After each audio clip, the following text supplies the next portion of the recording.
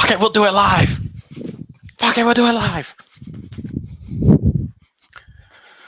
All right, let's see if this works. Oh, I might want to put on some fucking clothes. That might work. Jeez. All right.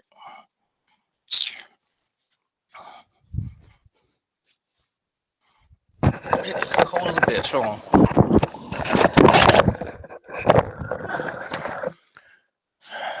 Great. Lagging already.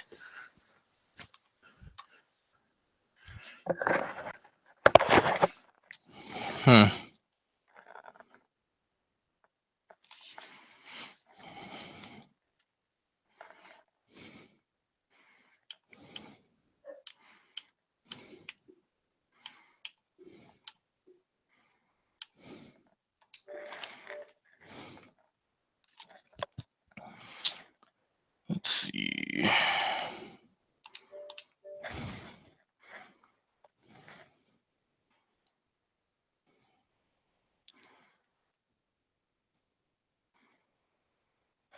All right, so it's going through my internet.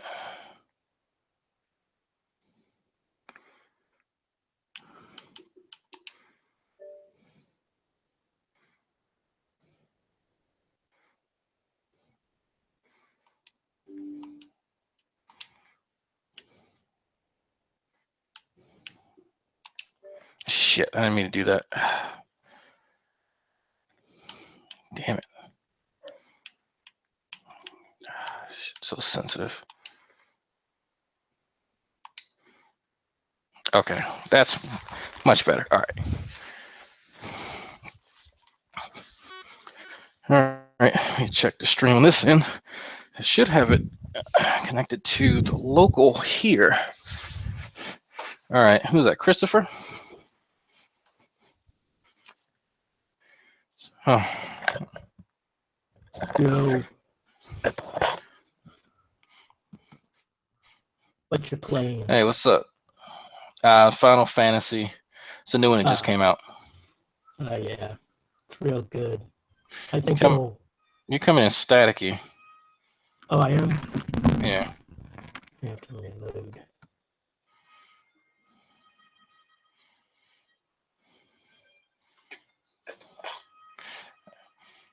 Hey, what's going on, folks? I'm going to go and run in the room and grab my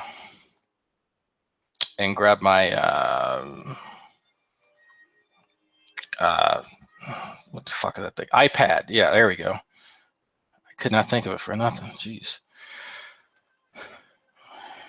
Checking the quality of the stream on my laptop right now. And I just expanded the window. I'm gonna probably maximize it because I want to show the participants. Hold on. There. Okay. There we go. Made the window bigger, so I should probably take away that chat window. Yeah, I'll just maximize it and see. Full screen that. And okay, I'm just making some final adjustments. I'm not gonna start the game just yet. I've actually been playing a little while. I've been playing ever since it fucking came out. I'm not gonna lie. Like I should probably be working on studying for exams, but I did that at work, so I could come home and play Final Fantasy all day. You know, priorities, right? So I'm gonna get the iPad in a second and try to using my phone, check the comments, and then using the iPad, I'm going to play a bit of Gman's Hangout because I wanted to talk a little bit about it. I was thinking about it while I was at work. Yeah, this is actually a Hangout, Soul of Thunder. Like what you're seeing right now is I'm streaming from Twitch and I'm screen sharing that stream from a YouTube stream. So I'm double streaming basically. I'm using the local Wi-Fi node for Google Plus, and I'm using my own personal internet for that stream. That makes sense.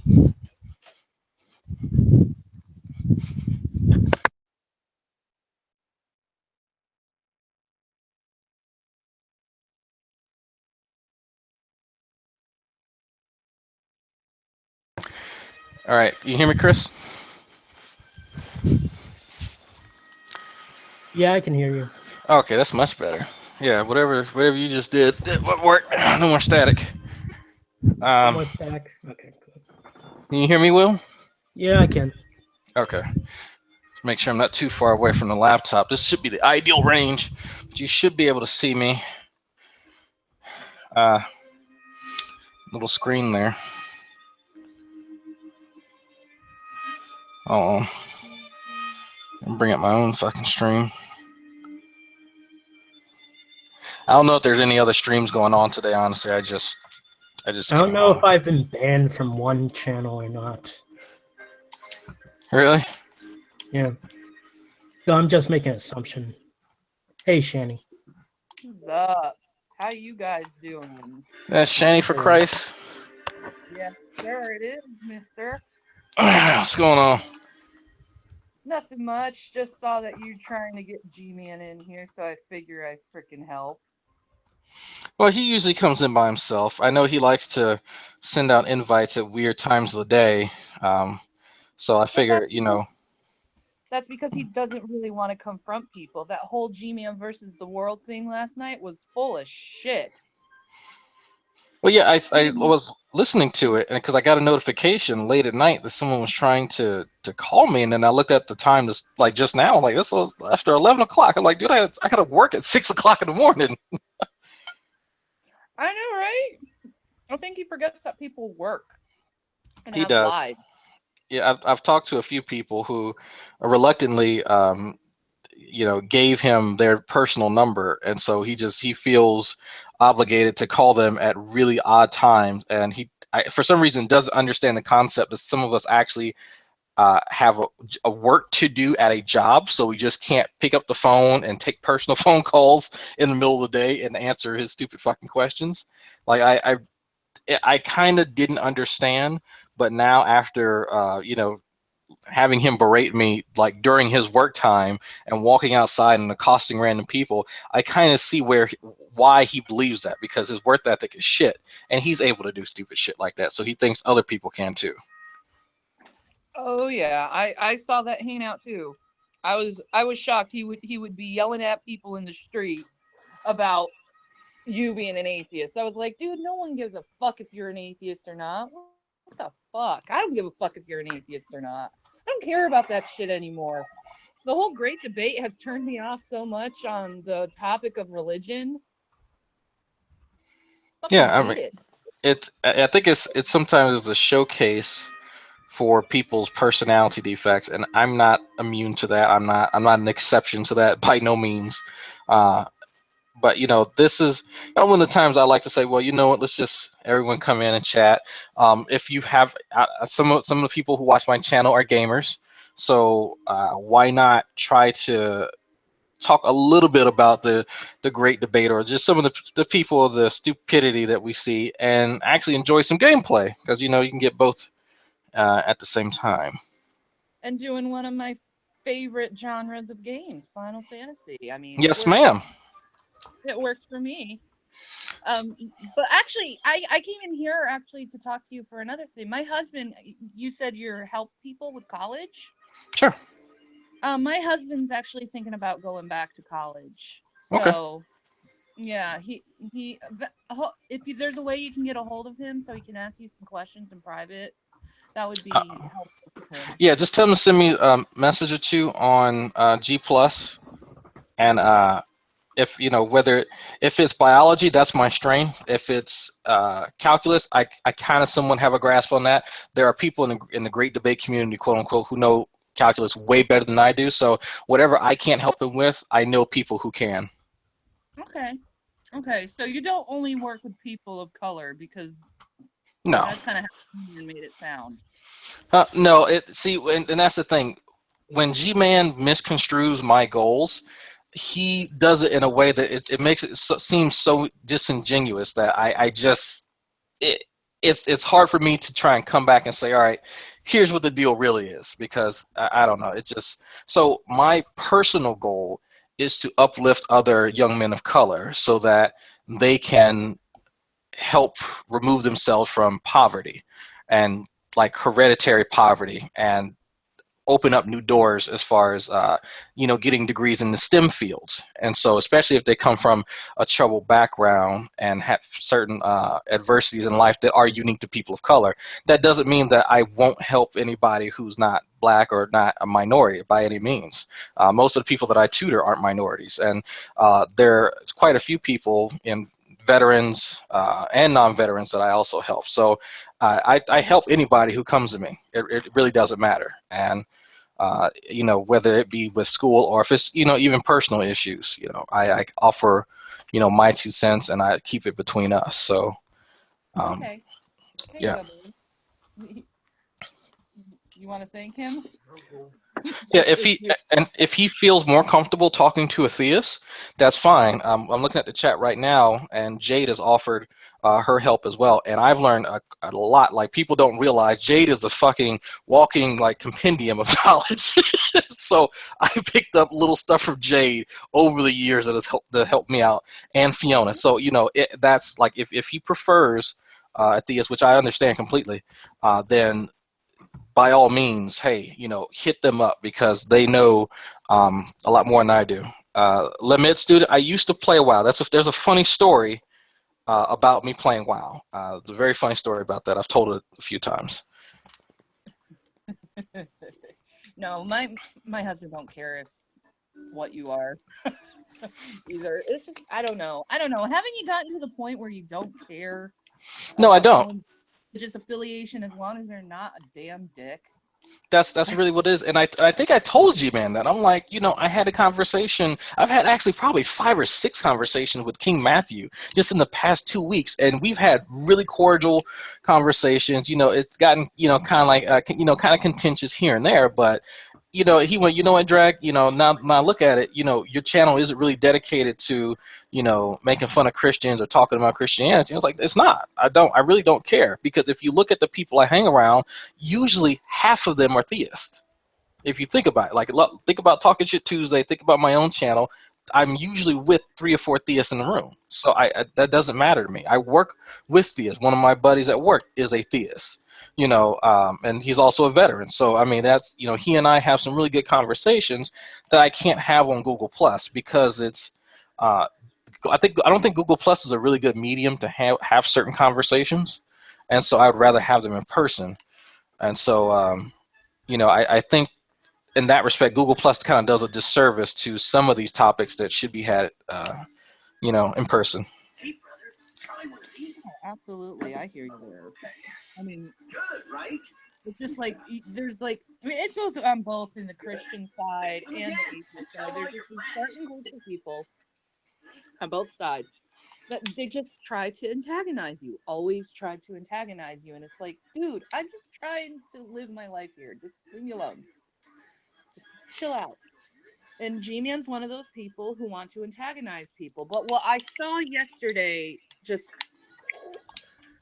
from what he did, was when he came in, or I was trying to get in to have Chris talk to G-Man, because Chris has been trying to talk to him for years over the things he does. He wants to correct G-Man. But G-Man never lets him, because he knows Chris is very ranged when it comes to the Bible. He knows the Bible, and G-Man is so intimidated of that, he will not talk to my husband at all. And it's like, if you saw, I came in to that hangout and brought Chris with me. He said nothing to us, not a damn word, or try to start a conversation. I mean, this is G-Man versus the world. Someone comes in, he should be automatically, and to talk to that person like he used to. He's not doing that anymore. Instead, he puts himself in this group of people who, I guess, his safety net, so he can feel protected. But what I'm seeing there is kind of a cowardice, because he's not inviting atheists in. There was atheists that were saying during that time, let me in, give me the link, give me the link. He wasn't giving it to them. He was only giving it to believers, or the people he thought were worthy to talk to, and putting Easy targets for him. And putting himself on some fucking pedestal when he's fucking nothing like the rest of us. Yeah, I mean, And and he did that in the conversation that I had with him because he started. You remember? I'm not sure if you watched that part, but he did a countdown. He said, "Well, Dragknight, you have until the count of 5 to accept my debate challenge." And so he started doing some like little weird countdown, and he tried. I guess he tried to make it like a big deal, as if me quote unquote debating him was some type of honor. And it's like, no, I'm sorry. I am fucking nobody. I'm absolutely fucking nobody on the internet. In real life, kind of somebody maybe, depending on who you talk to. But other than that, not really. So, like, I guess he has this hyperinflated sense of self that just kind of comes out on the internet. And I don't know. That's why I'm kind of reluctant to see him in person, because I don't deal with people like that in real life. If you have a hyper inflated fucking sense of self, then I have no problem bringing you back down to the level of the average man and woman. I do that very well. But G-Man doesn't seem to know what humility is in any sense. no, no, he really doesn't. And it's so sad. And I tried to help him so many. You've probably seen it so many times. Yeah. I tried to help. It's like, G-Man, please stop doing this. Stop doing this. Stop doing this. It's like to the point where I'm done correcting you. I might have asked before. What you dumbass. But I wouldn't meet him either. Dragnot. I mean, look what he does to people out in the streets. He yells in their face. Yeah. If you're with him, he's gonna be yelling in your face, and a waste of time. Like I said, I have so many other, like, if I want to learn about the Bible, if I want to talk about theism and just kind of shoot the shit, I'm not going to go to G-Man. Like, in all honesty, like, why would you go to somebody who's out in the street yelling? Like, those are the type of people that even when I was religious, those are the type of people we'd still ignore because they're crazy. And it's funny because I got that from my mother, who is a very, very strong theist, but she was still able to say, you know what, there's a level of devotion and conviction that you can have, but when you feel the need to do that, that's when you kind of taking things into your own hands and you're going off on a tangent, by trying to do all this to prove something, and that's not what the religion is about. And so that's something that's stuck with me even to this day. Even as an atheist, I can still recognize when people feel the need to try and compensate, for whatever it is that they think they're lacking. Yeah, I understand that. It does say in the Bible, and I don't want to offend anyone, but it does say in the You Bible could. to work out your own salvation with fear and trembling. It doesn't say you work others' salvations out. You work your own out. And it also says, let the wicked be wicked, let the perverse be perverse. Let people be, pretty much is what the Bible is telling you. This is New Testament. This ain't Old Testament. Old Testament, the Hebrews were kind of gun-ho, I'm going to kill everyone. But, which I don't agree with. I'm a pacifist. But when it comes to the Bible, and a lot of these people on Google Plus, especially these so-called Christians, they're going around and they're bullying and they're beating up on people that don't believe. Jesus also said, if they believe not, I judge them not, which tells me that you're probably going to get into heaven because he's not going to judge you. He's just going to be like, hey, come in. All right, that's awesome. Something that simple. Yeah, you're not going to be able to talk shit, but I think the most people who's going to talk shit at the God are these Christians that are talking shit to other people. And that's my belief. I know you don't believe in it, and you probably don't care. But That's an interesting interpretation, though. No, that's not that I don't care. I listen to my theist friends and theist coworkers, and they have some really interesting interpretations. That's one of the things that I find most interesting, and I don't think we get a chance to really express that a lot, in the quote unquote great debate community. Is that there is a plethora of different views on the text, and I can say that Max Hangs Out, it was probably one of the people who I guess brought it to light that there is a science behind trying to interpret these texts and how they kind of form in a way all the different subsets of Christianity, well, Protestant Christianity, that exist to this day. And so, you know, you can just kind of take an academic approach, or you can kind of take a personal approach there. I mean, there's different methods on how to approach this one book. It's not, there is no cut and dry. And so for, you know, an atheist to kind of just walk up to say, well, it is this, well, you know what, there are Christians who have been saying the very same thing for years now. So, you know, what makes your personal interpretation better than theirs? So that's those. It's kind of one of those aha moments that I can remember.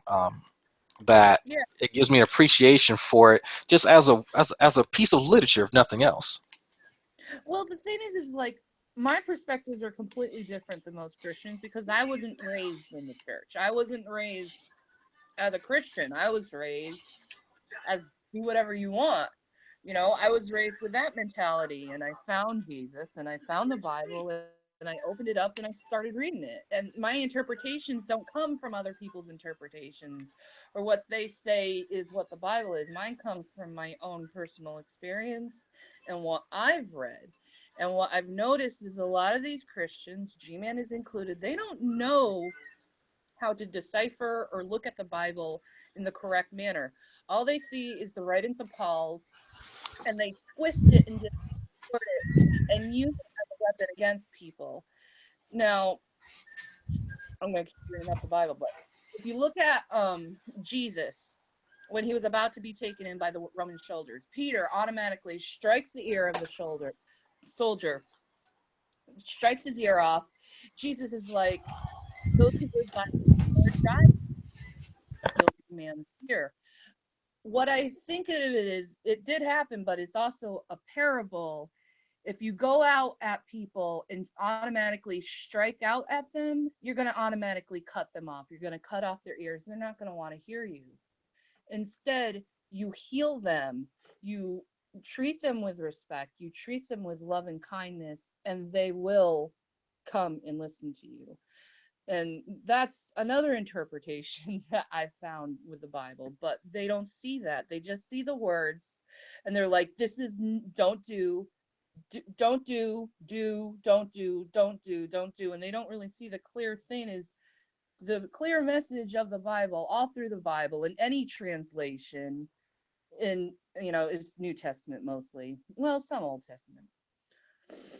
But the true meaning is to love each other. That's the biggest meaning in the whole entire Bible, and everyone just passes over it instead of judge each other. And it's like, ah. I mean, what is the gospel? You know what it is, Dragnot. So for God so loved the world. It was all about love. It was never about hate. Yes, the Hebrews were assholes. I have to agree with the atheists on that. They pillaged people. They killed people. They killed babies. I understand that. You know, but I also understand at the same time they were trying to protect themselves from really bad, wicked people. But, you know, I wouldn't handle it that way. That's just me. But, I mean, what do you do if you think you hear God and he tells you to kill someone? You say Yeah. no?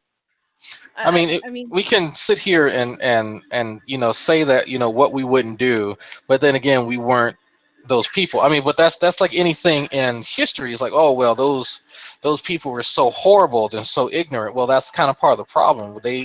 That was a different time period, and you know, I've had these conversations before, actually with theists, and saying that, you know what, while we know certain things like, and I hate to bring this up in light of recent events, but certain things like you know, pedophilia, that was acceptable at a certain time period in the United States, not in Greece.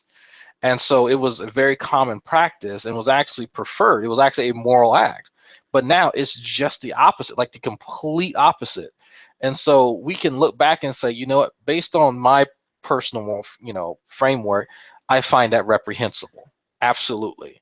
But I cannot at the same time say that it was using using the current days you know, moral paradigms. You know, that's the issue. And so I've stopped making arguments like that, because taking taking morality into perspective and acknowledging how it's changed and how each society has a different idea of what morality is I guess a more comprehensive view of morality as a whole, and it does the subject and the science a bit more justice than saying that, well, whatever I think is moral is that, and then everything else I'm just going to base off of what I personally believe what morality is.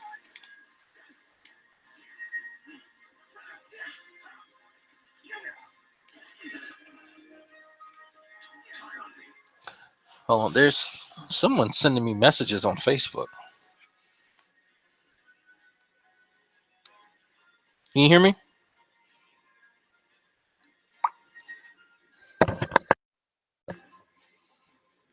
Yeah, guys- we can hear. Yeah, Okay. I can hear you. Oh, Sorry Shane about dropped. that. Now she's back. Okay, I see. Yeah, I was like, who's the messages coming from? Okay, Jade's in the chat. So where were we? Yeah. I'm sorry about that.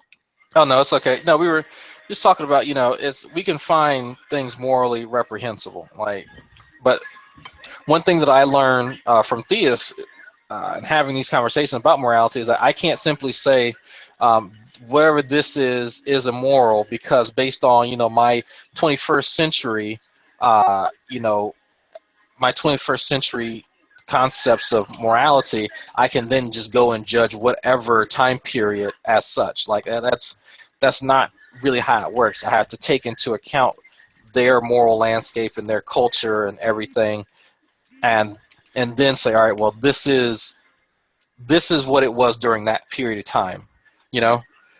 Um, Yeah, exactly. Exactly. During that time, people were just freaking losing their minds. They were just on survival mode at all time.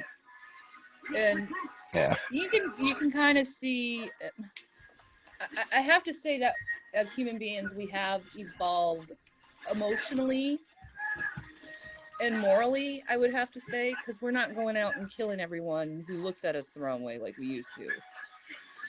yeah, we've grown a But bit. back in that time, it was different, though. People were rougher. They were just on survival mode. And I think we need to put that in the thought mechanism of what these Hebrews were doing. Nowadays, it would be completely different. For instance, you're probably not going to agree, we have a problem with these radical Muslims going into these countries, beheading people, killing people, raping the women, touching the women. I mean, it's a serious problem what's going on in this world right now. So Yeah, how do see, we handle it? We're like doing sanctions. We're thinking about maybe we should, go check out all these people and give them background checks before having them enter the country, which I think actually is a good thing. We probably should do that with everyone who enters this country, is give them a background check. I would agree. Mm-hmm. It doesn't have to be exclusively for Muslims.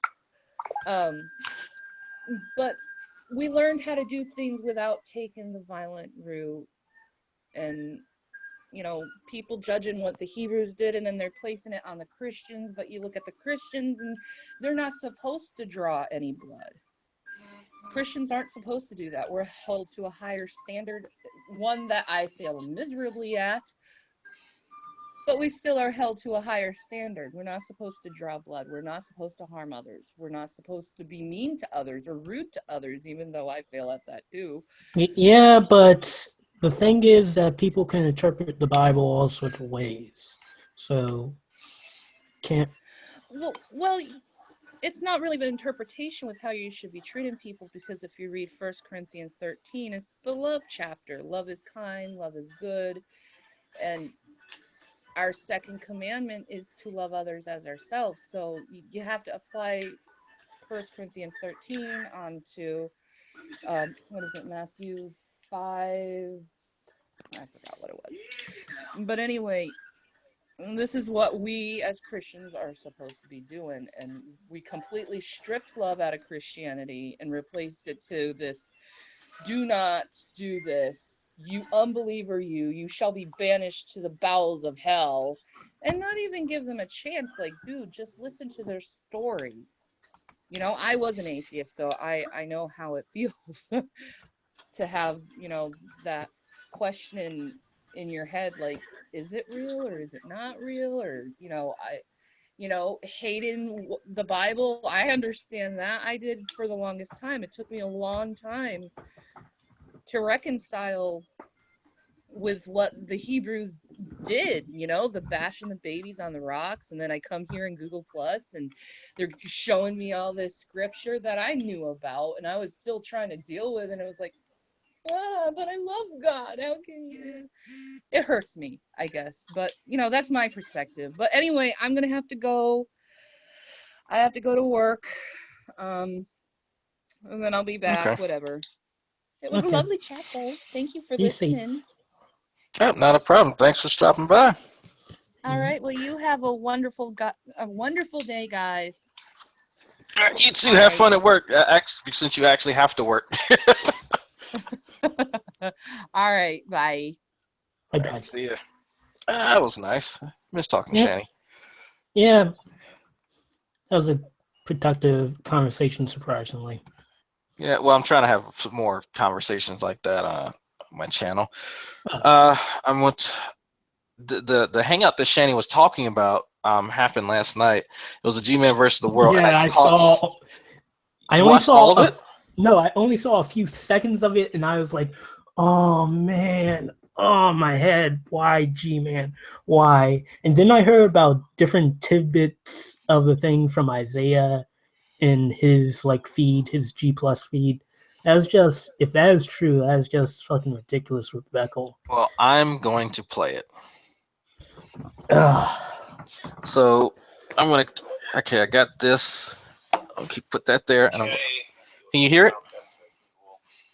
Yes, I can. What's an act today? So let's see what happens. Watching this thing right now. I mean, nobody. Hey, do a quick sound test. No, there you go. Sound test. Oh my God, they remember me. What's an act today? What's an act today? Let's see what happens. Let's see what happens. I should probably stop that. That's ridiculous. All right. All right, so I'm gonna stop that. Okay, I got this. Hello, everyone, and welcome to. Hello, everyone. Style, and today I will do the final G-Man versus the world for this year. I'm calling bullshit on that. I'm gonna be getting back into Google Hangouts again because, quite frankly, I'm getting a little sick and tired of cutting my computer on looking for Hangouts to watch. You could do something constructive with your fucking life. And there's no Hangouts. This seems like a recurring pattern with G-Man. Some of them are talking about something interesting. Yeah. And some of these atheist hangouts, they're just talking about absolutely nothing. He means math and science. Long periods of time with nobody talking, and it's difficult. And I don't know where Beckel is. I don't know where True Empiricism is, or Antonio, or Shani, or Shani's here. She just don't want to deal with your ass. All I know is next year I'm going to be doing hangouts, and I'm going to be doing a lot of hangouts. So I'm going to give Silly Samson the opportunity, if he's watching, to come in here. Okay. To talk to me about these little topics he wanted to talk to me about. I sent him a link. Why, Silly Samson? He has no excuses. I'm tired of reading all the comments. He can come in here and talk to me. No. Regarding, I my argument about. Actually, let me hold on. I told G-Man already that I'm not going in his fucking room no more because every time I go in there, he acts like a little bitch. And he knows exactly what I mean by that. Like, I try to give his ass a chance. Every time he gets upset, it becomes, the 14-year-old who has a little bit of power, and so he loses his mind. So people have to be muted and booted and all this, that, and other. I'm like, I'm not going to waste my time with that bullshit.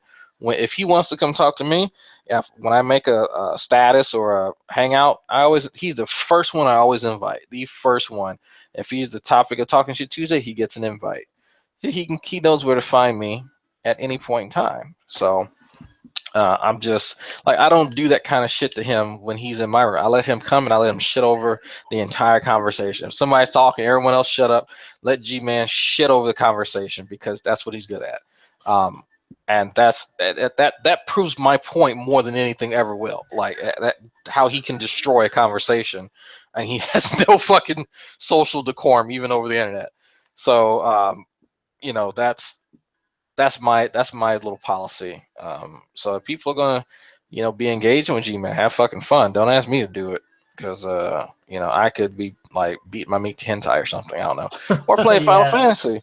Like there's other things to do than waste my time in his hangout. Like I'll talk to him and because I know me talking to him entertains people for some fucking reason. But yeah, I'm not gonna go. Yeah. Anyway, let's play this. If it'll play. Atheists being their own gods. Oh god. As well as the Black Hebrew Israelites. This ain't just for the atheists. The Black Hebrew Israelites can come here as well, and if they want, they can come in here and they can make their arguments for what they believe. I'm gonna address this argument. Give you guys a quick synopsis of my day today. I should probably cut my camera on, but I'm gonna do that a little bit later. Yeah, I went to work. No, actually, before I went to work, I did about 13 miles of running. Training for my marathon in April. Got to start getting a little bit more intense about it because I've been kind of lazy lately with it. But today, I went out there and had an extremely good run. Feel very good. After that, I went to work and I came home looking for a Google Hangout, and there was no Google Hangout going on. At least none that I wanted to watch anyway. What's his name? I forget his name, but somebody is doing a Hangout, but they're not talking about nothing. Like there's no Steve conversation going on with that. Steve was actually. Let me comment on that. Steve was actually had a pretty popular hangout last night with some dude from the creationism page on Facebook, and this guy was an apologist for Tompkins. That paper that we keep talking about that I think it's like DLLX whatever 11 12 whatever. Whatever. I honestly I forget what it's called. I think it's the site in which we know that human chromosome 2 is the human chromosome 2 has fused from our previous ape ancestor. I'm probably explaining that and doing it a big disservice, but I'm trying to play Final Fantasy. So Isaiah's wrote some like beautiful shit on it. If you want to hear more about that, go to Isaiah, go to Steve. When I am more concentrated, I can probably explain it. Maybe not. I don't know. But anyway, that I actually listened to a bit of that because folks know that me and Sam talk on Facebook, and so I was listening to Sam and a few others, and there was a zoologist from he's a professor, something like the University of Cincinnati or some shit like that, and this guy was explaining what Tompkins could do to prove his fucking point, and the objections that the guy kept bringing up were really trivial things. Oh well, he can't get funding for this. Well, actually, this thing only costs $500.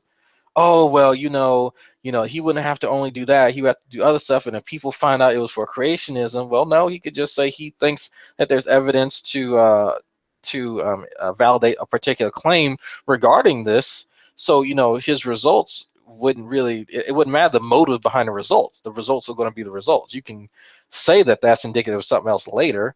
And so every time this fucking dude kept bringing up some stupid fallacious objection, it would just be met with, all right, here's what the deal really is, kid. And I had to stop watching it after the guy said, well, of course you found evidence because you were looking for it. I was like, what? Did he really fucking say that? You found evidence because you were looking for it. So let me get this right. You have a hypothesis, right? And you need to see if you can, accept or reject said hypothesis. And you do experiments, you collect data, and you find evidence to, either support or reject it or alter it or whatever, So that's kind of how science works. You have to have evidence to do something with it. If you take the hypothesis and shove it up your ass, you need evidence to do that. I don't at that point I couldn't listen. I turned it the fuck off. Because right there, once he says stupid shit like that, I can't listen to it anymore. So it was a very interesting hangout up until that point. I'll probably listen to all of it later, but I had to stop it right then and there because that really just grind my gears. Anyway, back to the G-Man. I can't stomach another Brett Keane video where God TV radio is not talking about God. So I'm a little tired of that. So somebody's got to start doing something on here. That's interesting, and I think I'm gonna. Even if I'm a one-man show, I'll do it myself. Oh, So I please. sit here and Talk to yourself. and In a few moments, he's going to have his buddies in. People do hangouts for the sake of doing hangouts. Again, I want to give the atheist community an opportunity to confront me about some of the arguments I made in the past. Oh, sure. My recent argument that atheism is not atheism. There's no such thing as atheism. So what are you People are referencing? seeking to be their own gods. What does that mean? This can be proven very easily by looking at the very definition of what atheist is. And that's why I named the hangout this. All you have to do is listen to that claim that they have a lack of a belief in a God or a God. So anyway, if you want to know more about the argument, you can come in here and you can talk to me about it. I haven't talked about morality in a while, although I highly I don't think he can spell morality. doubt any atheist is going to want to talk to me about morality and try to use that empathy argument, especially with recent events and everything. Because someone did something bad to me. They'll try to use that argument. With the Hebrew Israelites, for those of you who don't know, General Yohana made a very interesting claim, and I want to talk about this on the podcast. I don't talk to the Black Power Rangers. I don't know. He made a claim that the white man is Lucifer. Oh. So they went from the devil, now the white man is Lucifer now. They just make the shit up, G-Man. They literally make the shit up on the G podcast. If you guys want to talk about that in here, we can. Like, why do you take like they make shit also, up? Joshua, if you're watching this, I know we have a debate on the 14th. If you want to come in here and get a feel for my arguments that Jesus is in fact God and not a God, I mean, white we can Jesus. talk about that. That also goes for Israel doctrine. The fountain. Israel doctrine. You want to come in here and talk about the law, these dietary laws, because you made a whole bunch of videos about me, sir. Dietary laws. He probably got that shit from Yada. Yada on Facebook. Tommy from the Bronx challenged me. I didn't challenge him. Tommy from the Bronx challenged me to a rap battle. Okay. And I would like to get down why. Why? Hasn't posted a rap or anything like that on YouTube. Also, Rap a Lotta Dude. Or Rap a Little Dude, whatever you call yourself. I'd like to get you in here too as well. Oh my God. Why? Okay, look. Let me pause it right there. Hold on. Okay. For people, please share this. If nothing, share this part of the video. Stop challenging G-Man to fucking rap battles. Like y'all are not funny. Quit challenging that motherfucker to rap battles. He cannot rap at all. He can barely fucking speak. Please stop doing that shit. The guy has no bars. He's not Papoose. He's not Beanie Siegel. Quit challenging his dumb ass to rap battles. Like, just that's if I have to hear another shitty fucking rap from him, even that shit he tried to do with, I think it was him and Ken Jones were trying to spit while they were eating Thanksgiving dinners. Like, just stop before you choke yourself. Just matter of fact, choke yourself. That was shitty. Like, terrible. Like, I heard better shit back in high school, back behind the cafeteria. Oh my goodness. Oh. Such a travesty. Jeez. Okay. Hold on. I'm reading the chat. Hey, Drag. Did you know that according to Spoken, here we go. If you play a female character in the game, that means you're going to hell. Get the fuck out of here. Okay. Look, Spoken is trying to troll. Like, he is a terrible fucking troll. Like, I appreciate a good troll like Commando. Spoken cannot troll. Do not take the shit that he says seriously ever. Just, oh my goodness. Yeah, please don't take his ass seriously. And if you ask why, say Drag told me so, and he can come in here and get his ass whooped again. So, like, I just, please, folks, don't take Spoken seriously at all. He gets a few quips in there where he thinks he's cool. He's compensating for something. I don't know what, but no. I'm looking for a vest, by the way. I had a few minutes early in the morning, and I went and I looked up like treasure and shit that you could find in this area, and I'm trying to find. I can't remember what website it was, but I know I had to go to that fountain, and it had to go up in some hotel or some shit and find a vest. There's some coin or some shit like that. I don't know. Anyway, that's what I'm looking for. So let me go back to the video.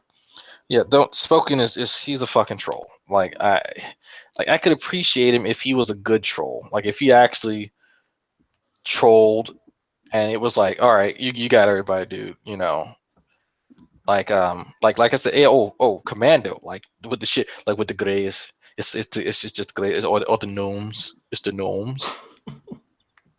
No, I'm dead serious. You laugh, but have you ever looked at the moon? It's a projection. It's not really there. Oh, that's just it, isn't it?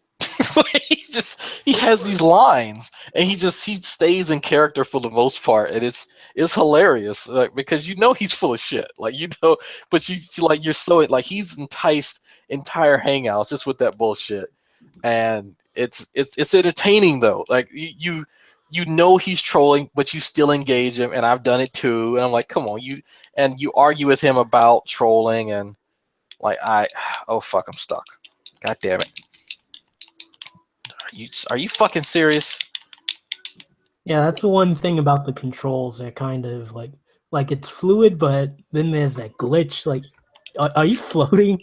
Yeah. Oh, I was trying to jump and I'm stuck on. What the fuck?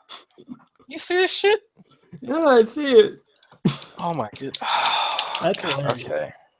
This is stupid. Hold on.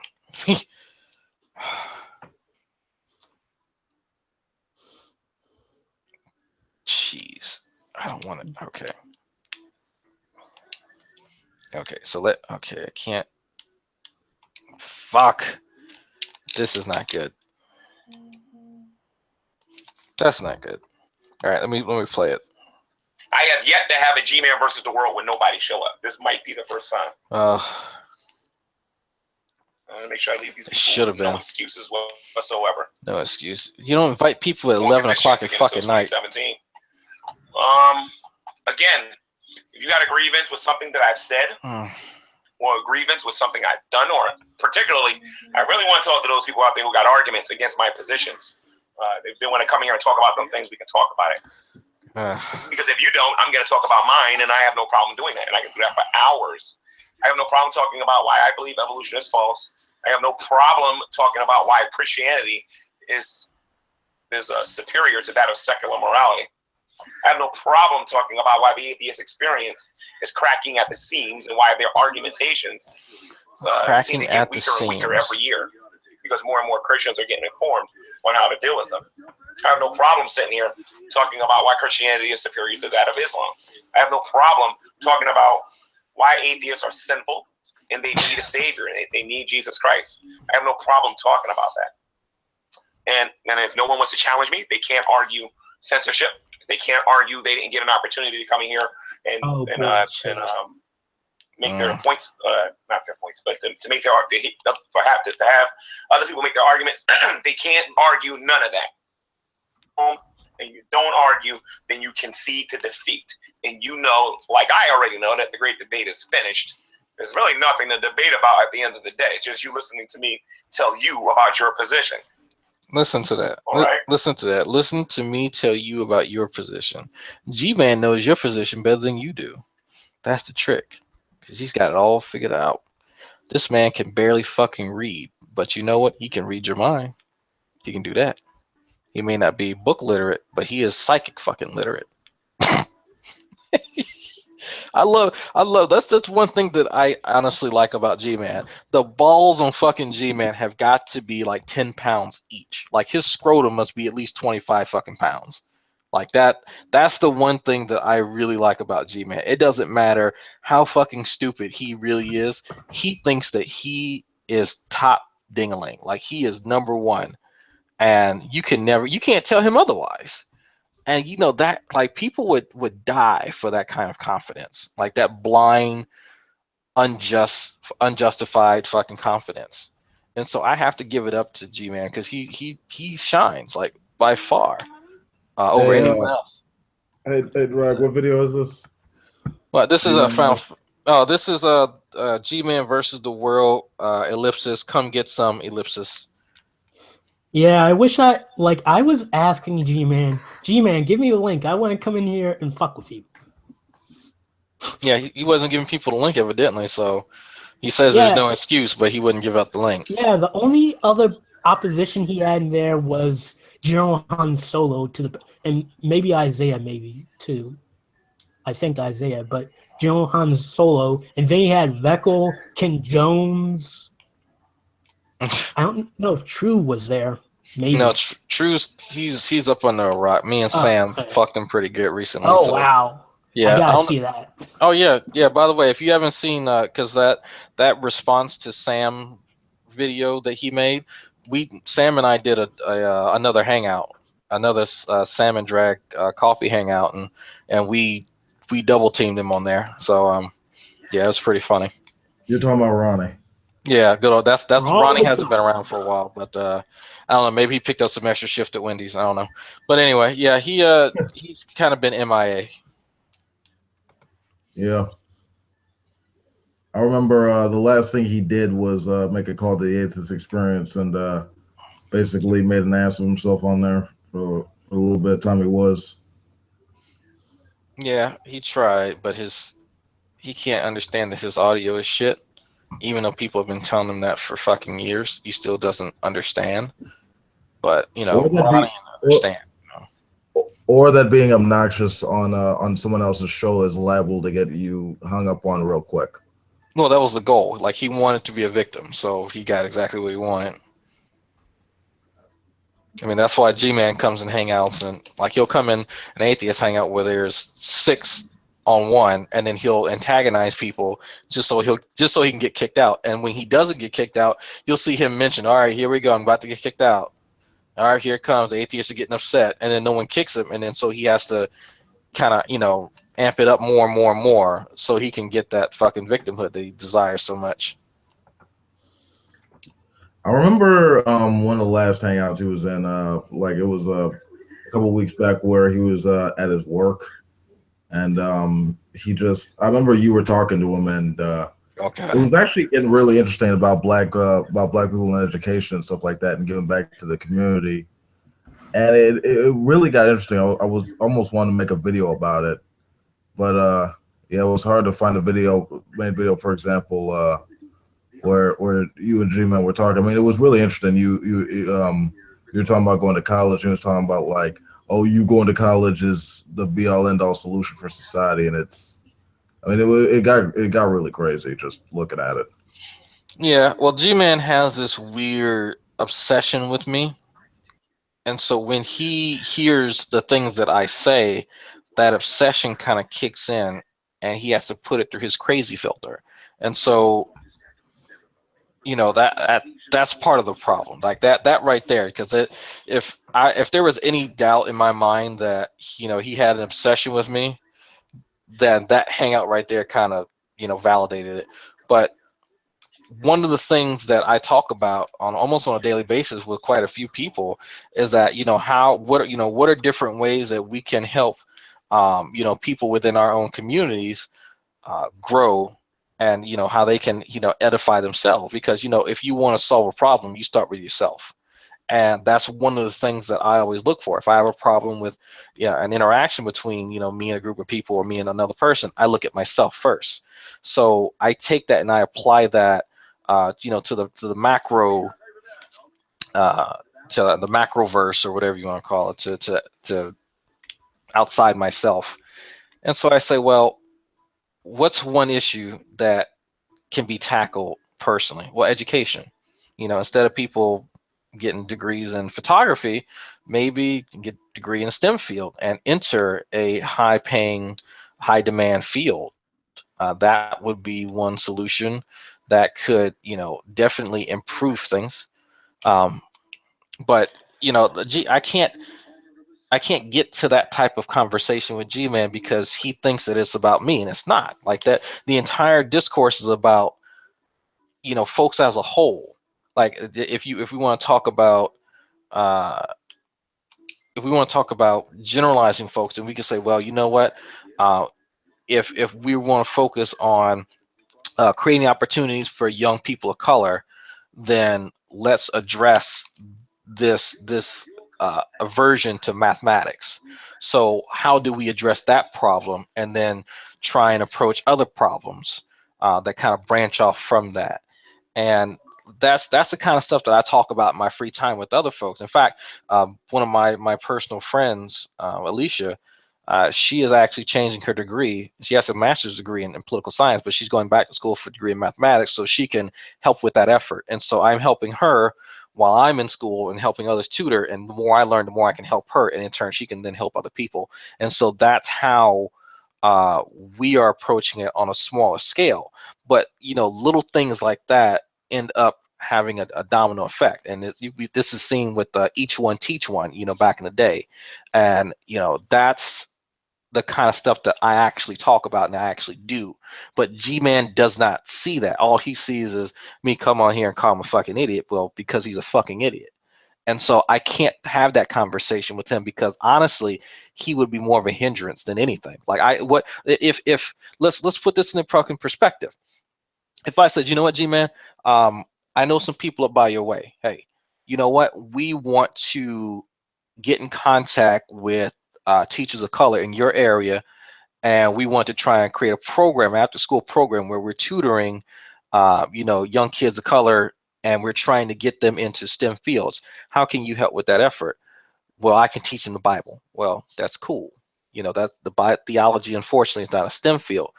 Well, I can help them run 13 miles. Well, again, that's not helping the effort. Like, what can you actually offer?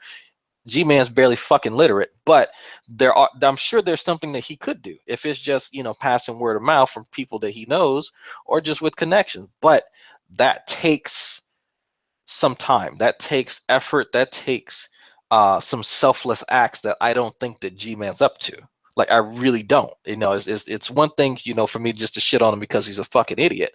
But I don't think that he has it within himself to truly do these selfless acts that don't directly benefit him. That's my problem with him. You don't have to have a master's degree or a bachelor's degree just to, work connections. You don't. But I just see him as a shitty person overall that would be more of a harm that actually validates many negative racial stereotypes. So that's one of the reasons I don't like him. So if we want to make this a personal issue, that would be one of them. And so why would I work with someone who is toxic and who would be a hindrance to a goal that I have? I mean, honestly, the way I view G-Man, I mean, I've talked with him a number of times, right? I mean, intellectually speaking, the guy's not very enlightened. But when it comes to this thing of giving back to the community, I mean, you have to look at.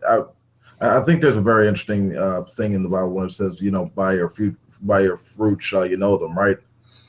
What are you putting out there to say you're giving back? I mean, are you going out like helping young people like look for their potential? Like, what are they good at? Are they good at computer science? Are they good at art? Are they good at like a trade or something like that, or some type of skill they could build up on?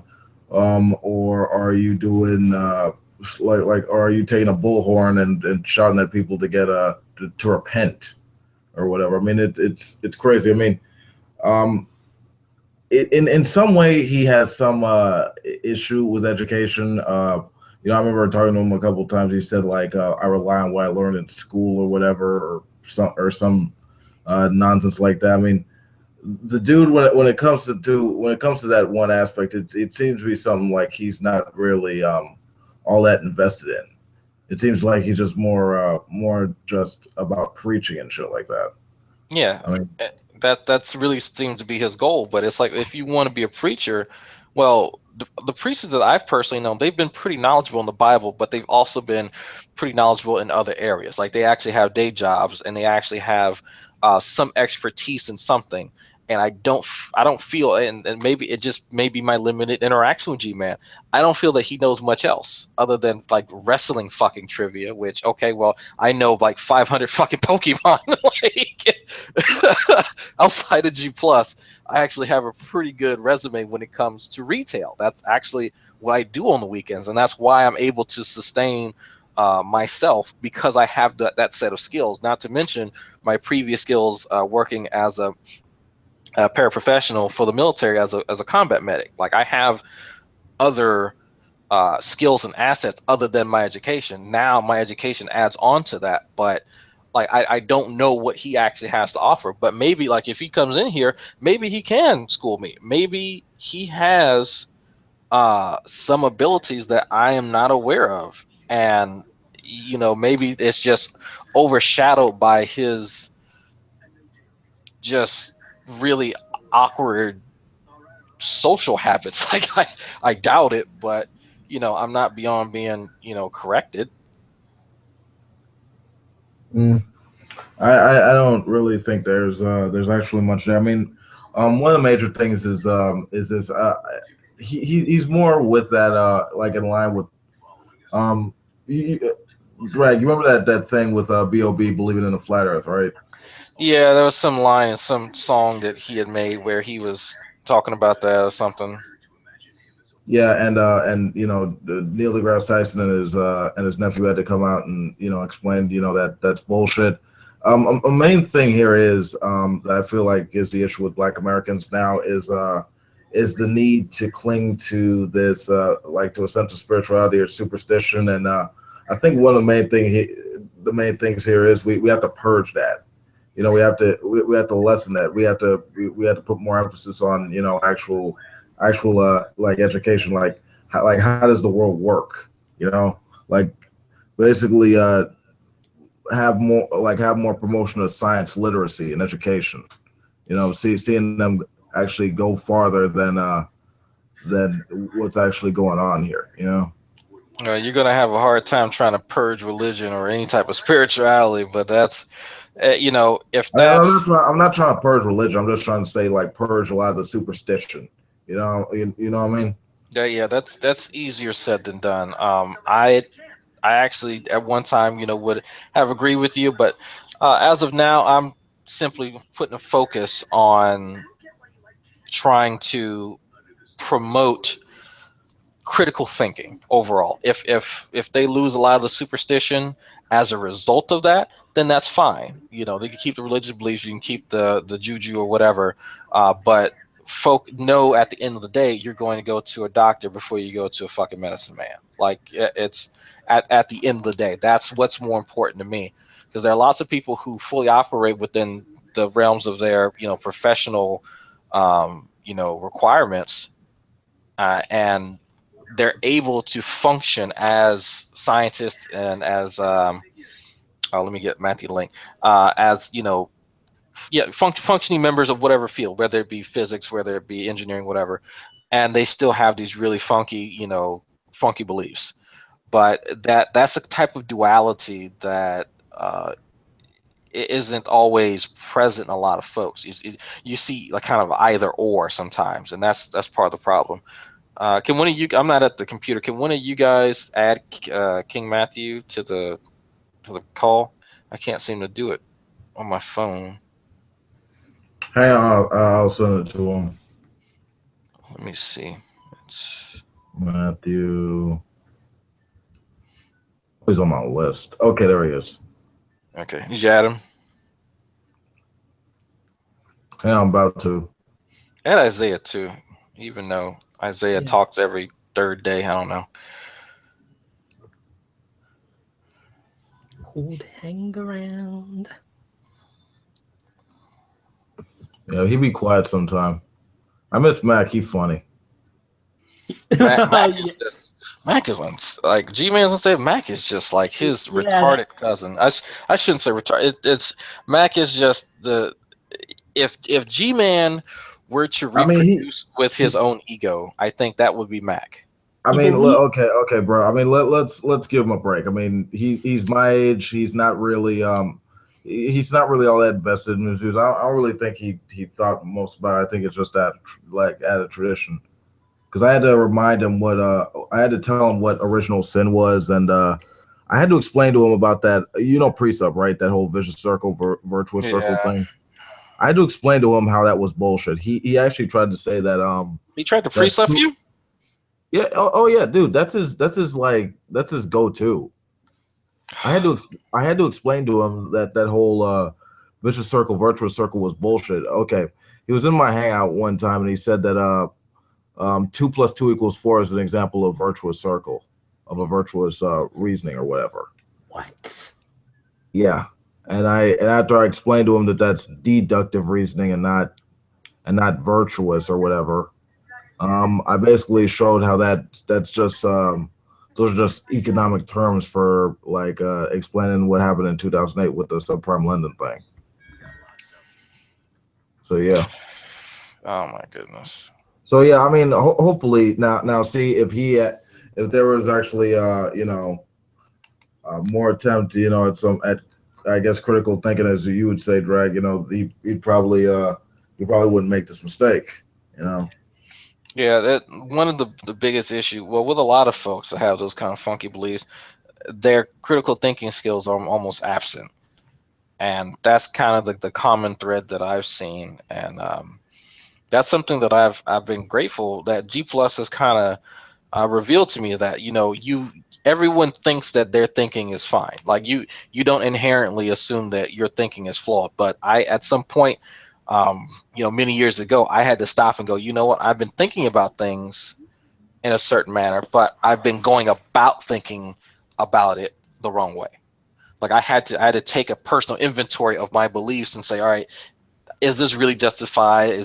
How justified is this? Yada yada yada yada, and go, all right, well, let me start back from not square one, but let me reevaluate those beliefs. And so it was a tedious but interesting experience. I can say that much. And I don't think a lot of people would be up for that, because it does take time, and it does take a lot of questioning yourself and questioning kind of who you are, because those beliefs don't exist in vacuums. They exist they exist as a part of a whole, and they're sometimes tied to really specific things. So it's I can't remember what I think there's some type of theory or something of cognitive thought or whatever that states that you can't just change one belief and it doesn't affect anything or something like that. Someone feel free to correct me, but I'm not into the psychological sciences like that. I wanted to say, how does one's belief, especially, well, I could say from believing in Christ, right? How does that bother anybody in this room at this moment? Well, how does it bother? Are you referring to Wolf's statement about relinquish or trying? Okay. Yeah. Probably best if Wolf answers. I would say that it doesn't really. I mean, I'm an apatheist, so it really doesn't tend to bother me. It depends on like how it's expressed in society. I mean, if a person's just expressing that out of their own personal faith or whatever, that's fine, as long as they're not trying to invoke it in politics or some public policy or whatever. I'm fine with that. Okay, how does Chris liking a man? How does that bother you? What? Are you saying? You guys act like you never heard me say stuff like that. Okay, it's the same thing basically. What I'm trying to say is it's the same thing. If I'm trying to tell Chris, hey, your lifestyle is bothering me, you believe that you keep with a man, it bothers me. That's the same way it comes across, Wolf, as you trying to say, okay, Christians, well, we need to purge these beliefs. We need to try to get rid of one's hope in Christ because of what? Okay, well, check yourself. Okay, look, okay, I understand what you're talking about. We'll just go deeper in context of what I was trying to say, right? What I was mentioning the drag is that what I wanted to see. I wanted to see more people instead of relying on superstition. Like, and I was using the example of Gman because Gman has a lot of superstitious beliefs. Like, for example, he thinks smoking is witchcraft, which I think is ridiculous because it's like, so lighting up a substance with fire is magic. I mean, I think that's kind of ridiculous, for example. Or I want people to be able to actually look more towards science and reason as opposed to like superstition and faith. That being said, if a person wants to like have a belief in like the supernatural or deity or whatever, that's fine. I just want more education in our society.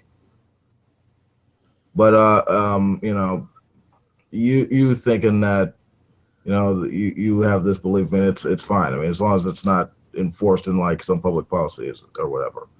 Yeah, that discriminates against someone, like, for example, what's currently going on to a lesser extent, but it's still up in the air. Like, some people who are LGBT are discriminated against in jobs, as well as, like, even though marriage is, like, gay marriage is recognized, if your employer finds out that you are gay and married, then you could potentially be fired by some places. Chris, aren't we all a victim of that, though? Aren't we all a victim of discrimination? Are we gonna ever get past that? Is it just the Christians? This certain type of discrimination is kind of either it's a mixture of a religious sort of origin as well as like this weird ass, like even secular or atheist people, they will hold these sort of virtues because of this idea of a man and woman, that idea being sacred to them. And to have anything else is just evil or depraved. You know about the hood thugs, that try to whoop your ass because you're gay. Do they do that? They don't do that in the name of some religion, do they? They just do it because they figure you weak and soft, right? Well, a debate can be made that taking a man's dick up your ass or like getting kissed by another man or whatever is manly in of itself. A debate can be made of that. The Romans and Greeks did so. No, the Romans, actually Julius Caesar, he slept around with a lot of women because of rumors of him being homosexual. Yeah, I think that. So I don't think it was. Well, I think that was more of a Greek thing. I think. Yeah, Greek. Yeah. So at Romans, that was. I think a bigger point was what he was trying to make is that I mean, if you're trying to say that there are secular people who can be bigoted or whatever, I guess that you have to. I mean, sure, yeah, sure, but going back to the main thing here is like you said, like how is like what you believe like harmful. I mean, it isn't. It's just that when it's like forced on when it's imposed by force, that's mainly the issue. Yeah. Okay, when has that been imposed by force in your lifetime? Well, exactly. You're talking about like Christianity in general or whatever? Yeah, a theocracy. Has that been around? There have actually been attempts. Like recently, I just looked at this this one article. I'll share it right now with you. If Go ahead. Let me just copy and there's hang on. There's a link. Okay. So there's this Texas law, right? There's this new thing on in Texas that social media is blowing up over. A new Texas law expected to go in effect will require aborted fetal remains to be either buried or cremated.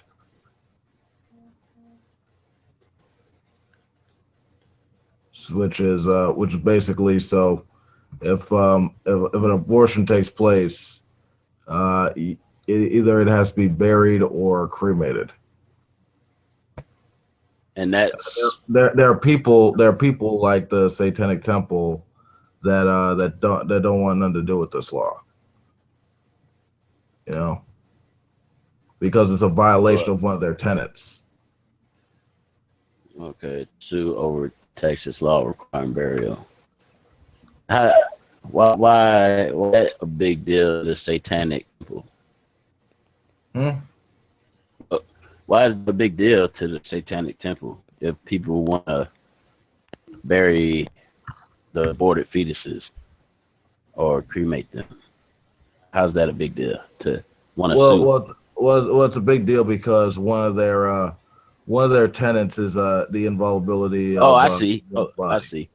Yeah, they're saying that this baby never made it to be a person. So for us burying it, you would say we're killing it, right? You're killing a man, human. it appears to be a separation of church and state issue, in that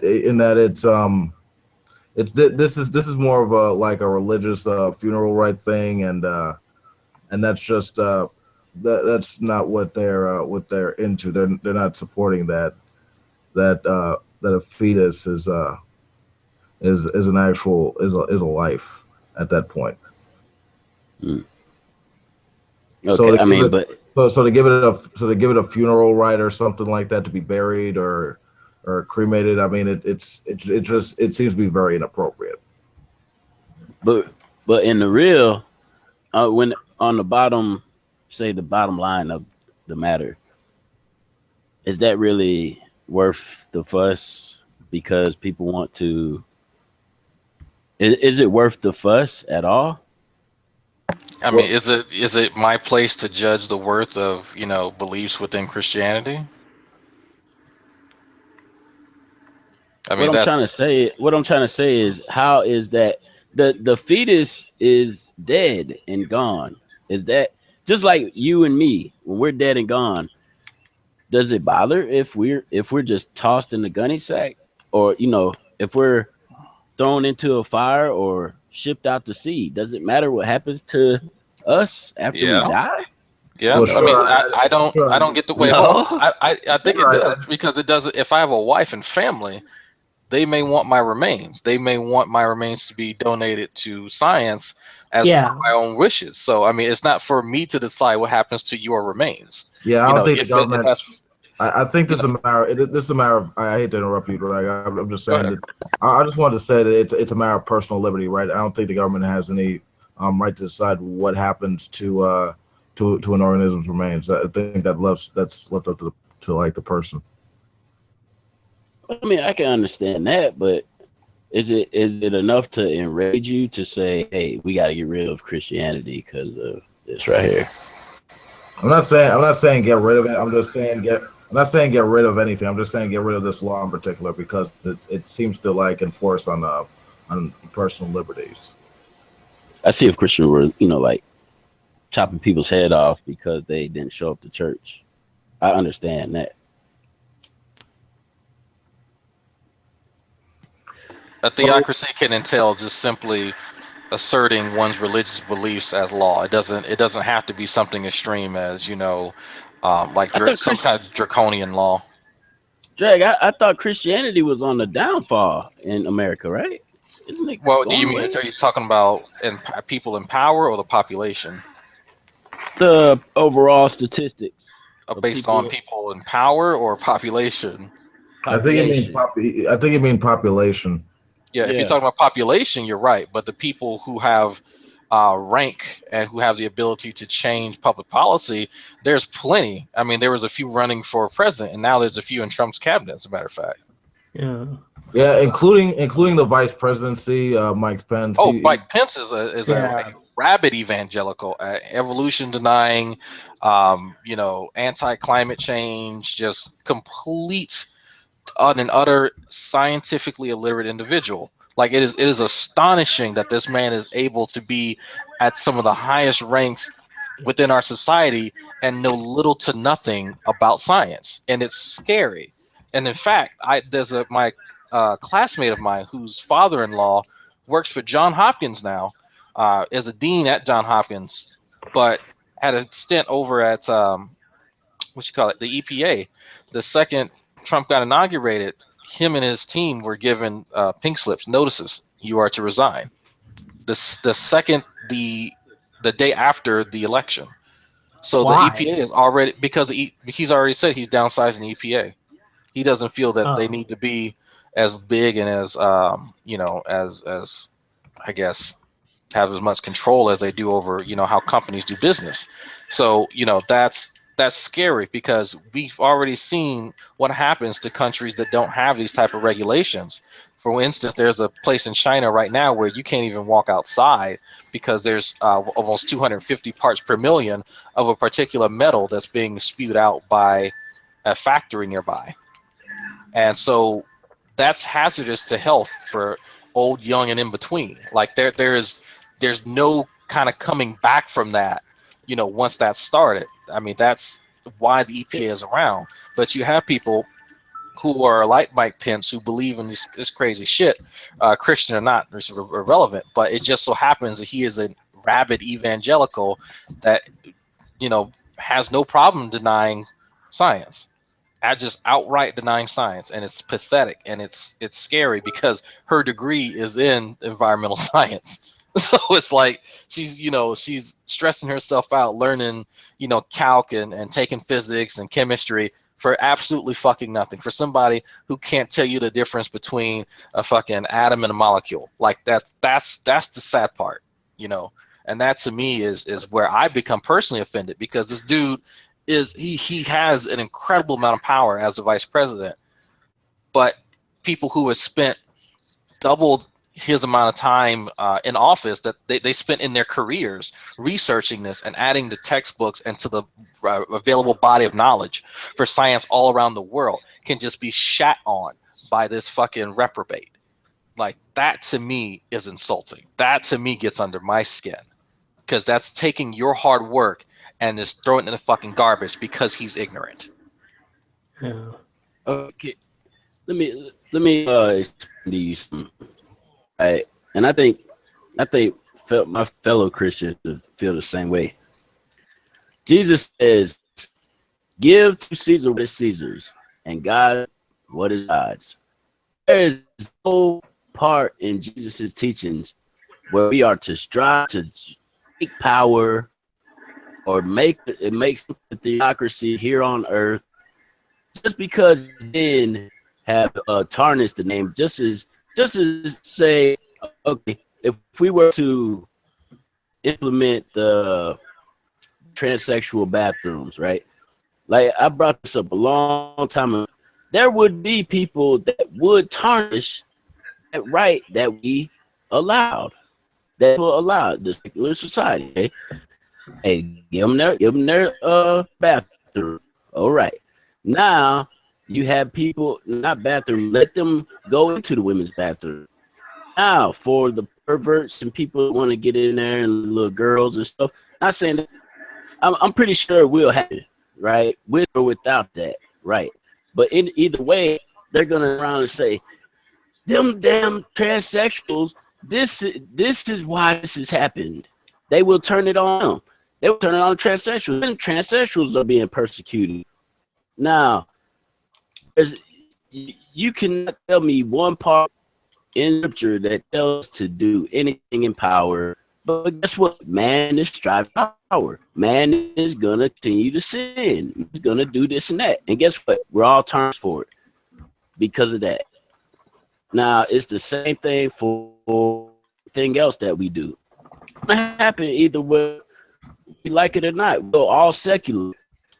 There's something going to happen there.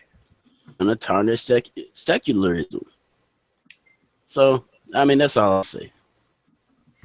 No, I mean, I agree that people use the Bible for nefarious purposes. I don't think that can ever be really argued.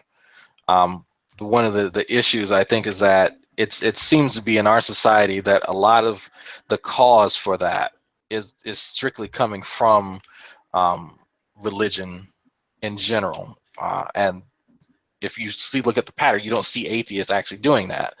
I think that's, and Wolf can correct me, that's how it's kind of looked at. I may disagree a bit because I think it has more to do with the mentality itself of the person, because it doesn't explicitly say, do this, that, and the other for whatever, the religious belief may be. But, hey, that's that's kind of the hard part, is where do you draw that line? Well, because you know this person is telling you that, hey, I'm being influenced by this, and then there are other people who are the very same way influenced by this. So, you know, do you simply blame whatever the this is, or do you just only look at the people and ignore the fact that all of them are saying, you know, this is what I'm using to justify it? Look at the people. So are you, that's the thing. Well, if I'm looking at the If people, Christ's ignoring words them, aren't saying it, you can't blame him, but yet the world blames him and hates him. well, I mean, we can assume that. We What can do people assume that, what you do know, people believe in here? What are what are they saying? What are they?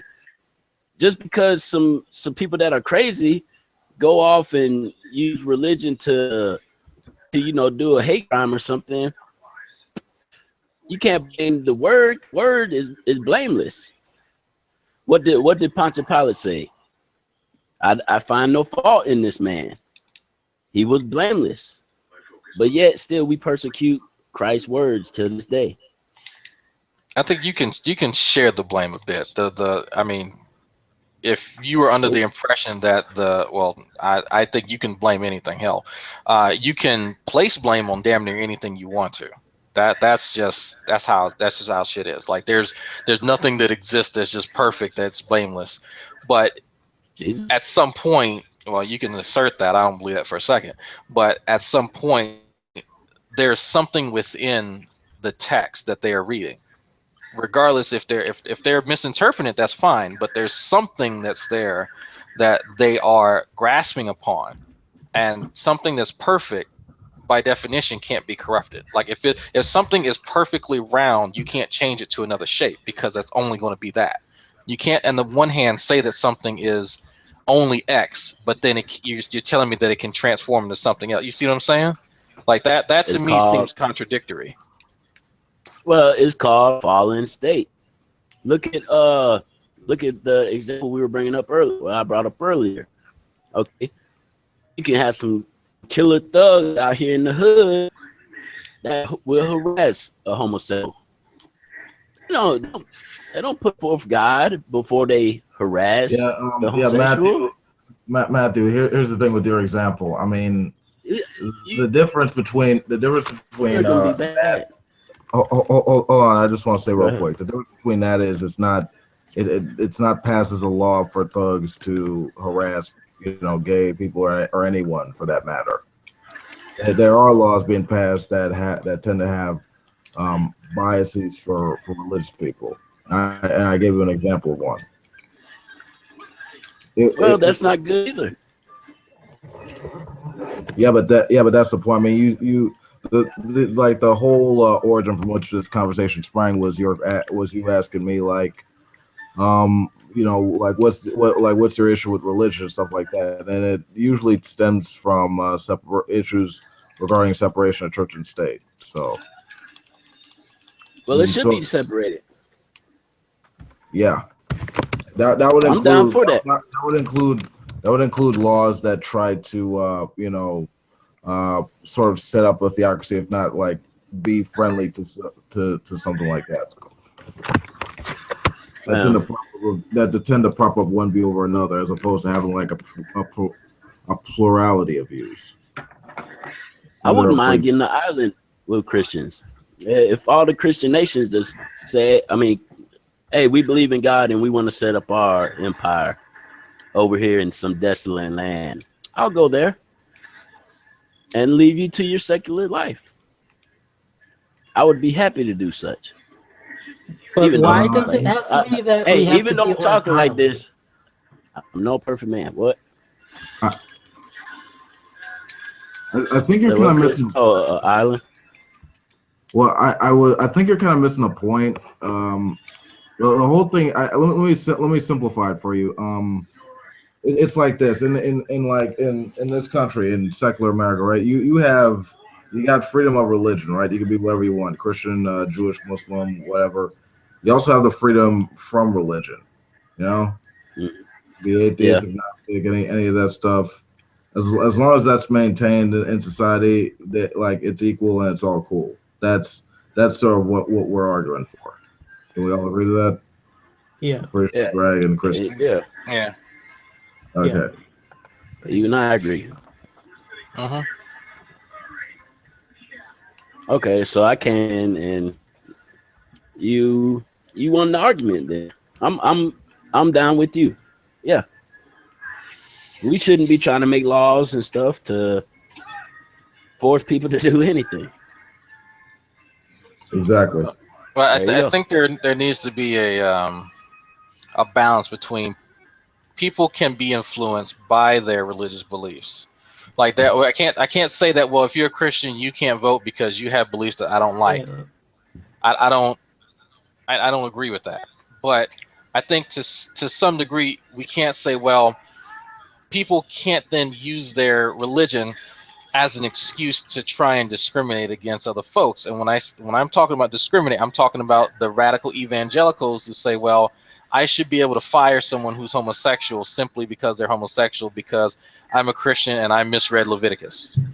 Like that's specifically what I'm referring to, because I know a lot of people who are like that and who say, well, I should be able to use my religious belief to discriminate, and who openly say that. Whether they're misreading the Bible or not, I mean, that we can disagree or agree on that, but they are reading something and they're not alone. That's if they were just a small segment of people who meant little to nothing, and they weren't an actual voting bloc in America, then we wouldn't even be having this conversation. But there's lots of them. There are tons of these people, and they represent a large majority of individuals within the U.S. What can you do about that? We can actually talk about it. We can say, all right, well, you know what? We have these people who are simply intent on who are simply intent on discriminating against folks. We need to talk about why there are so many of them. And just like we're having a conversation now, is it their religious beliefs? Is it their personal beliefs, or are they genuinely being influenced by something in this book? Like what is causing this? Because, and like we said, it's not just theists. There are many atheists who are just as homophobic, and they're just as illogical. Like there's so to some degree, yes, you can't just say it's only religion and it's only religious people do this, because it is ignorance found in many facets, unfortunately. So I don't think there's an easy answer for it. I don't think there's a hard and fast when it comes to this particular phenomenon. Exactly.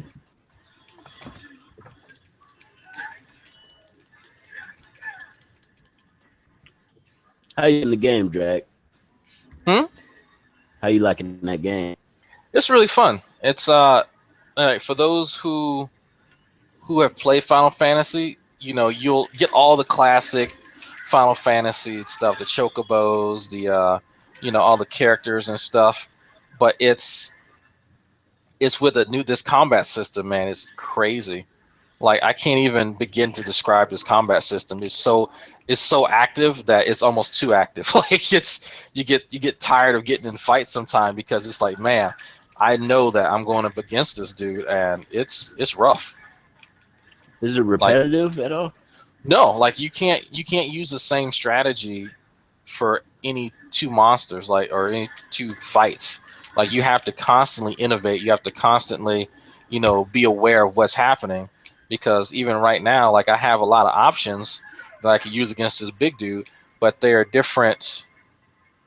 They're different options that I have at my disposal that I can just actively change. And it's I'm trying to even find words, man. This is going to be one of my summons. Like I have so much to choose from, but I should have actually changed some of it, because this is just one boss instead of one big boss instead of like a bunch of little guys like it usually is. Yeah, I have to look into that. Yeah, Battlefield 1 there too. Yeah, I've kind of fallen out of favor with with shooting games. Me too. Got worse at shooting games. Oh yeah, I'm. Okay, why? I don't know why I'm attacking these dudes over here, and they're helping me. You should buy your HDR. I think that's what they're called. Oh what? For you can stream your gameplay, better. What's it called? HDR, I think. Oh, I think I know what you're talking about. Yeah, that's. I think I'm gonna wait to get something like that and it's like move into this condo, and I'm waiting to go to. Well, I got a trip to Houston for my cousin's wedding, and then we're gonna check out some condos. And so the one that we're looking at, oh, Blizzard team up. Wait. Yeah, that ball is epic. Yeah, and there are even more epic bosses. Yeah, they have a Are you trick up playing their it too, sleeve. Chris? What? You got it too? No, I just spoiled myself. Oh, You know. Heck, what is this? They said they have a trick up their sleeve. Blizzara. I don't know what they're talking about. I could put his Asperger's on mute, maybe. Yeah, Kevin, please, can you take this? Wolf went over there. Well, No, came he's in in. both hangouts, I think. It's okay. Glad we could discuss it. Hey, no, that's not a problem. That's why I like inviting folks in. I like, getting to talk about this stuff because it's really interesting topics. It's something that I enjoy talking about, and I would much rather talk about it with you or with Shani or somebody because we can disagree. It can be contentious, but you're not going to come in and just shit on the conversation. That's one thing that I do like. Appreciate it.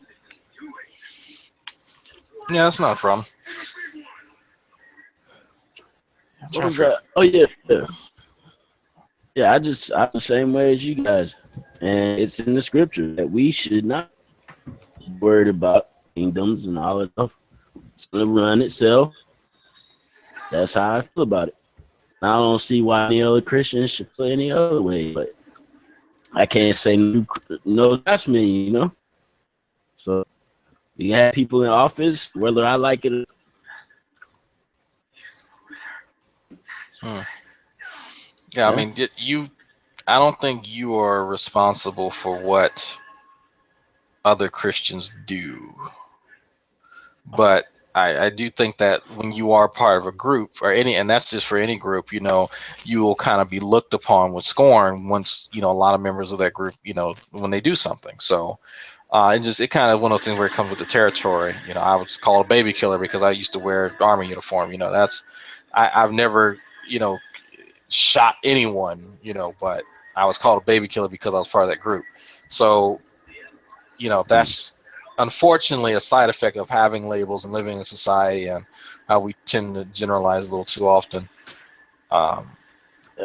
That's the guidelines to what Christ was trying to say is to tell us what to do for they don't have any for people could turn and say, hey, these Christians shouldn't be getting done this way. But yet man turns around and it seems like we're giving people fuel to the fire, to persecute us. And we even persecute ourselves. And persecute each other. As you could tell on G+. A lot of these people turned on me, called me this or St. Tommy that. It's an inner fight, outer fight. It's all around fight. And I don't know. It's just the way of the world, man. Yeah. But I'm gonna go. Oh, All right. Well, no, it's nice talking to you. Nice talking to you, Matthew. All right, Chris. You bye bye. go ahead and say what you got to say, Chris. No, I just saying bye bye. Okay. Stop hitting on him. All right, No, I later, was- fellas. Gus always scolds me when I try and do that to Aestus. He doesn't want your penis. I know that. It's just all in fun. It's all in Sorry. fun. All right, let's listen to more of this G, man. People keep coming in. We keep having these good conversations, man. It's Oh, supposed to... I didn't intend for this to happen, but hey, I like it. All right. I checked. He's not on right now. No, yeah, I invited G-Man, but he's probably at work. You know, I'm not gonna throw a big shit fit because he might actually be working today. I don't know. Yeah. I doubt it, but Well, I think Aces is on. Oh, Ace, also on G-Man. No, I know G-Man ain't on. So let's start off with my argument that I made that Silly Sampson seems to have a huge problem with. All right, the definition of atheism. First of all, from the mouth of the atheists themselves, they don't believe that God exists. The definition of atheism to them is that they have a lack of a belief in a God or gods. When some of them like to use this definition, they say that the A stands to be without, and what are they without? They're without theism. They call themselves atheism, or the lack of a belief in a religious God or whatever. Okay, so let's stop right there, because I was thinking about there's a fallacy, and someone in the chat knows what it is. It's when you use a term in an argument and then like halfway through the conversation you change the meaning of it. There's a fallacy, and I cannot remember what it's called. That's what G-Man is doing, because when he says specifically here religious God, all right, and for all intents and purposes, a God in this case, a religious God, is a supernatural being. I think everyone in the chat everyone here can agree with that, right? When you say God, you're talking about a supernatural entity, whether it have the three omni attributes or not. It's supernatural. Okay. Yeah. Well, here's the thing that G-Man tends to do in some really stupid way. Like, he tries to make like a distinction between like a supernatural God or what he calls, whatever the fuck it is, a natural God, which that's what I was getting to. Yes. Yeah, which is contradictory. I mean, the only natural like God is like what the pantheists believe, which is like a universe being a God. Other than that, like it's all bullshit. If a person calls himself a God, I mean, that's not really substantive. Well, it's not even that. I've boiled it down to an even simpler statement, and I'm just trying to get right here where the definition that he's referencing, the definition that many of us use, and some of us excluded, but is referring to a supernatural entity, whether it be male or female or whatever. That's what's being referenced in the definition. So when he continues, we'll bite into that and when we get into it. Hold on, if I can fucking find the button. There it is. For gods. All right. There we go. The very definition of atheism is their own problem. Oh God, here we go. It's one thing to tell me that you don't believe in a God of the Bible, even though I got an argument for that too. All right. It's one thing to say that. It's another thing when you start bringing up every religion under the sun, and we start asking you specific questions about those religions and what those gods are, and how those gods define themselves, and how those gods manifest themselves, and you know nothing about it, and you say you don't, and you say that they don't exist. That they're fairy tales. Okay, so now he's kind of switched to now making an affirmation that gods don't exist. No, not accepting a God claim is not the same thing as saying something does not exist. So even here, when it's funny, and that's why I kind of named the hangout, G-Man versus the dictionary. He still does not know what these basic terms mean. When you are saying you don't believe something, that's not the same thing as saying that you know for a fact that something is or is not necessarily the case. Because I can say, well, I don't believe X claim because I don't have evidence of this claim. Or you can say, I don't believe it because I know the exact opposite to be the case. So there's some context that needs to be filled in there, and G-Man doesn't have his sense of nuance is fucking gone. If it ever existed in the first fucking place, I'm gonna be safe and just say, I'm going to assume that at some point in time in his life, he could think critically. All I right. mean, And the weird thing is, it's like he's saying it's like it's sort of like he's saying that we have to know the ins and outs of every religion in order to like reject their claims, and we don't have to do that. We just look at the evidence. If there's no evidence for them being accurate or true, then then we could just reject them off the cuff. We don't have to be experts in them. What the fuck? well, conversely, did he actually go through and vet every single religion that existed before he came to his decision? Of course not. No, like, like, oh, come on now. So it's funny that he has this really interesting standard for things, but that he himself won't hold, and so he likes to hold people to these weird standards, and we'll see examples of this a little bit later, because there's a statement that he makes that I had to laugh at once I actually sat down and I thought about it, how funny it is. So I mean, I hate this iPad shuts off like this. I have it sitting on my stomach. Yeah, I think you're talking about the part that I probably like heard, which really just made me go, "What the fuck is he talking about?" That's coming up. Just wait. Oh man. Really? How do you know that? What information do you have on them? I have none. So how can you say? So how can you just outright deny the fact that they're not real? See, now he went back to Doesn't denying. work that way. Many atheists can't even define what the word God means in the Bible. What they will do is they'll repeat something they've heard Matt Slick say. They'll repeat something I've said, and they'll repeat something that somebody else said. But what they won't do, do their own due diligence to find out what these words mean, to be able to refute these arguments. So wait. So what, we're not supposed to listen to the people that we're having this discussion with. So if Matt Slick is talking about a guy with certain attributes, I'm not supposed to ascertain these attributes. If G-Man is talking about a god or whatever entity, and it has certain attributes, I'm not supposed to ascertain those either. I'm supposed to go and find a completely separate fucking definition. His apologetics don't make any sense. It's like, oh, if you don't like, he brings up these other religions that we're supposedly supposed to have like the in and outs to know, and then he goes back to his own religion. I don't get it. Like, well, we're supposed to know about all these other ones. It's a smoke screen. That's all. It's a fucking smoke screen. It has nothing to do with it. And once you get to like it doesn't make sense. But you have to remember, G-Man is trying to rationalize other people's actions using his own personal fucking techniques.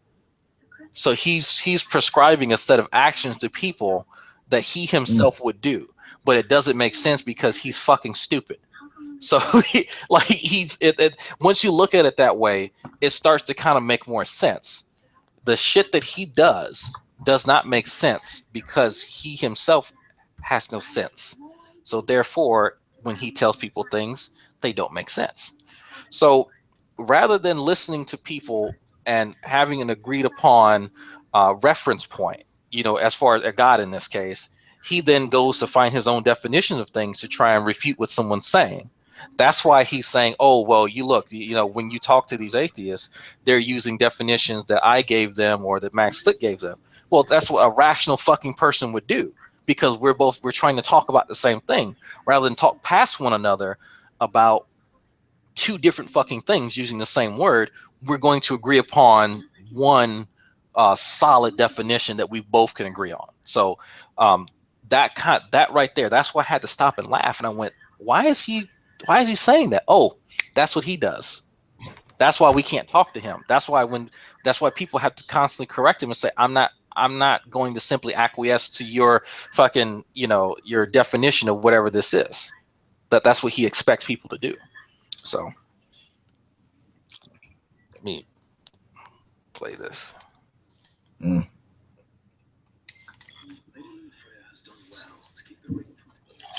right. How you doing, Evangelist Ken? I just came from the Krispy Kreme. Thank you, brother G-Man.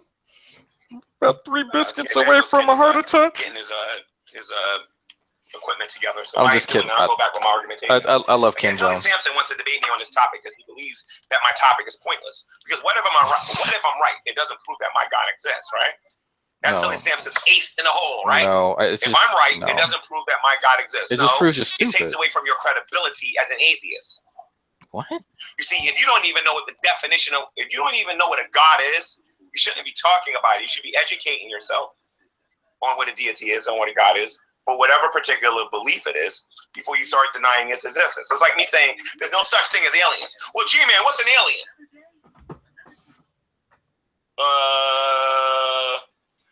Get what I'm saying? Evolution isn't true. Well, why isn't evolution true, G-Man? Because they didn't evolve on Pokemon. All of you will laugh at me. Okay. And you still do it though. That's a funny ass thing about it. He still does it. That's Now think about what he just said. Think about what he just said. His prescribed techniques are based on objections that he himself have raised. All right? That's what he's basing this off of. The fact that other people have corrected him in his misinterpretations of other people's arguments. So what he's now done is that he's taken these objections, instead of actually looking into the objections, he thinks that objections and rebuttals to his arguments are bludgeoning tools.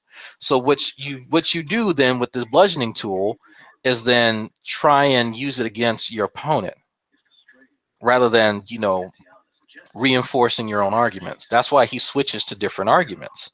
And then the next argument that he switches to has it references an objection rather than something that he himself just thought of, you know, from his research, quote unquote.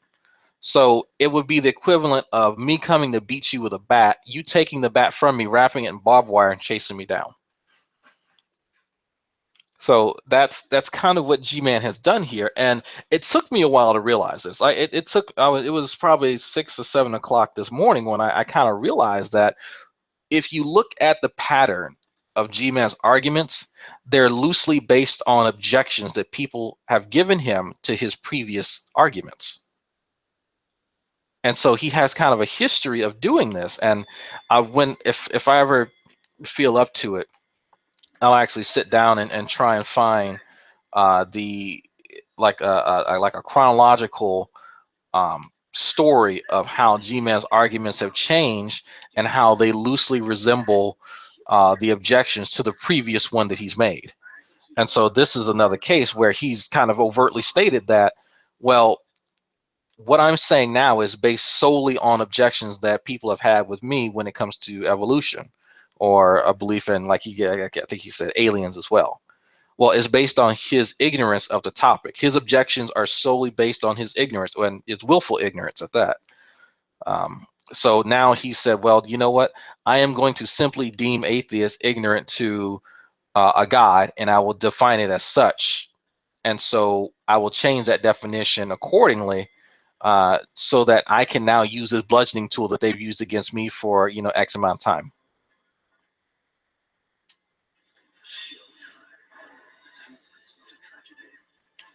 I'm back. Hey, Drag. So what do you say now? Basically, G-Man's objections are based on, or his, no, sorry. The arguments that G-Man makes are loosely based on the objections that people have given him toward his own arguments. That makes sense. So when people tell him he doesn't know about, you know, X, Y, and Z, he's now taking that to say, well, you know what, I'm going to simply use that objection against atheists, and I'm just going to change the definition of things accordingly so that I can use the objection that they've used against me. It's not the fact that people have demonstrated that they don't know what he's talking about. It's the fact that he's now changed the definitions to create that scenario. That makes sense. That's why he created the naturalistic God argument, is to say, well, you know what? Since they've been saying that I don't know about this, I will then create a category of things that they don't know about, then proclaim that they are now victim to the same things that they're charging me with.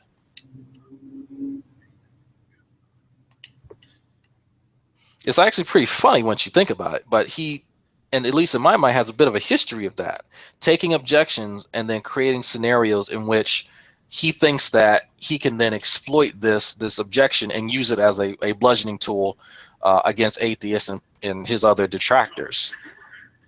So I think one other good example was the chocolate atheist one, where people were telling him that, you know, his depiction of Christians well, oftentimes was a no true Scotsman. And so he tried to make himself immune to the no true Scotsman fallacy. Like, you know, that entire stunt was an effort with him trying to use that objection again as a tool against other people. That makes sense.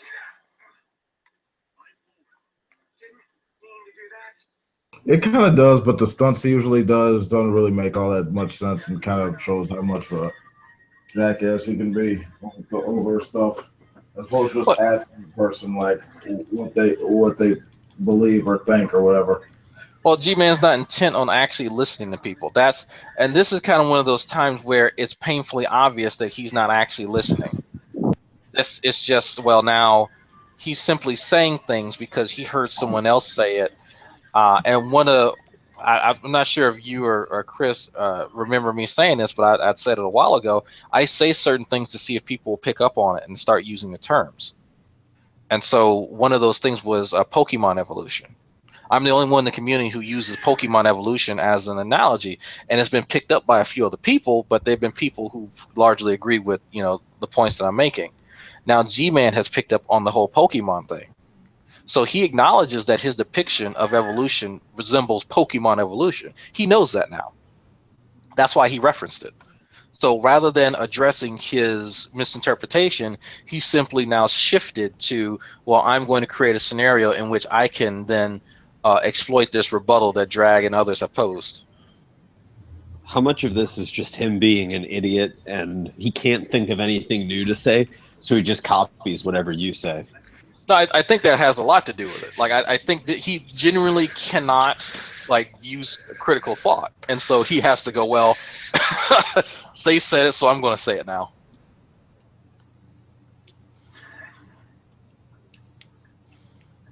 Where's my chocobo?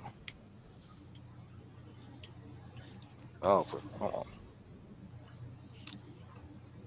on. iPad keeps turning off. I'm going to play some more of it.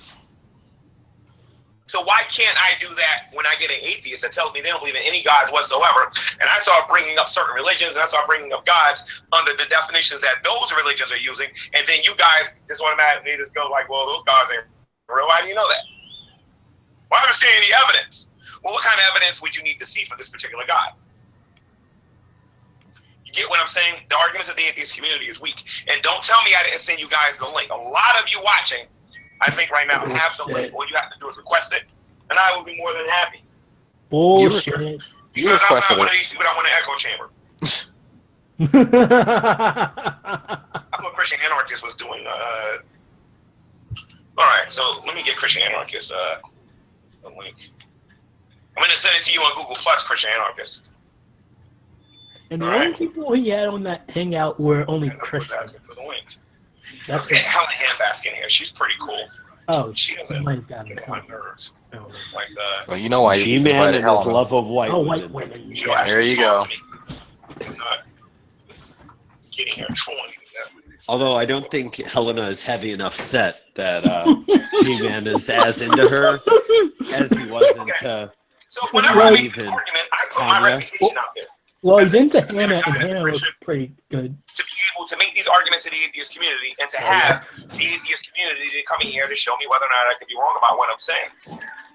Why do we need to be present to show him how he's wrong? Because I know I'm basing my arguments on it's actually scripturally based things that I'm saying. So if I am challenged by a Christian, that will be a fun conversation to have, though. So what are the goals of the atheist community, guys? Because the goals of the atheist community is to gain total autonomy. Oh, here we go. That up, have the definition in front of me. I can screen share it if necessary. What? Look at that on Google. I don't have it memorized. But what I understand about total autonomy, it has to do with atheists, with secularists, humanists, and the people that are seeking this, to basically be able to call it, to be able to say morality is what they want it to be. Yeah, because all atheists are humanists. Is what they want it to be. Everything is according to their own subjective opinion. Except for those people that believe in moral realism. Yeah, I was about to say, like, don't we have quite a few atheists here? Wasn't there a hangout with a bunch of atheists talking about moral realism versus moral anti-realism? Ozzy and Hogtie are both moral realists, and he interacts with Hogtie a ton. So, like, I don't really know how he can make this point. And he's just. Well, I mean, I know how he can. He's a fucking moron. And for people who, for Gman, because I know he's probably watching. I just have to imagine that he is. He usually is. The reason I won't enter a hangout with him where he has the moderation controls is just because he's a fucking idiot. Like, if he wants to, like, I love the grandstanding because when you listen to an idiot grandstand, it's like listening to Donald Trump. It's infinitely entertaining. It's retarded and possibly harmful, but infinitely entertaining. Oh yeah, that's one of the reasons I was listening to this on the way to work, because it's, you can't get better entertainment than this. Like, I'm glad he's going to start doing more hangouts, because I'm going to start watching them and just sit there and be thoroughly entertained. Yeah, the entertainment value alone is hilarious because he's stupid. And when you're stupid, you're not self-aware. And when you're not self-aware, you don't realize that ideas can apply to yourself. Yeah, part of me was like, well, you know what? If someone taught Gman, what internal critique was, or an external critique, maybe he'd have a chance. But then I had to stop at teach Gman. Like, I couldn't get past that. Yeah, I mean that's kind of the issue. And the thing that amazes me about these people, and I fully will say this, is like, look, I know that I have a bit of an ego on me, right? Like, I understand that. But on the other hand, that tracks with how self-critical I am and with how hard I work and my achievements, right? So it's not like I'm just, arrogant to be arrogant, whereas he blatantly is. And I don't know how that psychology arises. And so that's what I find fascinating about these idiots. It's just the unjustified arrogance, because I've said this too. I have quite a bit of arrogance on me. Some of it stems from being in the military, where you are actually trained to be quite arrogant. But a lot of it is, hell, you know what? I do work hard for what my situation is. And so I'm not above reproach. But with G-Man, there's nothing. Like, you can't, it doesn't matter like how shitty his argument is. You can't tell him his argument's shitty. Like, won't be received. Here's the thing, right? Is we've both criticized I know this for a fact because we've both criticized each other's arguments at different points and usually we've adjusted our arguments either because there was some confusion or because that was a legitimate point to make. And I don't take it personally. You don't take it personally. So, it's, whereas for them, if I say, notice that anytime that you point out that G-Man doesn't know what he's talking about, it's a personal insult. Right? It's a personal insult when you say that something is incoherent. Okay, please don't say that he doesn't know anything and speak in fucking hyperbole, because that's even worse. Yeah, that was entertaining. Like, how is he not smart enough to parse that out? If I say I don't, like, here's an example. I would say I don't know anything about quantum physics. I know some things about it, but like, I've never actually done much quantum physics in class. So like, I don't know most of the equations, and I don't know most of the stuff. Not my field, not something that I'm particularly care, but I don't know anything. Does that mean that I don't know one singular fact, or does that mean that I'm using a colloquial way of saying I don't know very much? Like, I really don't at that point, because he's done that more than once, and I've said something akin to G-Man doesn't know anything more than once, and so if that's right, if that's right, Dragna, you know what? I know one thing better than you is just the Bible. I was like, yeah, okay, Gman, I was being hyperbolic. Like I'm not being serious. You obviously know enough to get on the fucking internet, so that's like I think I use that as an example, and it still just went over his head. So anytime an atheist says something to me, I'm supposed to assume it's hyperbole. I'm like, no, why did you just like? How do you jump from that? Like, He doesn't seem to know how social interaction works. And so that's something that I've been kind of wondering about, and that's why a part of me is legitimately curious to meet him in person, because I'm like, well, I'm curious if he is just this socially inept, on a daily basis, or is this something that just kind of comes out on the internet? Because it's like, no, with me, this is who you get. Like, I am 100% me. In person, at least I'd like to think so. From what people have told me, I am. But with him, I don't know. What's going to be what will be entertaining, and I guarantee this, is if he tries to be all pro wrestler on you, and he realizes that you are a fucking giant compared to him. Yeah. In Hannah terms said of size. that, like Hannah said that she flipped him with ease, and I'm like, I know how big Hannah is, and she has a bit of skill on her, but I mean, I'm like, okay, G-Man, I know you have like fantasies about being a pro wrestler, but you have not actually trained in combat, and you have not trained in MMA. I know for a fucking fact you haven't. I can state that. Trust me. I'm willing to bet my next paycheck he hasn't actually trained in Brazilian Jiu-Jitsu, like with an actual gym, or in my case, train with an organization that is certified to train other people in combat. So, if he thinks that he's hot shit, then that's fine. What's interesting is Spoken actually trains. He trains jiu-jitsu. I think he trains some MMA. He was trying to make an argument in I think it was in Tom's live chat that jiu-jitsu helps sex, and I was like, he's like, oh, it's like linking the positions together. I was like, I don't think a knee cut pass has any applicability to sex. I mean, call me crazy. I'm a pretty high level competitor, but what? Oh, I was just roasting him. It was hilarious. I know it's really off topic. Well, no, that's just such a strange thing to say. Like, I could see, like, well, you know what, doing Brazilian Jiu-Jitsu, doing, any type of, MMA would help increase your stamina. So it could help, during sex. I was like, okay, yeah, I could definitely see that. That makes sense. But, like, the techniques, well, okay. Yeah, he said chaining positions together. Well, I guess if you don't have enough dick to work with, you need to do that. But, maybe that's just him. I don't know. Yeah, but I don't even know. Like, he was like, oh, it's like chain wrestling. And I wanted to just, like, I wish I was in a live hangout with him. I was like, do you, like, try to ankle pick your wife? Like, what are you trying to come up on a single leg? Like, that makes no fucking sense. Okay. Come on, baby, pass my guard. I dare you. Oh, there we go.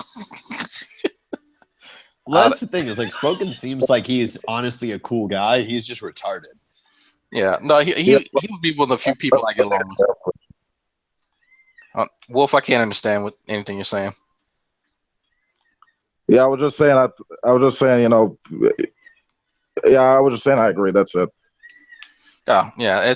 He's besides him being like a really bad troll, he seems okay because I've had a few good conversations with him. He tries to troll and it just doesn't work. Poor guy.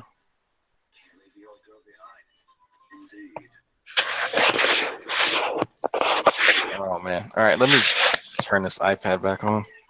Keeps going off. Fuck. Hold on.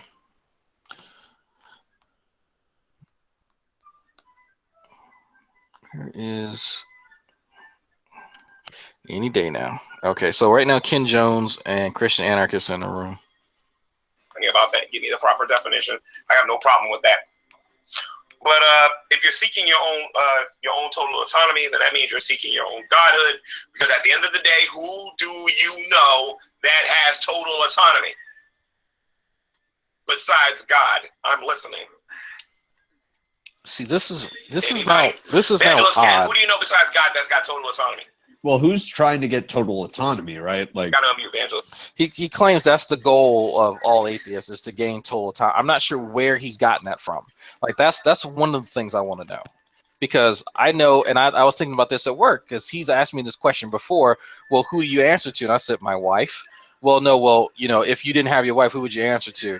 My boss. Well, if you didn't have a job, like he kept trying to get, I didn't know at the time, but he wanted me to say me. Like he wanted to say that I am my own final authority. Well, I said, well, you know, if I lived in the woods probably, and I had no one to answer to, but I live in a society, and I don't simply only answer to me. Like if that were true, if that were me being consistent, I probably wouldn't follow any laws. Like if I really believe that. I don't want to live in a society where there's no authority, because ultimately, you know, I would say, you know, ultimately, how do I say this? Like, ultimately, we live in a society, and that means that, like, if you're going to live in a society, you need some semblance of control, because that's just kind of how it works. I wish human nature made it so we could all just be cool, but even me, you know, as much as people think of myself, I am flawed enough that I need a society to check me. Yeah, I mean, I think it's a good thing. Go ahead. I mean, this is what happens when people watch Superman and Batman and think that's deep. I mean, like he thinks we want to like be deified or some shit, but he really just doesn't understand like this whole like pseudo psychology plays. It just doesn't work. You have to ask people what they think. You can't just play it like guessing games and assume you could work their position for them. It's stupid. Well, he's already said earlier in the hangout that he is going to be telling atheists their position. Like he just overtly said that. So that's kind of the first problem. And he's been told about this before, and it may just stem from his inability to understand that he has to actually listen to people instead of picking out one or two words, you know, from a statement. And that, and the fact that he likes to generalize, like those two things are probably his greatest flaws in having these conversations. So I don't see him coming up with anything novel until he, you know, rectifies both of those. Let me go ahead and play some more of it once I find out how to get over this brick wall with the chocobo. That's not happening. All right. So okay.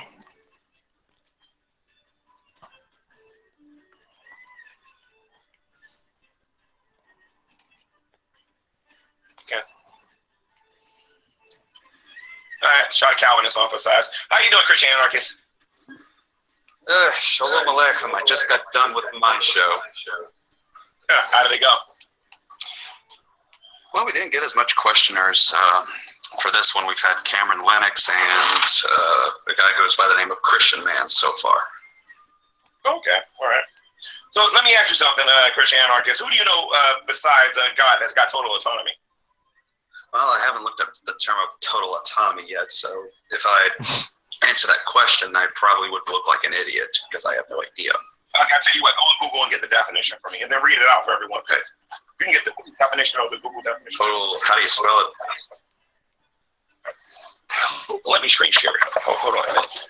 Sure thing.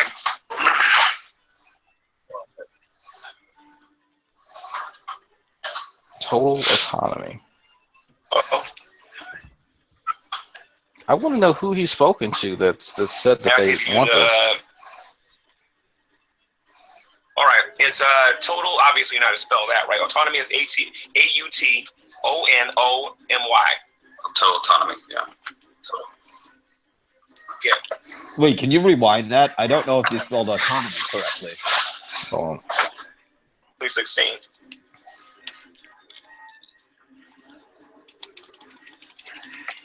Okay, Evangelist Ken is getting his equipment together. So while he's doing that, I'll go back to my argumentation.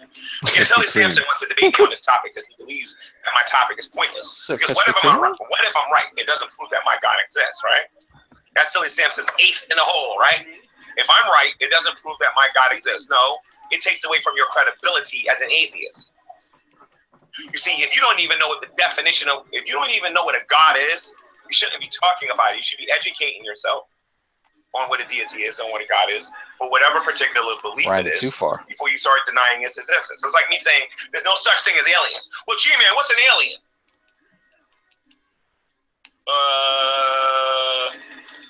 get what I'm saying? Evolution isn't true. Well, why isn't evolution true, G-Man? Because they didn't evolve on Pokemon. All of you will laugh at me. So why can't I do that when I get an atheist that tells me they don't believe in any gods whatsoever, and I start bringing up certain religions and I start bringing up gods under the definitions that those religions are using, and then you guys just automatically just go like, well, those gods ain't real, are you? Well, I haven't seen any evidence. Well, what kind of evidence would you need to see for this particular?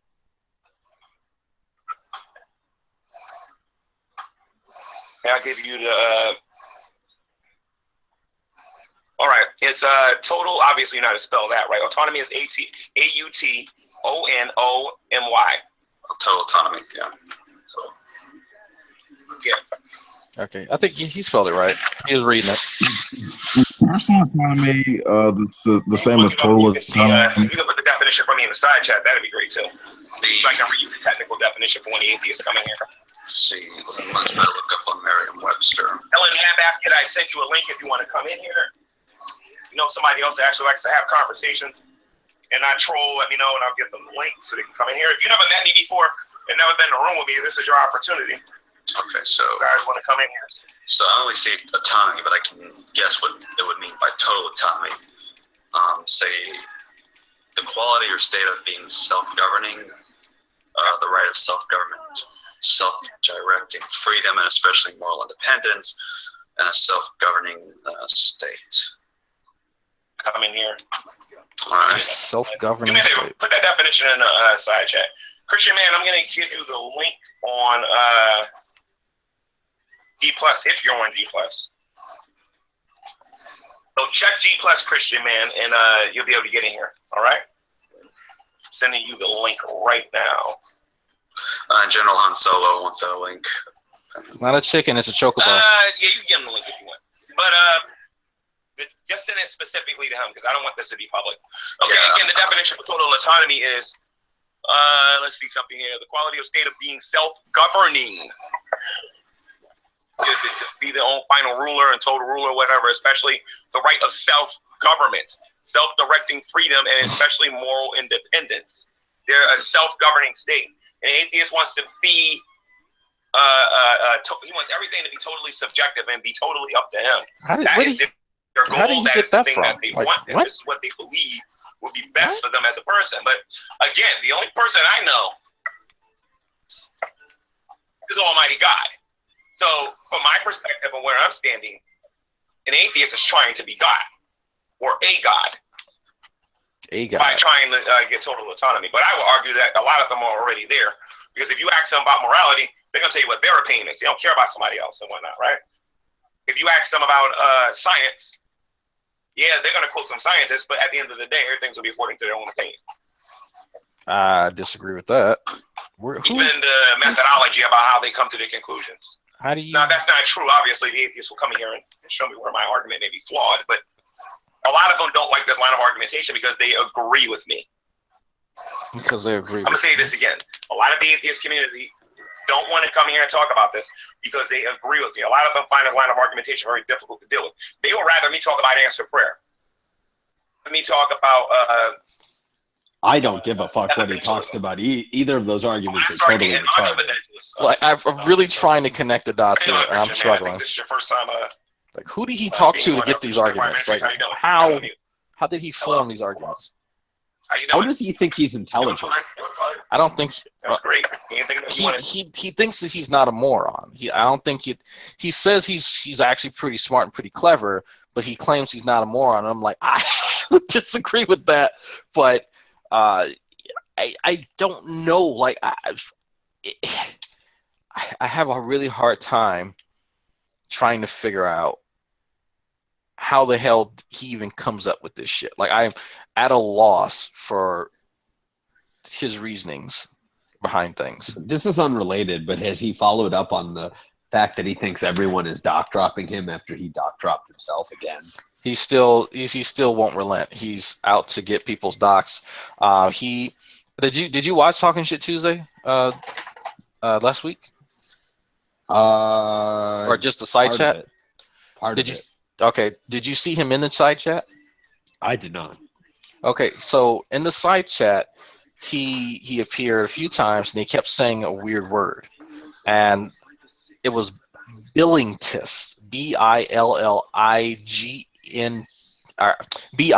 Billingtist. I don't know what that word means. I've never heard of that, but I was like, I thought he's just phone auto-corrected to something stupid. Like that's what I thought. And so he kept saying something about he's going to release JD Kane's name, and so.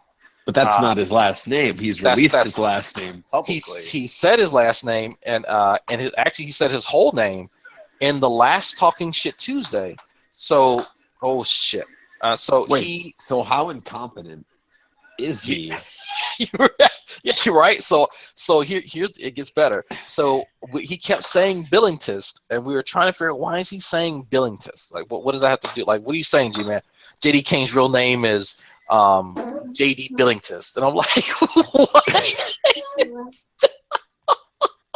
what? Like, are you fucking stupid? Like, no. That's some veritable retard shit. I have no idea where the fuck he got that from. Like, where did he find that? Did someone troll him or something with that shit? He made it up, but that's really dumb because you're talking about publicly available information. You dumb motherfucker. Like I really, one job. I don't know if someone's feeding him information or he just made it up or what, but it's still it's fucking funny because JD said like his last name was like Beiersdorfer or something like that. And I made a joke. I was like, well, that sounds Jewish. He says actually German. I was like, well, close enough. And so that was a little segment in there. Actually, there are a lot of German Jews, but I would not say close enough because one nation tried to kill a certain ethnicity in the past. Yeah, that was part of the joke. I was like, well, it all sounds the same, whatever. That's it's like that's like calling a Cuban I think Puerto Rican. I think they're like mortal enemies or something like that. They do not like each other. So someone told like a Cuban buddy of mine told me about that. Because he made that mistake one time, and I was like, "Ain't you supposed to know each other?" And that was part of the joke. And so he was like, "Well, no." And if you actually like would call, Colombian like Puerto Rican, and there was another weird one too.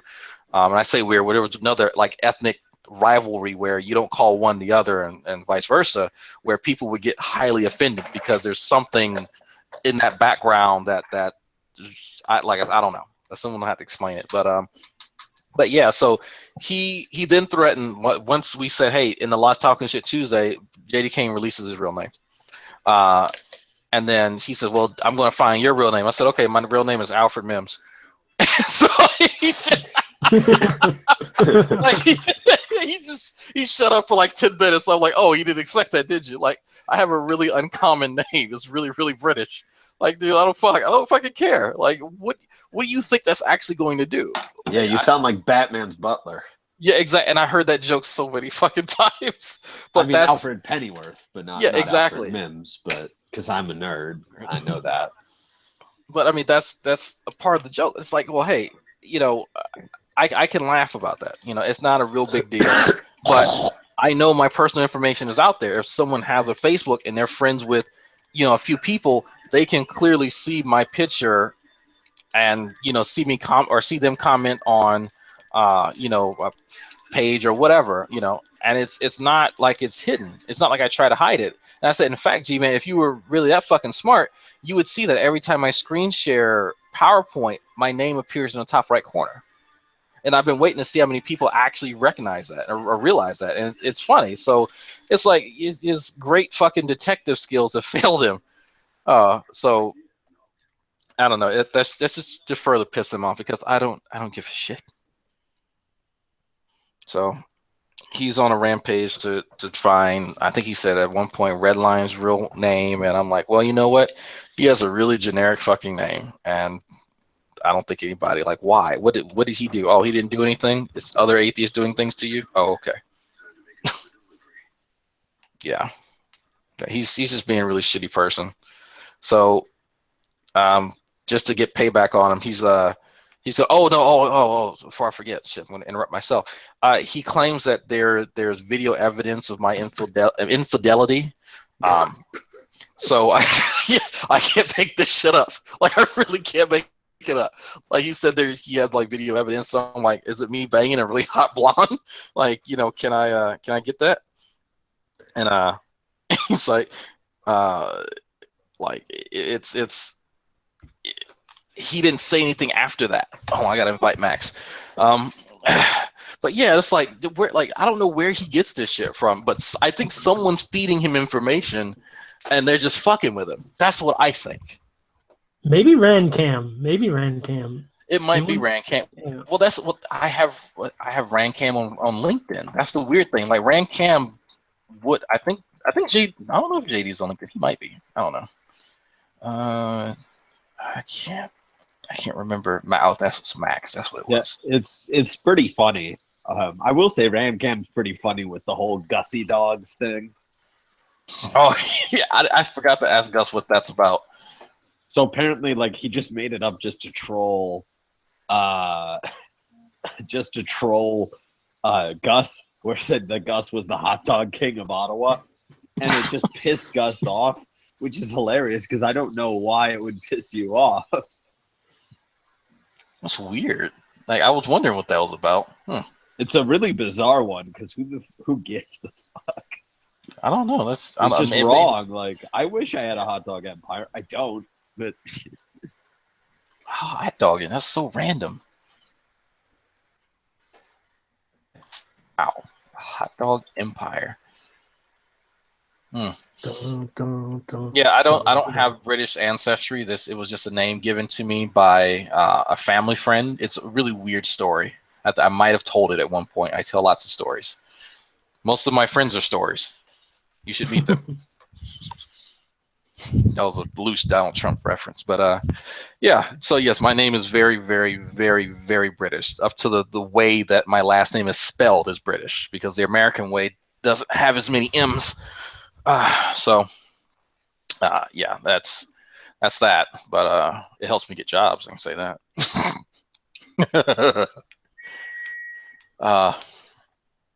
Where's my iPad? Max, I invited you. I sent you the. What the fuck? What the hell is this? God Lightning everywhere. What the fuck is this? Oh, there's 3 of them. What the fuck is this? Oh, hell no. Oh, fuck no. No. Oh, no. the spider ones. No. You see that motherfucker? No, Yeah. Look at that shit. You see that? Yeah, just wait until you see the gargoyle ones. They're going Yeah. to be... You better run, bitch. Come on. You see Oh, this? yeah. Have like this giant on your ass. Oh my god, and he has a flaming blade. Yeah, that's a red giant. Like I can take the iron giants, but I can't take the red ones because the red one's like 40 something. The fucking spider, whatever those things are, I fought them in dungeons. But that 3 at the same time with a fucking iron giant with a flaming goddamn sword. No, I can't do that. Not at that level yet. So I just want to take a piss real quick. Jeez. Yeah, Albady. Yeah. That's how my last name is spelled. There's only a handful of people. Is he in? Yeah, Max. Yeah. Okay. I'm not at the computer. I went over there just to invite him. Hey, I got a question for you guys. Who did you vote for in Red Rhetoric Dumb Fuck of the Year? I voted for True. If you screw up Pi and just completely just shit over Pi, I'm sorry. Like that's I can't. Like I voted for DD. Yeah, I might vote for DD. I voted for both of them. I mean, the thing with DD, I mean, at least he's articulate enough to make a point. With Ronnie, it's like he knows he bullshits, but he just tries to word salad to make himself seem smart. Despite the fact that he's talked to so many biologists and science literate people, he still fucks up. Well, Ronnie's delusional. But DD's not delusional. He's just a dick. So, you know what? I might end up voting for DD because I think he's put in a lot of work to the point that someone was able to make a soundboard of him. I think that Ronnie has a legitimate mental disability, so I can't vote for him for a dumb fuck contest. That's a very good point.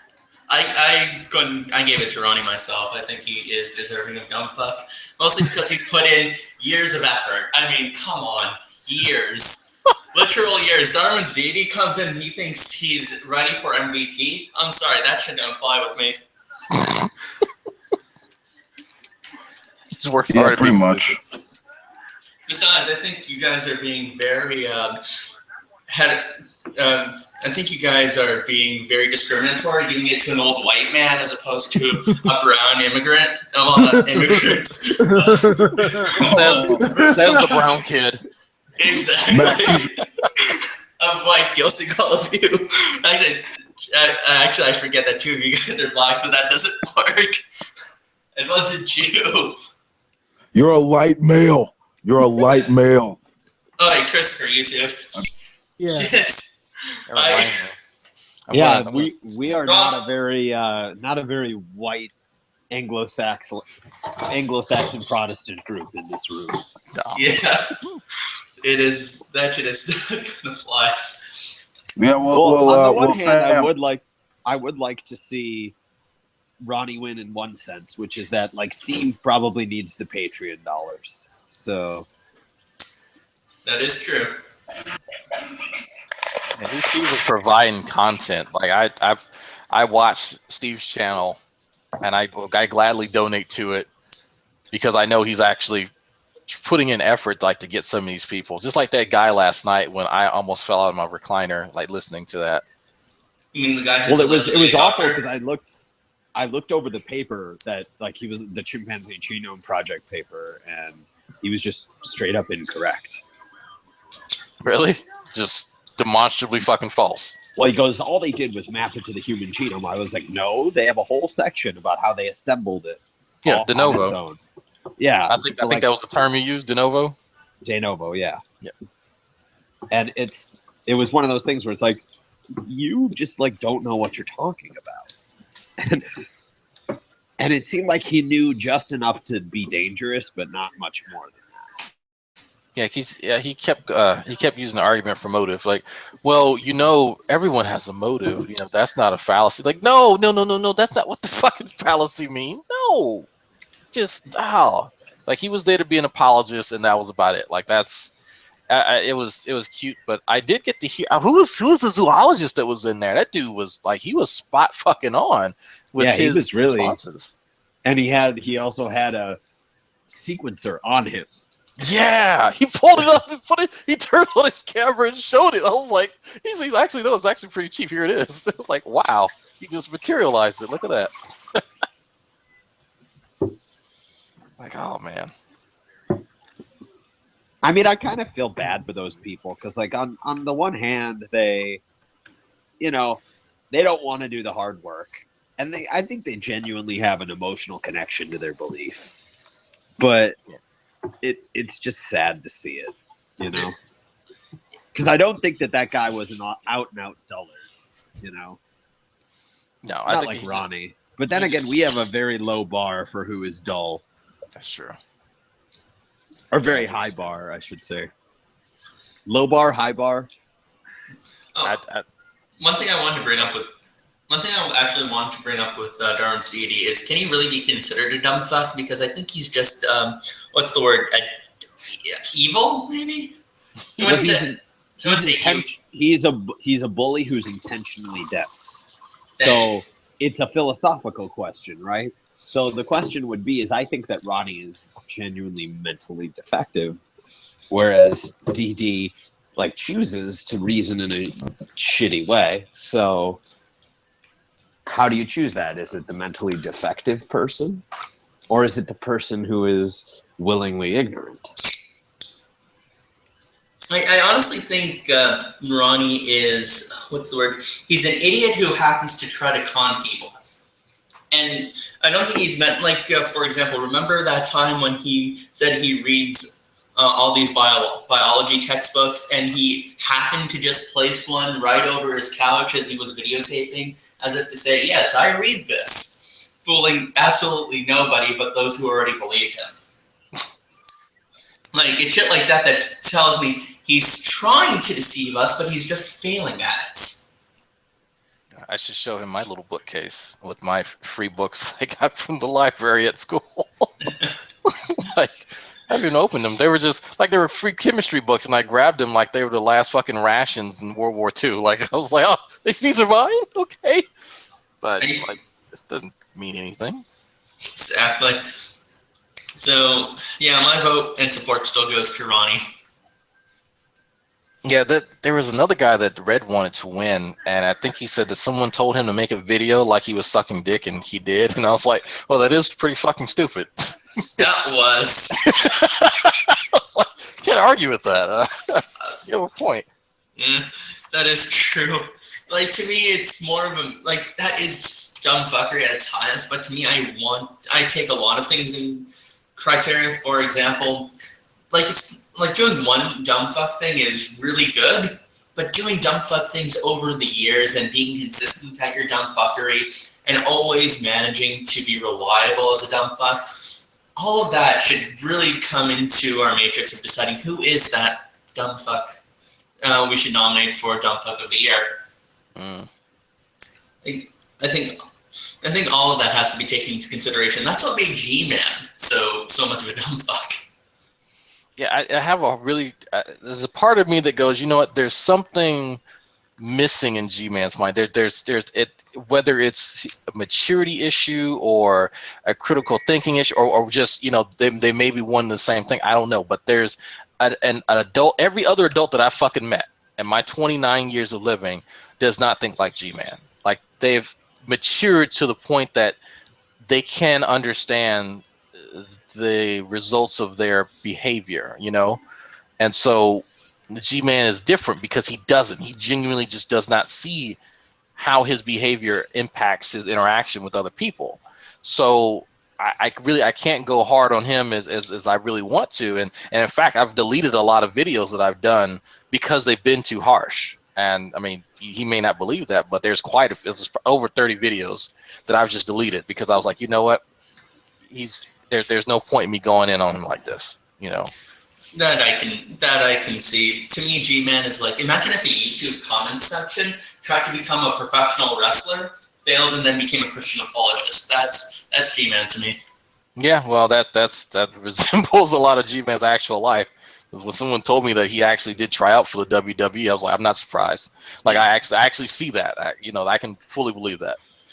The weird thing about G-Man is, and I've said this before, is he's every negative stereotype that like racist old white people have about black people. Yeah, and he's none of the positives. Like he's not a good athlete. He doesn't have much rhythm. He might have a big penis. We don't know that. He might. I don't think he know how to use it, but he might. Like that'd be the only thing. Yeah, that's the only one that I can't, because he's not he does not seem to have any of the redeeming qualities. Yeah. He does not dress well. He dresses like I did when I was 15. He's athletic. I mean, marathons. No, he's not. No, he's not. He goes ran outside. a very shitty marathon. Okay, fair point. Like I am very confident that I could just smoke him in a marathon right now, and I haven't. And I barely run anymore. Granted, I ran in college, but like, I'd place money on myself in that one. I wouldn't enjoy the after effects, but it wouldn't be a fun experience. But I could do it. It's always that time where you start to question your morals and whatnot when you have to really hone in on someone's bullfuckery. Oh, also, G-Man loves white women. Is that a negative or a positive stereotype? I don't know. Are they fat white women? Because usually Tanya. that. Okay, that answers my question. I made a really off-color like this is not the first time I've remarked on that, and I think I said "drag off" when he was like invited, like he was like, "I'll invite Helena into this thing." when G-Man was like, "I'll invite Helena," and G-Man goes, "White women," and I go, "Nah, but like she's not as thick as Galaxy Dream."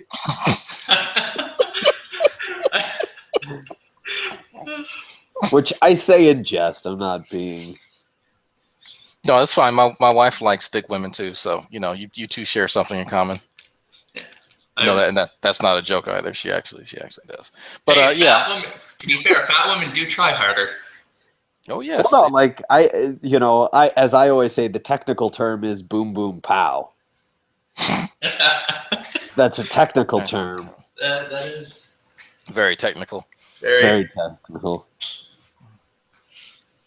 I won't say what technique it relates to, but so you got to look it up in Urban Dictionary to really learn of its usage.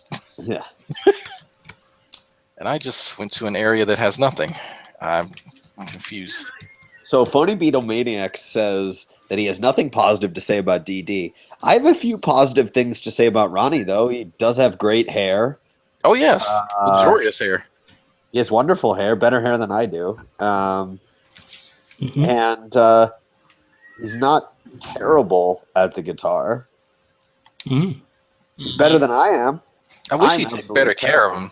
Like that, I was looking at the one in the background. I was like, the people that I know that play guitar, like my uncle, my formerly drunk uncle, he has like these really elaborate stands, and he keeps them either in cases or in stands, and it's weird for me to see someone with a guitar where it's just kind of laying against like a wall or something, and I just, for some reason, that just bothers me. But I guess it's because I've seen so many. Well, Drag, you know that he's about to buy a house, so he can't. That's true. Money on guitar stands.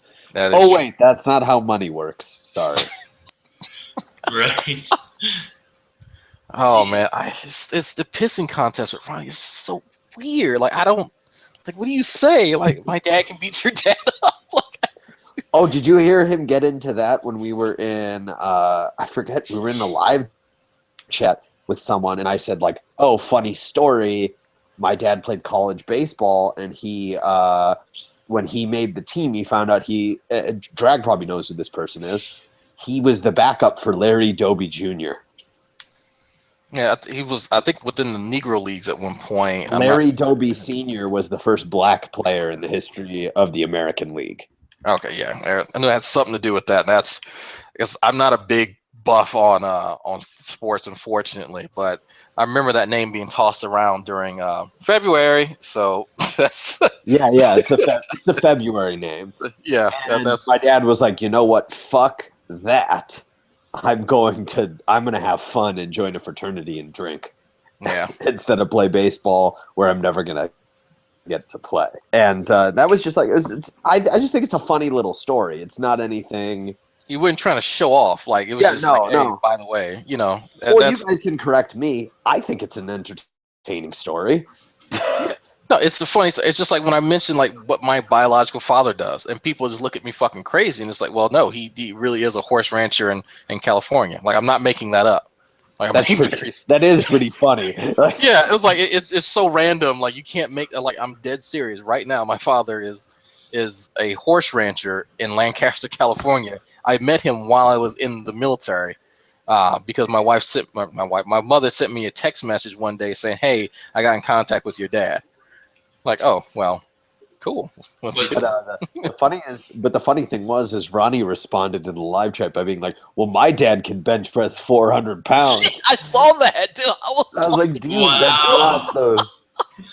It's like, seriously, I'm not going to do my dad could beat up your dad because my dad probably can't. He's fat. He's a lawyer. He's a workaholic. Like, I don't know. My dad is 60, or my dad is 59. So, like, good for you. Your dad can beat up a 59-year-old Jewish lawyer. Like, I don't really know. It's not a point to brag about. Like, I don't. A frown at the bar for everyone. Yeah. I don't. It's so weird, but I think it has to do with that weird facade that he needs to keep up on the internet. Like he needs to score points, you know, for people in the CCP. Mom. Well, given what we know about the heritability of intelligence, I can safely say that my dad is smarter than Ronnie's dad. I wonder what dinner conversations are like between Ronnie and his parents. Mom, Dad, I don't know if you know this, but on the internet, I'm kind of a big deal. You know what? I would really like to know how social interactions go with true empiricism at work and Gman outside of work. I know it seems weird, but I can kind of guess what true empiricism is like at home. I think he's normal. Like he's just average Joe at home, around family. But I think when he's out in front of people he's not too familiar with, I think he does try to show out with the ATP mayonnaise just to try and like impress them. And my uncle, it's the same thing my uncle does in front of white people. Like, I mean, it's a cute parlor trick that he may know a few things, but it's not any. There's no depth to him, and it's sad. But you know what? That may be the way that he deals with social interactions. I don't know. It's just to me odd. I'm looking at the live feed. And see, it's strange because I never had that when I was in school. Everyone was either brilliant or knew they were dumb. And when you hit high school and university, you never see those people because they had already dropped out, which is why it was such a fucking weird experience for me when I joined Google Plus. Yeah, Google Plus brings together some really weird people, and I don't think that hit me until my wife asked me why I was talking in jungle jargon. She didn't know who jungle jargon was, but I had put the audio through my other laptop so she could hear the conversation, and she said, "Why are you talking to him?" And like it was she wasn't being malicious. She was genuinely curious why I was talking to someone who was obviously fucking idiot. Like, and I couldn't give her an answer. So there are a lot of robots on Tinder today. I know that's unrelated, but you said you were doing what on Grindr? On Grindr, there's a lot of big black cocks. No, on Tinder, there's a lot of robots today. Well, they've been actually. I think it might be Facebook too. I got 3 or 4 messages from a few people who were obviously not people. I showed one to my wife, and she was like, "Oh yeah, of course." My usual test is: have I met this woman in real life? No. Would they be out of my league if I did? Yep. Okay, she's probably a robot. That's actually pretty good criteria. Yes, it is. Would she talk to me in person? No. Okay, don't accept it. That's a good criterion. What's this over here? I don't know. It does fascinate me, because on the one hand, they don't want to be condescended to, but they also don't want to be talked to at a level where they can, where they're actually, their ideas are being taken seriously. It's very strange. Yeah, I honestly don't. I've kind of given up trying to talk to Ronnie, honestly, because he's in it to score points. So anytime I talk to him, it's like, okay, Ronnie, yes, Ronnie. I'm going to concede to whatever point that he wants to make. When I'm talking to Gman, I don't have to say anything. That's the best part. I just let him talk. Oh yeah, Gman. The thing that Gman is definitely entertaining. Just standalone voice. Yeah, he is. He really is.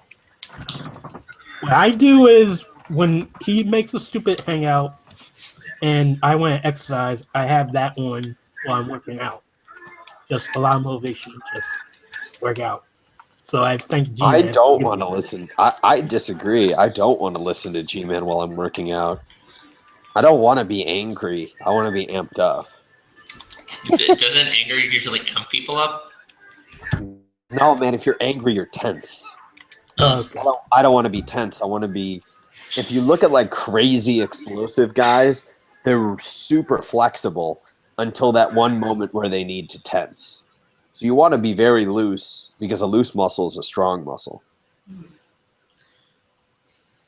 Makes sense. I'll take that advice from a guy who exercises quite a bit. Yeah. That's my experience. I want to be loose and like listen to maybe some hair metal from the 80s or some gangster rap or something. Like, it depends.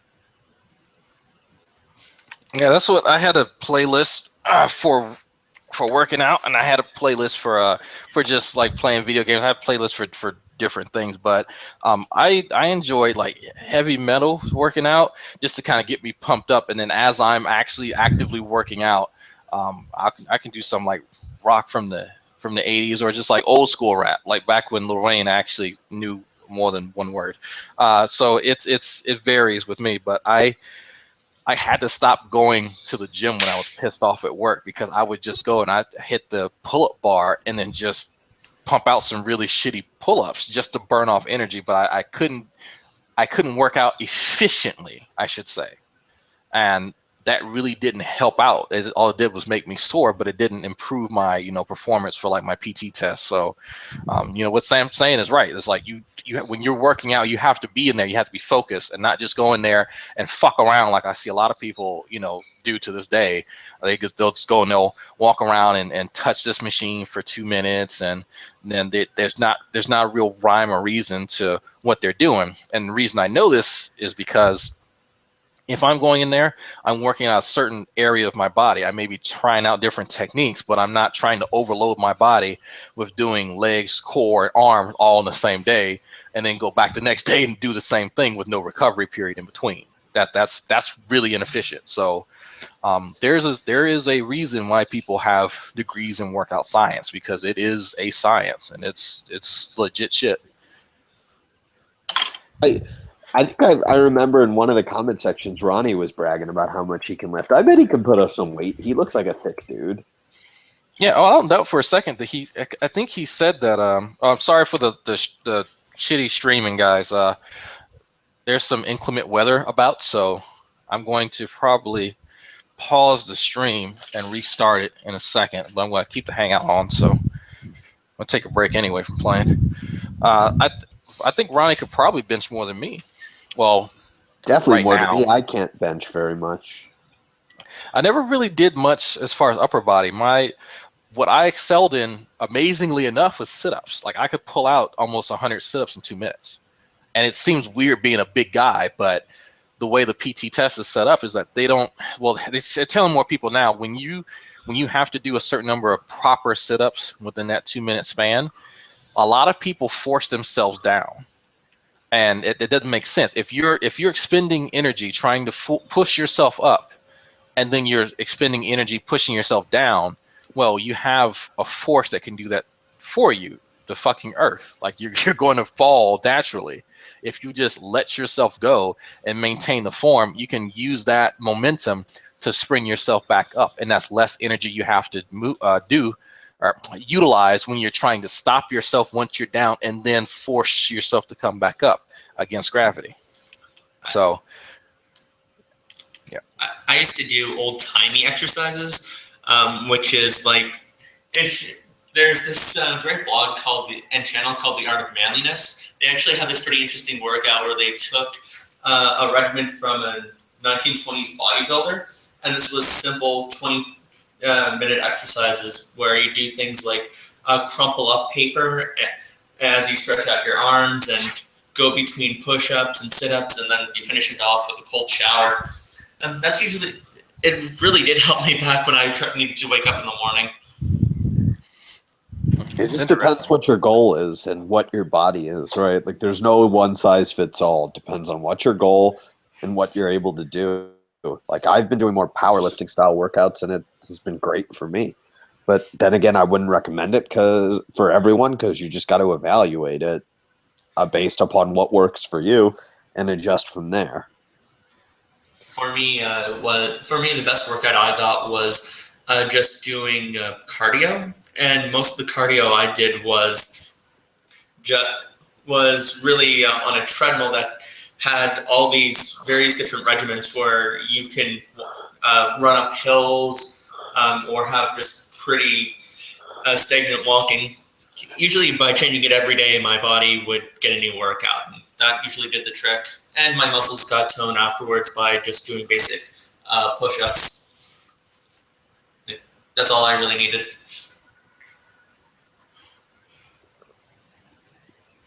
What does the outside chat think? What has Gman done this time? What has Gman done every time? He just exists and he's a retard. Yeah, it's just a fact of life. Gman just does shit. Yeah, this was in response to the Gman versus the World that he had made, I think it was last night. Yeah, I think it was last night. And he invited me like around 11. Like, I'm sorry, I was laying in bed with my wife. I am sorry. How dare you get pussy? Yeah, well, not last night. She had to wake up early. She works for the post office, so yeah. By not confessing that, you could have seemed like a bigger shot. Oh, it's G-Man. You don't really need to feel like a big shot. Yeah, the fact that I get to lay next to a woman, I mean, I already got something up on him, so yeah. Yeah, exactly. I gotta say that if there's a woman that has let G-Man inside of her, shame on you. You know what? And I wonder about that. I was like, come on, there probably is a woman at some point in time, because he wasn't like by his own admission, he wasn't always like this. Like I forget what he calls it. He has some fancy fucking name for when he was a normal fucking person. But hood rats could do hood rat things. Yeah, I mean, at a certain point, he said he was going out, drinking, having fun, just enjoying. Like, I was like, what happened to you?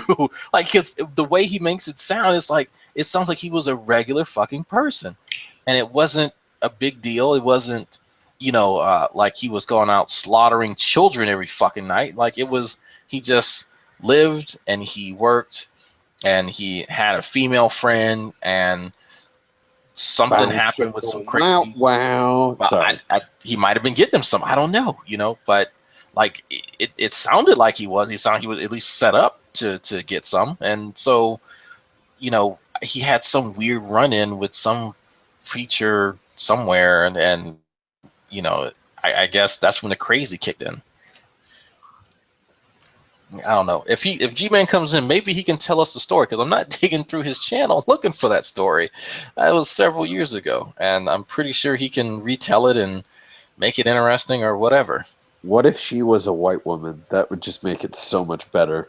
I just kind of assumed that she was, just because, it's G-Man. I would have assumed that she was, because black women have been known not to put up with shit. Yeah, I'm really having a hard. But then again, the G-Man that he described seemed like somebody I would hang out with. Like, it seemed like somebody was like, hey, let's go get a drink. Oh yeah, sure, that's fine. That's the kind of G-Man he described was a normal fucking person. Wow, imagine this. Imagine if her heartbreak was the reason G-Man is the way he is today. What if G-Man was a coxman? What if he was? What if he was like killing the game and he was a cool guy? I mean, granted, this is probably not realistic, but what if he was? That would be crazy.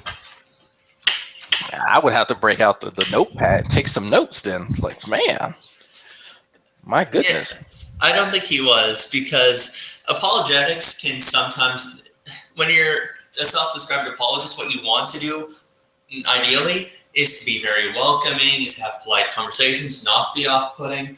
And those are, I'm not saying that's sufficient enough to woo a woman, but those are at least necessary criteria. And if he can't really do that in the apologetics game, I have a hard time believing he'd do that, in the cocksmithing game. Never enter the rest of YouTube. Who's listening to Steve in the background? Steve made a vote for Ronnie for Dumb Fuck of the Year video, and I'm trying to. Oh, okay. He's trying to turn the tide so that more people vote for True. Okay, I was trying to figure out what the video was about. Away from DD, yeah. That's a tight race. Let me check it actually. Also, here's a consideration: Darwin's Greatest Hits might make a video if DD wins. Oh man, that's not fair.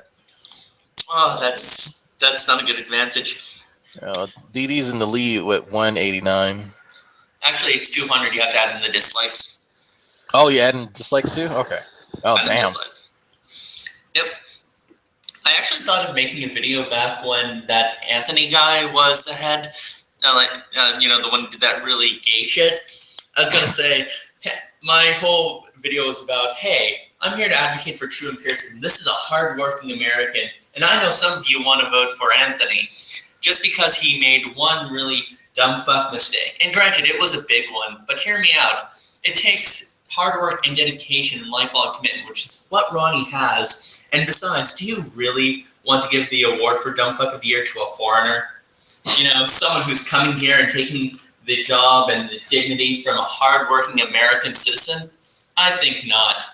Vote for Ronnie Rodriguez, the domestic worker. Something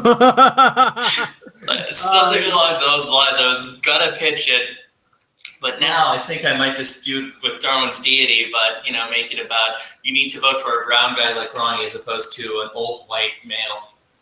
Like yeah, that's gonna go over well. Hell yeah.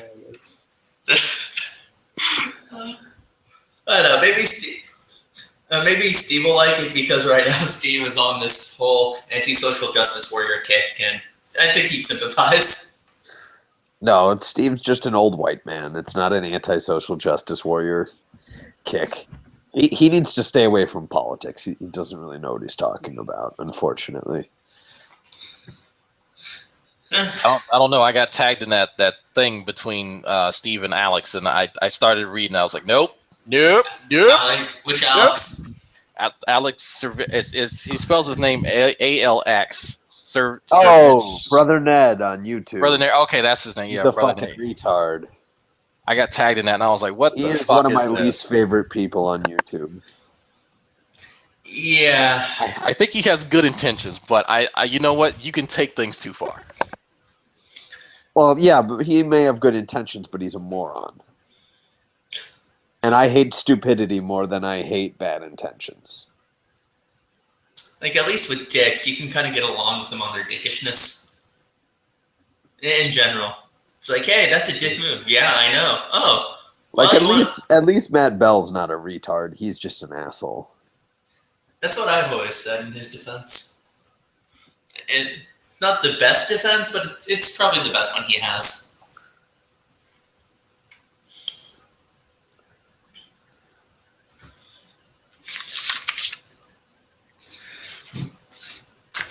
Sorry, I had to pee. To mute my mic. No worries. I've been holding that in for a while. Now I gotta find my phone and find out where my wife is so she can bring me food. One good thing about having a wife.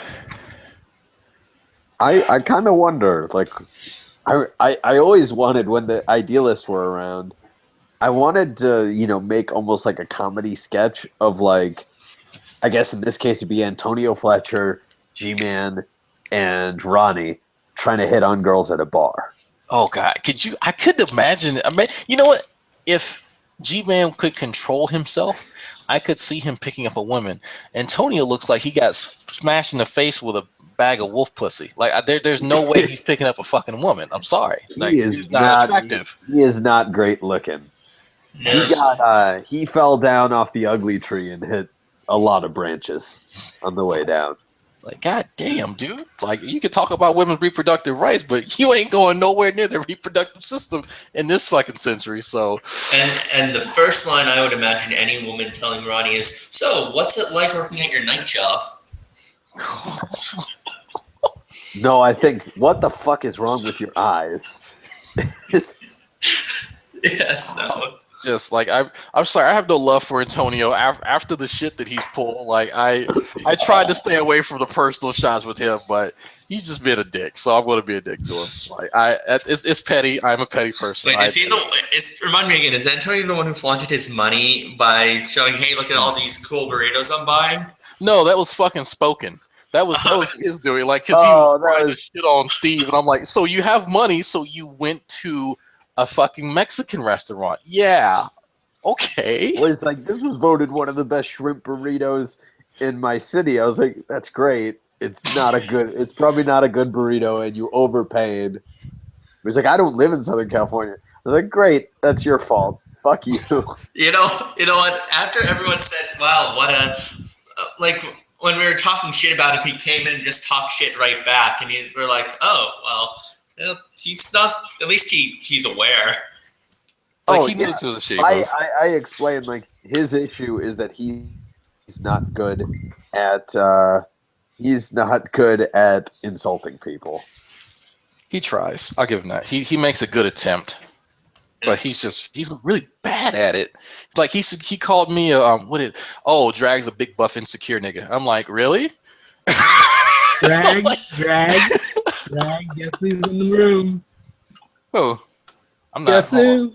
G-Man. Oh, Oh, hey there, man. I can only say his name so many times and then he appears. It's like a really shitty Beetlejuice. Exactly. That's kind of how. That's kind of how I feel. Hold on, while he gets his mic together, let me text my wife. Where the fuck are you? You know, it's your loving nature that makes you such a good friend. Yeah. I'm surprised she's still married to me. Like I've told her, I'm like, I'm really curious why you still I can't fucking speak today. Why you still stay with me? And then she reminds me, oh yeah, that's why. Yeah. Really tender with your robot. This girl has a neck tattoo and it's saying she's a sales representative. What? No, you're not getting that job with a neck tattoo. Don't try to fool me. Maybe she sells tattoo ink. At the Indiana Pacers, a basketball team? Yeah, no. You could at least pick a better team. Yeah, if you're gonna fake me out, you know. And my wife just replied, "Who the fuck are you talking to?"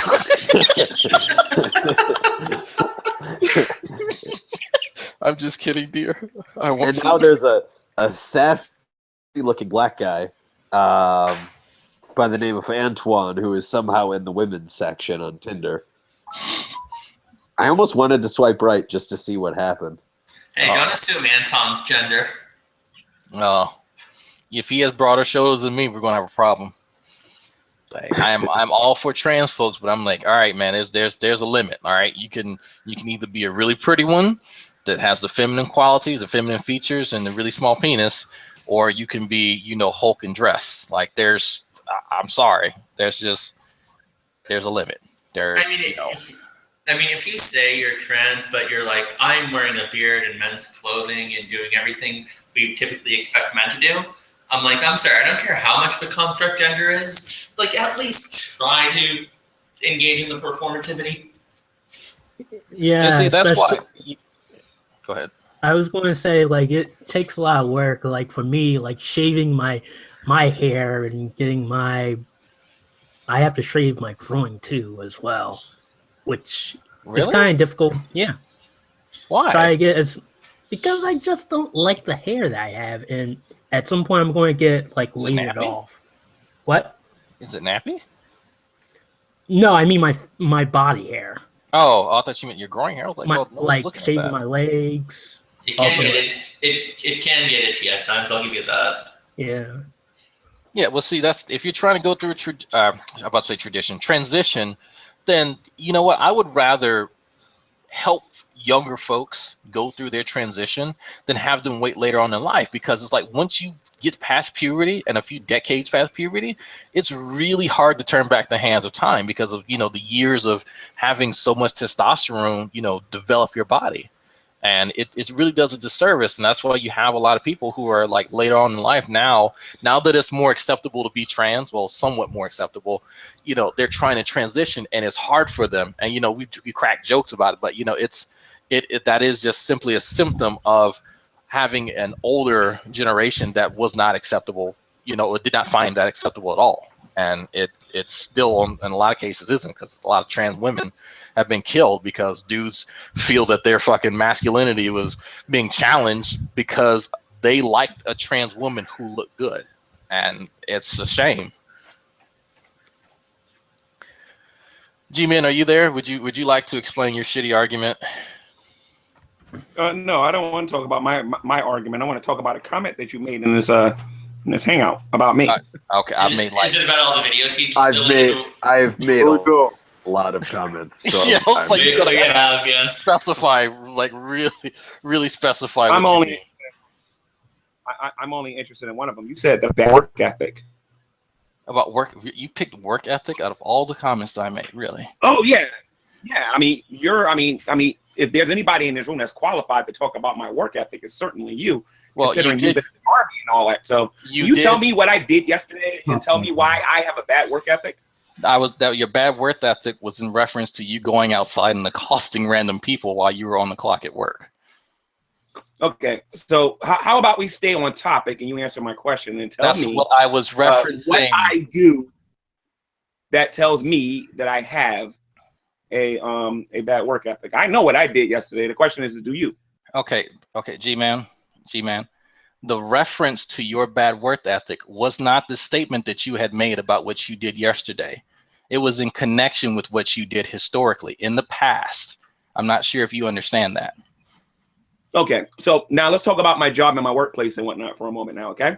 Can you tell me what I'm allowed to do at my job and what I'm not allowed to do at my job? I'm pretty fucking sure you're not allowed to go out and yell at random people in the fucking street. I'll say this again. Can you tell me what my job description is and what I'm allowed to do and what I can do? And Sure. I'm not helping you. You should know this since you're making all these positive claims. You are in charge of being a retail associate in the place that will remain nameless for now, even though we know what it is, and help people. By the way, that's because of you. That's because of you. And it's because of me. That's because of you. Oh, I'm the person who went outside and accosted random. That you went outside. I forgot that was me. Right now, I took your phone. Oh, I forgot.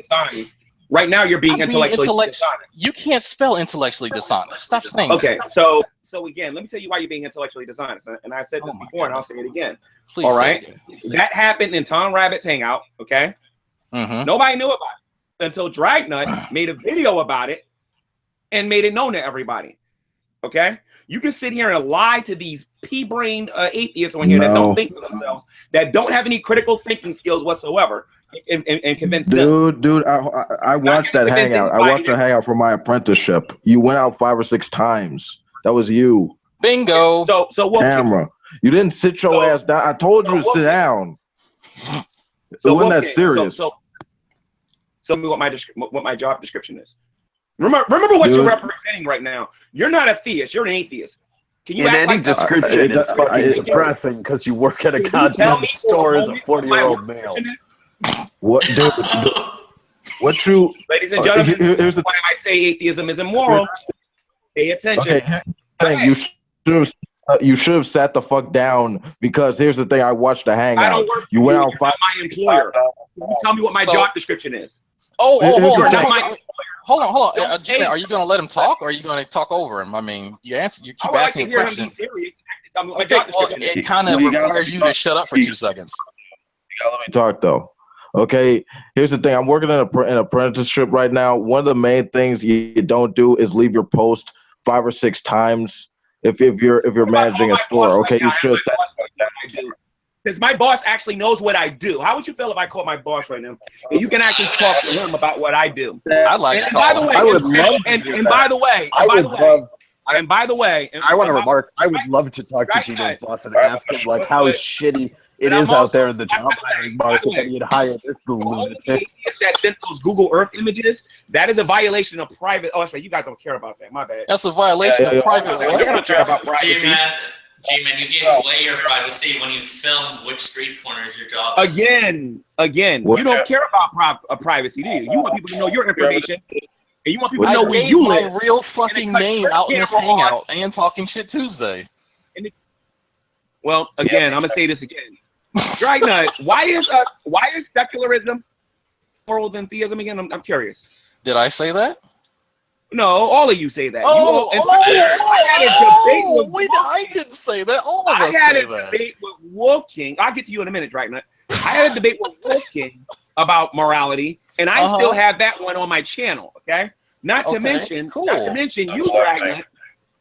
Not to mention with you, Dragnut. I was supposed to debate you on DPR's channel. In case you see, I don't forget what goes on here on YouTube, bro. I have you people are stupid as far as I'm concerned. I told you, me and you were supposed to have a debate with the whole Doctors Without Borders thing to raise money on DPR's channel, and we were supposed to be debating on whether or not secular morality or secular humanism was supposed to be superior. Yes, these are things that happen. They happen. Everybody in this room, why atheism or secular humanism is more moral than theism. Since you guys don't believe in honoring people's privacy, I'll mute my microphone and listen to you guys straw man, lie, change the topic, everything else in the book, but answer the question. What? Oh, hey, yeah. Hi, Psychopath G-Man. I see you on the YouTube live feed. Yeah. Hey, I don't know what's going on. Anyway, this is G-Man in all of his glory. I'm not actually. He's not watching from Twitch. God damn it, I forgot. Anyway, G-Man, I don't know how to respond to what you're saying because I honestly really wasn't paying attention because you just kind of kept interrupting people. I'm not even gonna lie. So secular humanism is not more moral. Okay, that's what it was. Yeah, let's assume that secular morality is not more moral than Christianity. Let's assume that secular humanism is immoral. Just for a minute, how does that save your lack of work ethic? Again, what is my work ethic? My work ethic, Maximus. Well, your work. I know what I did yesterday. Do you? Yeah. What did I do yesterday? You left your post to yell at people on the street. Dry nut. Not dry nut. I'm sorry, Max. I'm talking about yesterday, Max. Pay attention. Okay. What did I do yesterday, Max? Pretty sure we cleared up what I was referencing. I'm pretty sure that was the first thing I addressed. To prove, by the way, for all of you, I'll cut my camera on in a minute. Dry nut. I'd like you to stand up in front of your camera. Now, I want you to stand up in front of your camera. And you want to talk about work ethic, my friend? Stand up in front of your camera a minute. Let me cut my light on here a minute. You want me to show my dick? I want you to stand up, and I want to see how you look. Quite impressive. You take care of your body. If I could take, So stand up. No, because you have a harder work ethic. I mean, if we're gonna play that game, I'm in the best shape in the thing. So like, I know we're gonna look at the give you shit. I don't know what to tell you. Hold on. Your narcissism and all that. And then I'm gonna tell you about what I do every day and watch you be intimidated. So let's go. Stand up. Oh, you want to see my work ethic? Hold on. Let me show you my work ethic. Hold on, dude. You're gonna like this. I want to see your beer gut. I want to see your beer gut. Hold on. That's what I want to see. So you want to see my work ethic? So it don't take a lot of effort to stuff potato chips down your throat all the time. So you want to see my work ethic? Come on. There you go. The camera here, guys, and perfect I'm in front of shape. the camera 41 too. years old. Not like I act right, nothing to do. So here, I'll stand up and show you. We can get to the books in a minute. So we can get to the books in a minute. So, stand in front of the camera. Hold on. Let me style for you. There you go. You're wearing a sling, okay? What do you like? 200, 250, 300 pounds. Oh my God! How does your back deal with that? I'm curious. Being over 6 feet tall helps. Well, man, 300 pounds. You're overweight, man. You should go hit the gym or something, bro. Seriously. Hey, once you get over 6 feet, don't talk about my work ethic, bro. Don't talk about my work ethic. When I wake up out of my bed and I run 13 and 15 miles and then go to work, then come home and still have a YouTube life and do all the other things I'm doing with my 2 jobs. You can YouTube life. Whatever you want. You can't have a YouTube life, bro. Man, how about this? How about you're not intelligent? How about you don't know how to argue for morality. I would say this dual degree here in May that's due would say otherwise. But if you wanted to beat me in a physical fitness contest, why don't you challenge me like when I was in the army? You know, I mean, like, go down your Doritos and I'll be running in my marathon. All right, that's fine. I don't like Doritos. Okay, you'll probably be dead at the age of 60, and I'll be alive at 120. So actually take care of myself. I'm pretty sure you don't even go there, bro. 120. You're assuming that someone doesn't kill you because you're a fucking lunatic. Tell me whatever you want, but notice this: I got a scientist in here, I got a person in here who I debated on morality, and I got a narcissist named Drightnut in here, and a Roman Catholic in here, and nobody has told me why secular morality is superior to Christianity. About me, Gman. Because you disqualified yourself when you made it a regular practice to violate another person's privacy. That's why your great debate is over. So let me explain something for the folks who have never been in the military. If you have a personal card, it's called a CAT card, all right? It is attached to all your personal information. If you lose that card, if you misplace it, or someone steals it, you were responsible for that. That is called being an adult. Like if you stole, like if you put it in a safe and you put it outside and someone broke into it, that would be your fault because you were responsible for it because you are an adult. So if your personal information gets out there and it gets taken by, I don't know, ISIS, guess whose fault that is? That's not ISIS. That's your fucking fault for allowing it to happen. Well, so again, that's a lie. What you're doing, you're working with a loophole. You're working with a loophole in terms of service. Say that you know what, as an adult, you're working on actions have repercussions, and we acknowledge the fact that we are adults. We go, our actions have an impact on our quality of life. No. Personal responsibility is a loophole. That's right. Atheists don't believe in honesty. I forgot about that. Atheists don't believe in honesty. I confuse you guys with people who practice honesty. My bad. Yeah, well, long time no see. So Dragna, again, I know what happened in the hangout, and I've already acknowledged that. I don't know what planet you've been on, but I've already acknowledged whose fault that is? Whose fault is that? Everybody. Whose fault is that? Finish. I've already acknowledged that. You go back and watch the videos. But the point of the matter is at the end of the day, who was the one who made the video? Who was the one that pulled the Alex Button? Who was the one that pulled the Alex Button? Question, please. They made a video about it. It was you, Dragnut. And you wanna know why? You wanna know why I don't get that mad about it no more, Dragnut? Because as soon as I lose my job, I know who I'm suing. So at the end of the day, you, my friend, will be held accountable to that. This is just every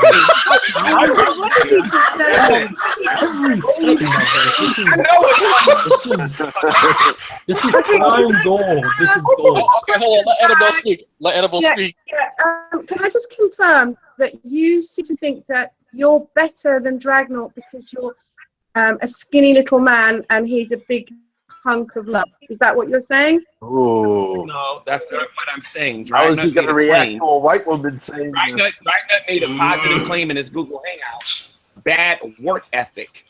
Well, I didn't provide a drop of evidence, and I read the comment section. Gman, you guys ate that up like it was breakfast. Gman, you're being disingenuous because you know damn well that Drag was referring to the hangout where you were running around like a lunatic, grabbing people off the street. And no, I don't. No, I didn't. No, I didn't. Everybody saw it. Everybody saw you run out to the street and yell at people. I all saw it. Listen to me. I'm at the liberty to call my boss right now, and I know what I'm free to do. Yes, the only dummies in here that don't know it is you guys. No, let's hear this phone call to your boss. I'd be very interested to hear what you've got to say to him. No, you're not going to talk to my boss. Oh, no. I didn't say it. But you might be meeting him soon enough because Dragnut's going to get sued. You don't even know it yet. But Dragnut's going to get sued and you ain't going to hear about it. G-Man, I didn't say that I wanted to talk to your boss. I said that I would like you to make a phone call that you keep threatening to make and talk to so we can hear it. Well, once again, my beef. I've already expressed it to Dragnut. I've already said to Dragnut that he made a comment in here I didn't particularly like about me having a bad work ethic. Dragnut can't wear my shoe. I agree with him. So thank you. And Annabelle, no disrespect, Annabelle. I want to talk to some intelligent people, Annabelle, and you are not on my level. No disrespect. What are you doing in here? Because you're not intelligent in the slightest. Some inferior female that I don't know what she's talking about. Why would you think that the intelligent people in here want to talk to you? No, you don't get to tell me to be quiet. Shut the fuck up. This is a man's world, Annabelle. Who the hell do you think you are? You don't tell me to shut up. Annabelle, this is a man's world, Annabelle, not a woman's world. Thank you. This is why you're kind of pussy. I see plenty of men around here, except for you. You're just a little boy in a man's body. Ooh, wait a minute. You see plenty of men. Woman, you sound like you're emotional. You're on PMS or something. Or did you pass that stage? Wow, dude.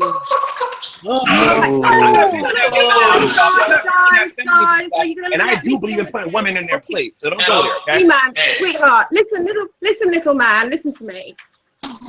Little man. You're jealous. You are jealous of. You are jealous of. I'm jealous of going to hell. I don't think so, honey. I'm not jealous of going to hell and being a dummy and being a fool. Because I say that God doesn't exist. That God doesn't exist. Shall I tell you why you're jealous of Dragnot? Because he's in love. He's got a wife. He's got a child. He's got a house. He's got a job. He's intelligent, and you don't have any of those things. None of them. I don't have a job. Wow. And he also is about to graduate with a university degree. I'm like, he also probably has a bigger penis. I don't got none of those either. I don't got none of those. Tell me something, Annabelle, because you know so much about Christianity. Oh, I thought you didn't want to talk to me because I'm a woman.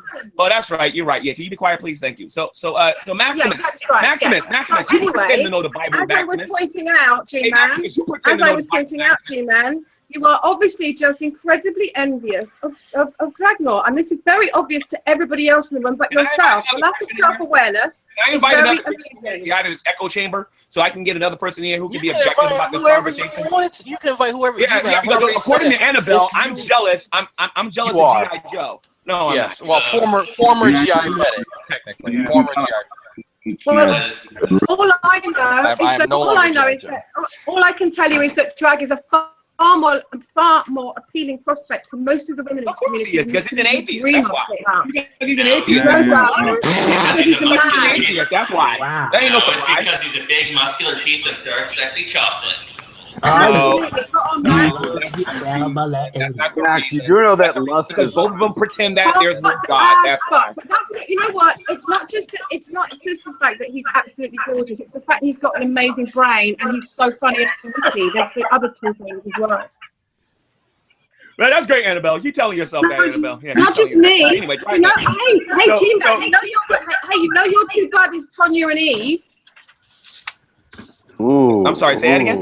You know your two friends, Tonya and Eve. My friend Galaxy, yes, I know her, yes. Exactly the same as I do. Annabelle, I don't think you know who your friends are and your enemies are. You might want to change the topic. I didn't say my friends. I was like, hey, shut up. This is the problem. You don't listen. You're such an idiot. You just talk over everyone and you don't hear what people say. You want. I have too much confidence to let a pea brain like you put me down. So I'm not worried You about know, when you're as stupid as you are, P-Man, you should it's not like you're going to debate me or anything, Annabelle. It's not like you can prove that there's no God or you got any sense you can even make any arguments. Listen, little man. The problem with you is that you're mentally deranged. Which is why you have this overt confidence because you are so lacking in self-awareness and you have no idea how much of an idiot you're making yourself every time you open your mouth. And a make-believe theist in here named Maximus. I understand where I'm at. I understand fully where I'm at. I understand where I'm at. Maximus doesn't even care about Jesus Christ. Maximus defends atheism. That's what Maximus does. That's why Maximus is a fake Christian who pretends to be a Catholic. Wait, I'm a fake Christian who pretends to be a Catholic. Sam's a fake scientist who's afraid to debate true empiricism. As a matter of fact, scientist Sam is scared to debate me on that. Wolfgang is the only person in this entire room who I think is actually, well, actually that's not true because Maximus. Wait, I have a question for you. Guys. Wait, you've got to give it to him, guys. At least he's got the balls to come in and make a tit of himself all on his own. He isn't entertaining. Gman, if you want to speak to my competence as a scientist, I will actually give you my master's thesis and my 2 peer-reviewed publications, and you can come back to constructive criticism. What's your proof that evolution is true? But that would involve that macroevolution is true. I got a biology book here right now. Let me crack this thing open right now. I would genuinely be surprised if he can read the first page. Like no shit. Like if he can read to me the first page. No. If you, I just the first, not the thanks and the acknowledgement, like the actual first page. Like just read it. Hey, Dragna, right now. Why don't you debate me on evolution, Dragna? I'm looking for a debate. Debate you on what? Like you. I already know I'm gonna beat you. So okay. So are we? By the way, I want a voting done. But since you know so much more about evolution than I do, well, I am a tutor. No. You're gonna love this, right, Nut? The people that I want, listen to this, okay? If I'm so wrong about evolution and you're so right, and I'm so stupid, I want to get theists. I want theist scientists to vote who the winner is. Only, so and by the way, Fiona doesn't count. Fiona doesn't count because Fiona's not even a theist. Fiona is an atheist. You have a weird fixation on Fiona. It's kind of weird, man. It's kind of creepy. No. She's like a tiny white woman. Because according to you, a dog will not become a non-dog, and you know what I mean, scientist. This shit again. Are you ever gonna change the story? Ever?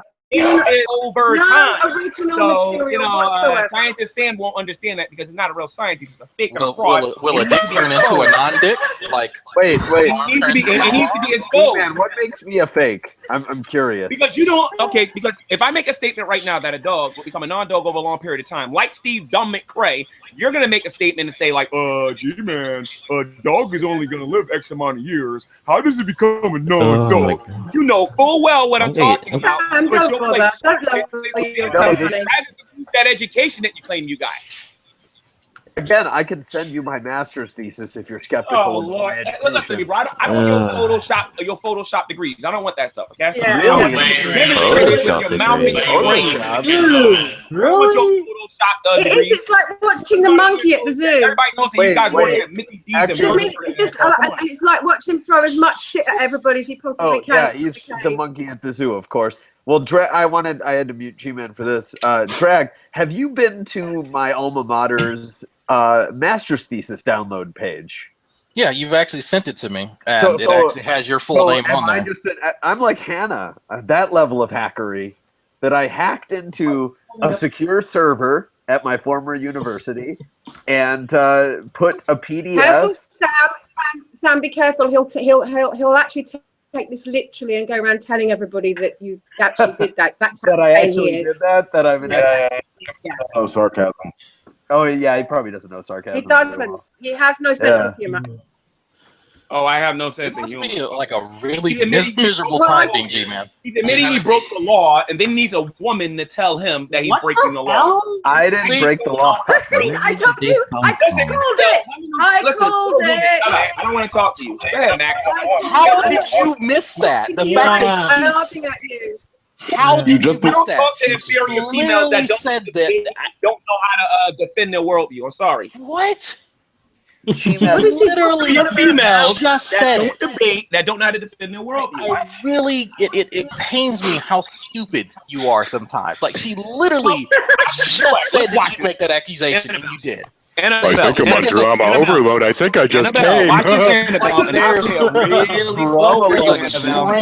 There's a slow train coming. I said it's really slow for you, Annabelle. Walk in front of the train. I want to debate you, Annabelle, on atheism versus theism. Do you understand the words coming out my mouth?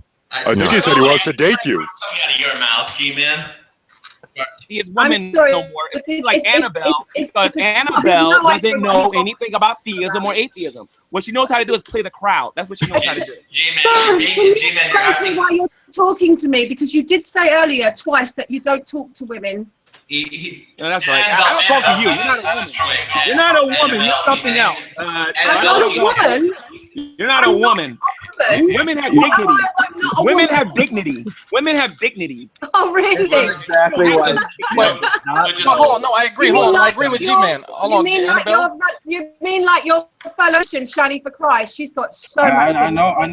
That is right. Women have dignity. That's not what. That's why they're not with G. Women have such dignity. That's why women. G-Man tells them to shut up and hey, you're PMSing. Yeah. That's why you're angry right now. Yeah. Always go for the lowest common denominator. He has to go for the PMS. Yeah. Actually, I see it's quite. To be fair, women do have enough sense to just not sleep with him. So, like, you gotta give women credit for that. I would put a bet on it that he's a virgin, actually. all that pent up energy, but unfortunately, that's not true. Well, no, I don't. I said this earlier, and what sane woman in their right mind would go out with someone like you? You are hold on, Annabelle. Hold on, Annabelle. We were talking about this earlier. We think before he lost his mind, I think he was a decent guy. I've spoken to Gman in private hangouts, and this is. I have a theory that a lot of this is just an act, and he just gets such a kick out of the attention he gets because when Gman is in private, he's a lot quieter, he's a lot calmer, and he's actually quite civil. So this whole act is quite amusing to me. This is why. Well, you know what? Annabelle's right. Annabelle's right. She actually said something intelligent here. When I'm not around a bunch of raped animals that need to be neutered and spayed, I know how to behave myself. You're right about that. Yeah. So you cannot behave yourself when other people around you are supposedly like deviant. Like you have no self-control. Actually, if anybody goes back and rewind this, when I first came in here and started off with when I made my first statement and saw who did what, I'm confident that the intellectually honest people. Now, unfortunately, you have a lot of stop saying that. If the intellectually honest watching out, they will know you're a moron and that you guys are trying to start stuff. That's not how it went. That's not how it went. Sorry. G-Man, you came in and accused Dragnort of saying that you didn't have a work ethic. He explained himself that he found the behaviour that you displayed, running into the street and yelling at people while you're supposed to be working, as a bad work ethic. You then decided that because he was fat, he was an idiot and not worthy of a conversation. That's your argument. That is your argument. Okay, so I'll address Dragnet on that one. Number one, I wasn't yelling at people like an idiot, like you're claiming. That's your opinion. Here he goes lying, folks. This is how he does it. And people was paying attention to the hangout. Everybody that walked past me, I knew them. And they know how I feel about your position. And 90% of those people don't even know what an atheist is. Please. So why were you yelling at them? Because I wanted to know that there are people on this planet that support rape. If they don't why would you even? There are people on this planet that support all this stuff, and they're called atheists. G-Man, were you supposed to have the street? That was Dragnot's point, and that was Dragnot's point. You, in your work time, were running into the street, yelling at people about a subject that has nothing to do with your business. Again, and you'll see that you're making that up, Annabelle. Hold on, folks. A lot of dumb females out there. I'm sorry. G-Man, were you talking to them about your job? Did when you ran out into the street? Well, Drag, I have a more pressing question. How is that Jamaican restaurant across the street? It looks good. It looked like they have some good oxtails. You know what? And it started making me hungry. That's the, and in all honesty. Well, but okay. So now we're violating. So now I have permission to violate privacy then. So you can violate what privacy. We're going to talk about that then. I have the right now. I have do you want my personal information? Your privacy then. I have the right to violate your privacy. You want my personal So let me go on Skype here real quick. Wait a minute. Let me go on Skype. Wait. Let me go on Skype here real quick. I'm just screen sharing here real quick. Hold on. Hopefully you're not monetizing this. And I'll start violating the privacy of all the atheists on my Skype. Thanks to Dragnet telling me. And by the way, Dragnet, that includes you and everyone else in this room. So when I ask you if you want my personal information, that gives you permission for everyone now. No, my you have means no everyone. Problem. You are a dot dropper, and you are a supporter of those who dot drop. Hang on. This is why atheism must be stopped. This is why why you guys need to be thrown in context. I'd like a little clarity. Hang on. Give me 1 second. Let 13 talk. Let 13 talk. I just want to understand how asking you if the Jamaican restaurant is any good has anything to do with your docs. Catch up. You're an atheist, aren't you? 13. I'd like to ask a question as well. Does that answer my question? Yes, it does. You're an atheist, right? No, I'm not an atheist. No. Whether or not you're an atheist or not, then I'll talk to you. Right? I'm an agnostic apatheist. I don't want to talk to morons. I'm an agnostic apatheist. What does that have to do with whether the Jamaican food's any good or not? I've been wanting to debate you for a long time, 13. There's no such thing as an atheist. Thank you. Oh my God. Well, you know. Moving on. Wait, G-Man. Somebody in here with a brain, please. Thank you. G-Man, if you don't... Nobody's got a brain like yours, G-Man. Nobody in here. Sorry. Can I ask a question here? Come on, guys. Can I just ask a question? Hold on, folks. Let Abadi, he's been waiting. I'm sorry. Go ahead, man. I'm just like... G-Man, your work... Is it in your job description to come outside of your company during work hours? I can go outside. I can go outside the store. I can do a lot of things you're not aware of. That's why I keep asking you guys what I'm supposed to do and I can't do. I know what I can do. Obviously, I work. Yeah. Hang on. So there's a definite follow-up. And go get a hobby. There's a definite follow-up here. There's a definite follow-up here. Come on, guys. Let him follow up. Hold on. He's not done. G-Man, hold on. He's not done. And one of them goes where I live. We understand. We agree. Okay, he's not finished. You guys are stupid. Okay, G-Man, I tell you what, if you don't allow, G-Man, if you don't allow people to speak, I swear to God, I'm going to send you 1,000 bags of dick through the mail. I still have your fucking address. Oh. All right. So I mean, just let people fucking speak. Come on. Wait a minute, 13 heathens. Wait a minute, 13 heathens. That means I got yours too then, you dimwit. Go ahead. Okay, cool. Yay! You can put two and two together. Okay, Albany, please. Yay! Just finish up with your follow-up. Come on. I really don't even care. I really don't even care whether... Oh, Jesus Christ. Too many strong voices in it. By the way, I really don't. Watching this Google Hangout, you like half an hour. Man, shut up for a second. I really don't even care whether he ran out there and shouted at people. He was even shouting at people. All I can really care about is whether or not why was he outside in the first place, and how much time did he spend outside as opposed to how much time he was supposed to be in the workplace doing work? It's ridiculous because, like, while you're working, you should be in the place working. I'm not looking at the side chat. Okay, look. I'm gonna start blocking people. I'd like him to explain why he was outside and what. And let people talk. Is that a good work ethic? Again, when I watched this Google Hangout, he said that I had a bad work ethic. I know what I do every day. I'm training for a marathon. I have 2 jobs, and I have a way more busier schedule here on G+. When I do my things here on YouTube, because some of us actually care about what's going on in society. Like you guys come on here for the money. Everybody knows Drag, it. You know what I mean? Drag, can I say something after he's finished ranting, please? That wasn't even my question. I think you guys don't care what I got to say because I'm muted mid-sentence. Don't listen. Can't repeat anything that I say. I was not done, woman. I think right now. Like you've waited for anyone to finish a single sentence, G-Man. Come on. Yeah, exactly. I would just like to say that I think what it is G-Man. We have a thing in England called care in the community. So people with special needs get given jobs, and let them, that realise that they have issues. And I think that's what this is about. That his boss lets him get away with that stuff because he's, special needs. Yeah. And actually, my employer has that as well. You are the evidence, G-Man. You are the evidence. Where is your evidence, Annabelle? Where's your proof of that evidence? Annabelle, let me some medical records, Annabelle. I think Max just said it. You are the evidence. Annabelle, show me your medical records, Annabelle. So from what I can tell, G-Man and I have a very similar job, except I actually am held responsible for my actions. So the place of my employer, there are cameras, all right, and there are people that I actually respond to. So I can walk outside. I have a lot of autonomy at my job, a lot, and I actually do such a good job that customers leave little gift cards and shit like this for me. This is actually this is something from a customer for doing a good job for checking up with her, because I actually sell appliances among many other things in the store.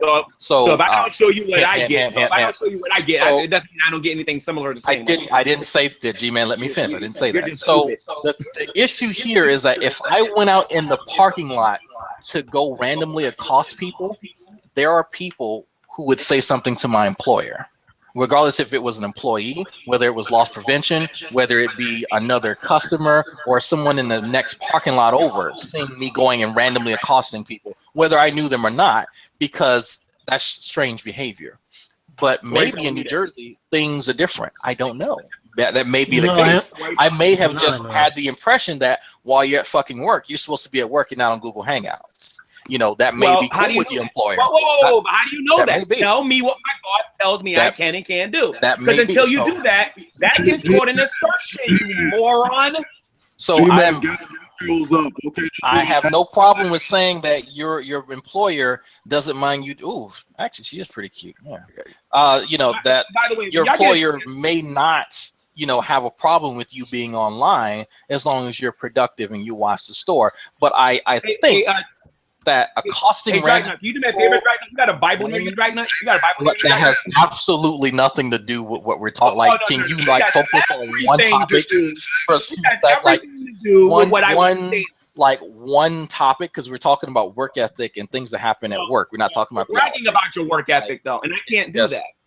Oh my God, Dragnet, you understand? A Christmas special. And by the way, you bragging about what you can do and me deciding to hold back and not talk about what I can do and what I can't do, and my accomplishments.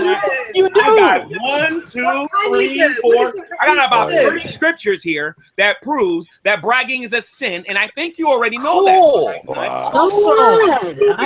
Is that why you were bragging to us about how many miles you were running? Like, does that have any? Yeah, exactly. G-Man was certainly sinning to hell and back. Right. I know you suffer from low self-esteem. That's why you brag about this stuff. I suffer from low self-esteem. That's the new one. That is a new one. What you suffer from, G-Man, is delusions that you are, in fact, it's delusions of grandeur, and you suffer from that cognitive dissonance that tells you that you're smart and clever and everyone else is stupid. That's right. I'm not supposed to know. Actually, hang on. I'd like to make a really important announcement real quick.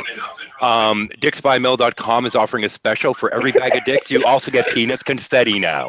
Oh, that is awesome. Actually, send me a bag of dicks. If you're watching this and you like my channel, send me a bag of dicks. I will. Eat They're those tasty. Dicks like, Hey, G-Man, do you have your Bible next to you?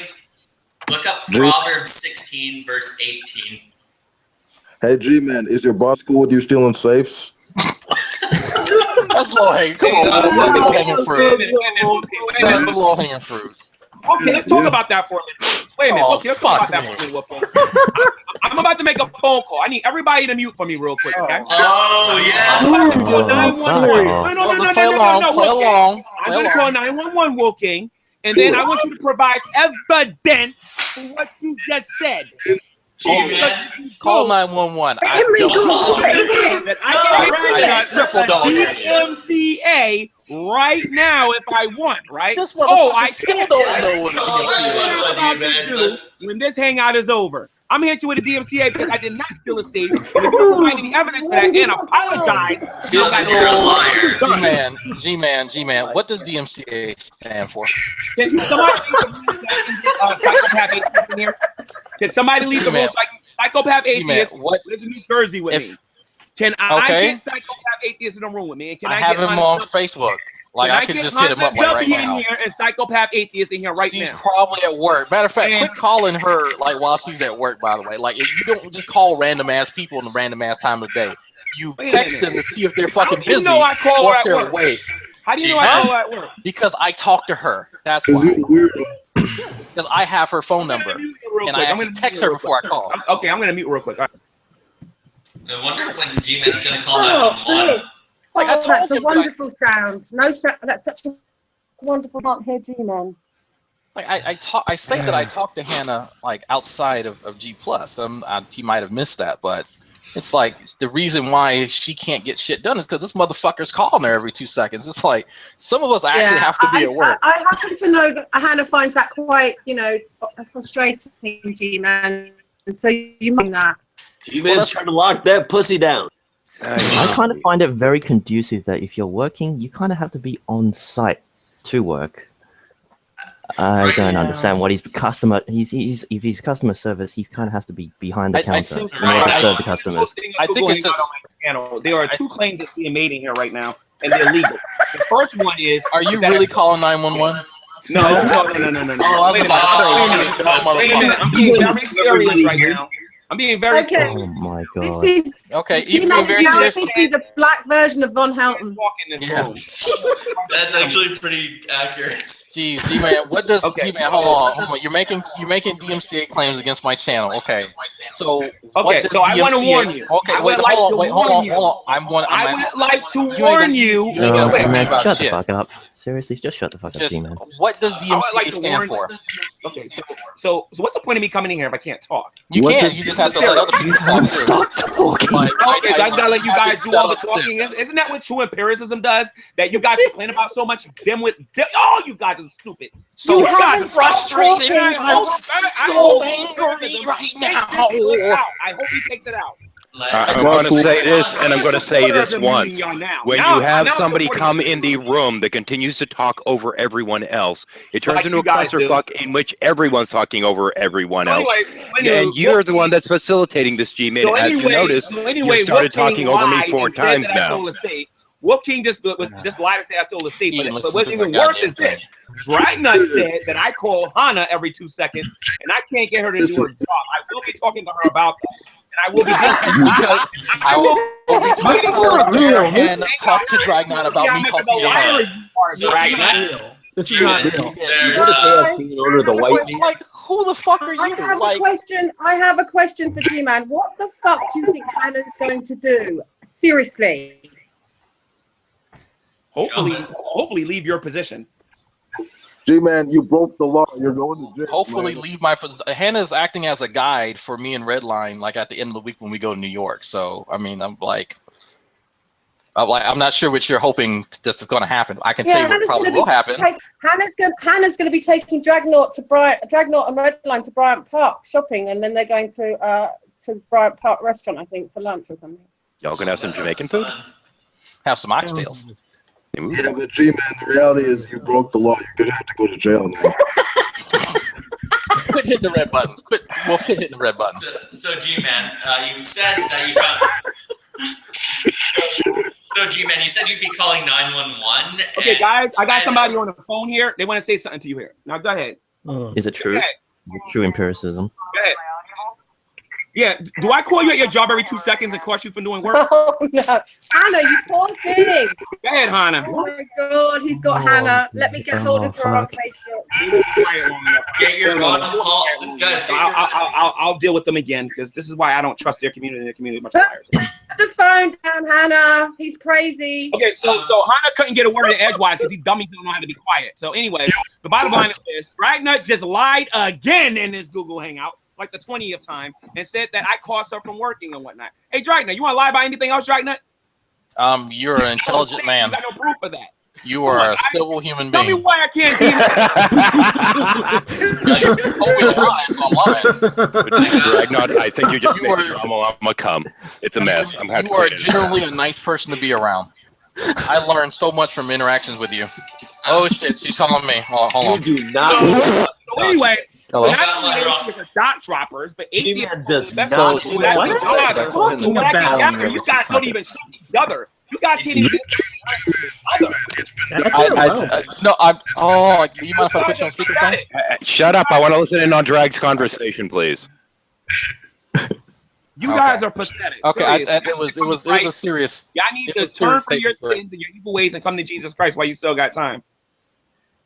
Never gonna hear that from Max because Max doesn't give a hoot about your souls. Max is a hypocrite and he ain't no Christian.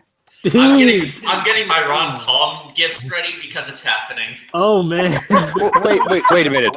Wait a minute. You mean Max, the person that's given me the most compelling argument for the existence of a god so far? That Max. Okay. Yes. So Maximus is a Roman Catholic who doesn't preach the gospel. He doesn't care about none of these people being thrown into the lake of fire. He hasn't. I've yet to hear him preach the gospel since he's been on YouTube once, and I mean once. I usually just save it for private conversation. I usually just save it for private conversations with friends because that's usually the best way to engage in this kind of discussion. Is that what Jesus said? Is that what Jesus said, Max? Yeah, didn't he say something in the Bible about how you're supposed to keep it to yourself and not go around pestering people? Are we supposed yes, there is, Annabelle. It's my wife's favorite section of the Bible, actually. Max. I'm serious, Max. Is that what we supposed to do, Max? Would you reduce yourself to, Max? You are a shell of what you used to be, Max. How dare I only discuss? Max, I challenge you to a debate, Max, on what the gospel is and how it's Max, are you G-Man, I already kicked your ass in a debate before. Catholics are just as spineless as the black Hebrew Israelites. G-Man, I already kicked your ass in debate before. I don't need to do it again. So yeah, that's we'll leave Hannah out the drama. I don't want to piss her off because she doesn't want to be in the middle of it. Even Shannon Rocky said I won that debate, you dimwit. To say don't pick the phone up.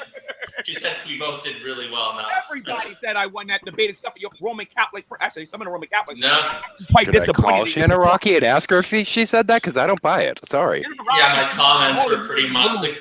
Shannon Rocky's the only person on YouTube that I will prepare for before I debate them. I don't prepare for no debate with no Max. I don't need to prepare for no debate with Dragna. Yeah, I prepare by getting a drink of water. That's about it. And that's why we whooped your ass. Video were pretty conclusive for me winning that debate. G-Man, you told us all. He doesn't need to prepare. He has a bag of straw men prepared. So why would he need to actually look into what people are saying? Why would you educate yourself? Hang on a second. Your mic is really bad. Your mic is really bad. I ain't got no evidence for nothing that you're saying. I've been accused of stealing a safe, no proof.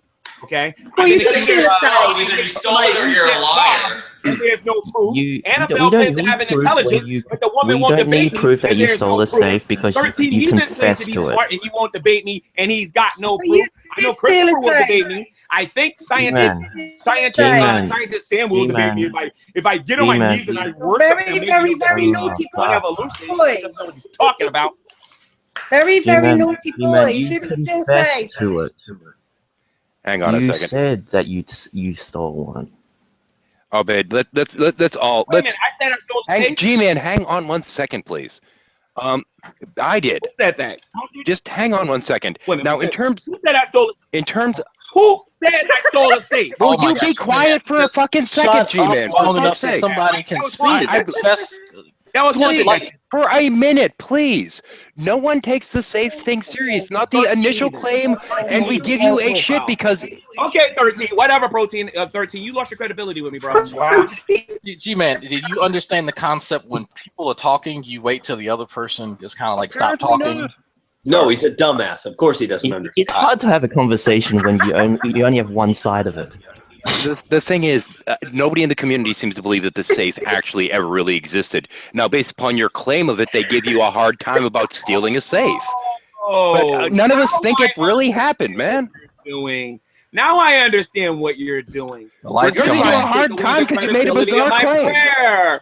Oh, I understand. Now you're trying to take away the credibility of my prayer. Now, 13 heathens, since you have so much evidence that the safe never existed, I challenge you to a debate on answered prayer, specifically about the safe. And no, I will not provide you with a drop of evidence. You will provide what you have to be able to prove that my prayer was okay. So you want me to prove that we don't believe that the safe 14 existed? heathens, I will lay up the smack it down on you in 14 different languages. So let's go right now. Let's hear them. Let's hear them, G-Man. And I tell you what, and I hope you gain 200 pounds. I don't got a problem doing it. What? Okay. This ain't got to do with anything. This is what happens when hang on. Wait, hang on. No, you guys don't make this about the great debate. This is all personal. Let's play for a moment. Let's play for example for a moment. Any arguments? You guys are done.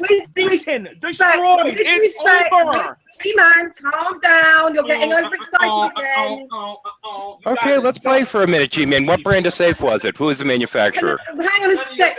Shadow, wait a minute. You're gonna claim that there's a safe. Who made it? What brand of safe, man? No, but this is litigious. Can I just point something out? The burden of proof is on the one making a claim. Say one thing. You are guilty. The burden of proof is on the one making a claim. G-Man, you have You're claiming there was a safe. I'm claiming I don't believe you. That's great. I can prove my point. Yeah, but G-Man, you're guilty. You're guilty. That's what I want to know. You are guilty. G-Man, we don't believe you stole a safe. We don't believe there really was one, man. I know you stole a safe. I also don't believe you're an atheist, so you know what? We're even. I know you. And you know what? I seem to be justified to believe that you're not an atheist. Now, because now I'm gonna take that argument and backsmack you with it. I am justified to believe that you're not an atheist. I don't have to respect your claim. Period. No, G-Man, I do think you stole a safe. I know the facts that I know that you stole a safe and you are going to jail. All right. Right. And we don't know the safe thing. No, sing. You're going right. I just want to point something out that G-Man decided to accuse everybody of getting personal and throwing insults. And G-Man, you were the first person to get personal and throw insults by calling Drag fat. Right now, it's about to kick me out of here. Because the next person that says I stole something, you're gonna get the ignore button's gonna be used on you if you don't provide any evidence for your claim. That is the evidence. Oh, poor G. The sad part is I was trying to actually.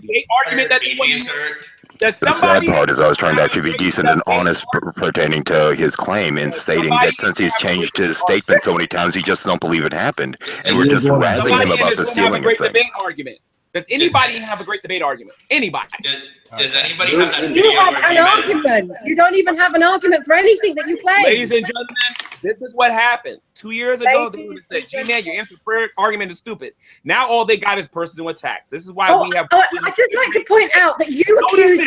They can't even defend their own atheism. They're so stupid, okay? Are you an atheist, Annabelle? Annabelle, why are you an atheist? You were the one that got personal and called Dragnot fat. You were the one that was coming out of... Let's pretend Annabelle has a brain. You are a hypocrite. Annabelle, you're a why hypocrite. are you an atheist, Annabelle? To be fair, you're a hypocrite. Why are you an atheist, Annabelle? You're a hypocrite. Thank you, Annabelle. You don't have an argument. Hey, Dragnut, why are you an atheist? Something to hope. Because people like you are Christians, so I have to be an atheist. Oh, okay. So you don't got an argument either. I don't have an argument. Thank you. So Fuck why out are of you? here, because people like you are Christians. I literally just said it. Now, am I to take that seriously? Is that hyperbole or whatever that message that you guys saw? Well, I guess if you want to construe it. Actually, G-Man, that's I'll make a YouTube video on that one. It's a turn of phrase. It's a That's turn just of dumb and phrase. lyrical Ryan saying, I'm not atheist. I know what the concept of God. So Dragnut, let's try this again, Dragnut. Okay, Well, why are you an Greg, atheist? can you Dragnut? can you G-Man, turn I got off his? questions. G-Man, I got questions. If you call your Because boss, people like me are Christians. That's why you're an atheist. if you Well, call your okay. boss, That's not what an atheist is. Well, you let me dimwitty. educate you. Well, hold on. Let me educate you, G-Man. It's a turn of phrase that the ancient Chocobo people use. All right. It was popularized by Dr. Cloud Strife. All right. You may not have heard of this guy, but he's a pretty big deal. So you may want to educate yourself before you start turning away my assertions here. Okay, You never heard of Dr. Cloud Strife, have you? Okay, so what did he say? That turn of phrase that I used, is a reference to him and his trials of some of his friends. It was Dr. Barrett, and it was Miss Luffy, or excuse me, Miss Yuffie, I believe her name was. So the issue here is that he used that term to compare the interactions that they've had. And since our interactions are so different and our experiences are just so different, it's kind of within a concept called, materia. All right, it's within the larger Genova category. I'm not sure. Like, have you heard of anything like that? So it sounds like your argument, you being an atheist, is that you heard the claim of a scientist or whoever this person is that you're talking about. You believed it, therefore you became an atheist. They make some pretty convincing arguments. They're pretty popular. Right. So not based on evidence. It's not based on any evidence. It's based on a lot of evidence. You can find it everywhere. Show me some evidence. Show me some evidence that your atheism is legit. You literally I've read this. What is your rational reason or your logical reason for being an he atheist? literally shut the fuck up when he said that. So bad right now, it's not even funny. Well, the trials of Dr. Cloud Strife are well documented. You will agree with me on all not doing it. Again, will you debate me on this? I'll start a hangout right now. Oh, and I guarantee yeah. dummies here laughing for you and whatnot and helping you and whatnot. You can't think for yourself, right? G-Man, more than a tutor. It takes more than a tutor to be G-Man. Okay, so let's do this G-Man. So can I say something? Hey, G-Man, you still think Peter Pan is a god or something? Hey, Annabelle, let Annabelle speak. Yeah, I'd like to say something, please. And Why I'd did you like reject G-Man, Jesus would you Christ, please Maximus? just stop Okay, talking hang on. before Annabelle has the floor. Come on, guys. Right, Yes, thank you. Right, so G-Man, why do you think that you're smarter than Dragnot when he's got two college? He's studying to be a scientist. He's going to be making a massive difference to medicine and perhaps even possibly finding a cure for a disease. And what do you do? Work behind a counter in a hardware store? I never said that I was smarter than him, and I don't work at a hardware store. Yeah, you kind of were calling him an idiot. And you told him that he's fat, and that's why he'll never get anywhere in life. Oh my God! Somebody said something smart. That's the first thing I heard in the whole room that I agree with. Praise God, whoever said that. You're so Somebody told the truth in here. I can agree with you. Congratulations, G-Man. You work at it. I'm not even sure what he's agreeing with. You're black steel. You're just a black steel. Hang on. You got the fact he works at a. I think he's. Hang on 1 second. Hold on. I think he's applauding about the fact he works at a appliance store, a job position that Armenians who don't even speak English and come over to America pick up instantly. So congratulations, G-Man. Max, your mic is really bad. You know that. Wait a minute. Could you repeat that again, Maximus? Maximus, that sounds very interesting. Could you repeat that again, Maximus? Because I'm into politics too. I like talking politics too. Could you repeat that again, word for word? Politics. Politics? What? Oh God! Say that again. Don't do it. That was dumb. Can you say that This again? is a subject change. You said that I got a job that most Americans wouldn't want. Armenians, I think. Armenians. So why don't you repeat that again really slow for the people that are watching this, so I can make you look like a. Anyway, so get. G-Man, he said Armenian. Go ahead and say it again, Maximus, because I'm gonna get my hands full anyway. Go ahead. You have a job people who barely speak English can get. Congratulations. Whoa. That's not what you said earlier. I'd like for you to repeat everything that you said earlier. I used Armenians because they're stereotypically the people who get jobs related to appliances, but yeah, any kind of. Was you born in America? He said Armenian, not American. I'm Canadian. Wait a minute, Max. You wasn't born in America, right? Where were you born? I'm Canadian. Okay, tell me something. Is America the country of immigrants? Yes or no? Every country is a country of immigrants. Well, no, but we're talking about America here. Answer my question: is America the country of immigrants? Yes or no? All countries are countries of You immigrants. wasn't America born is a here. country. Wait a minute, Therefore, you wasn't born here. yes, it's And trivial. you got the nerve to talk about what kind of job we take. You know what we want to do? We want to get rid of people like you who want to come over here and take jobs away from us who are born here. You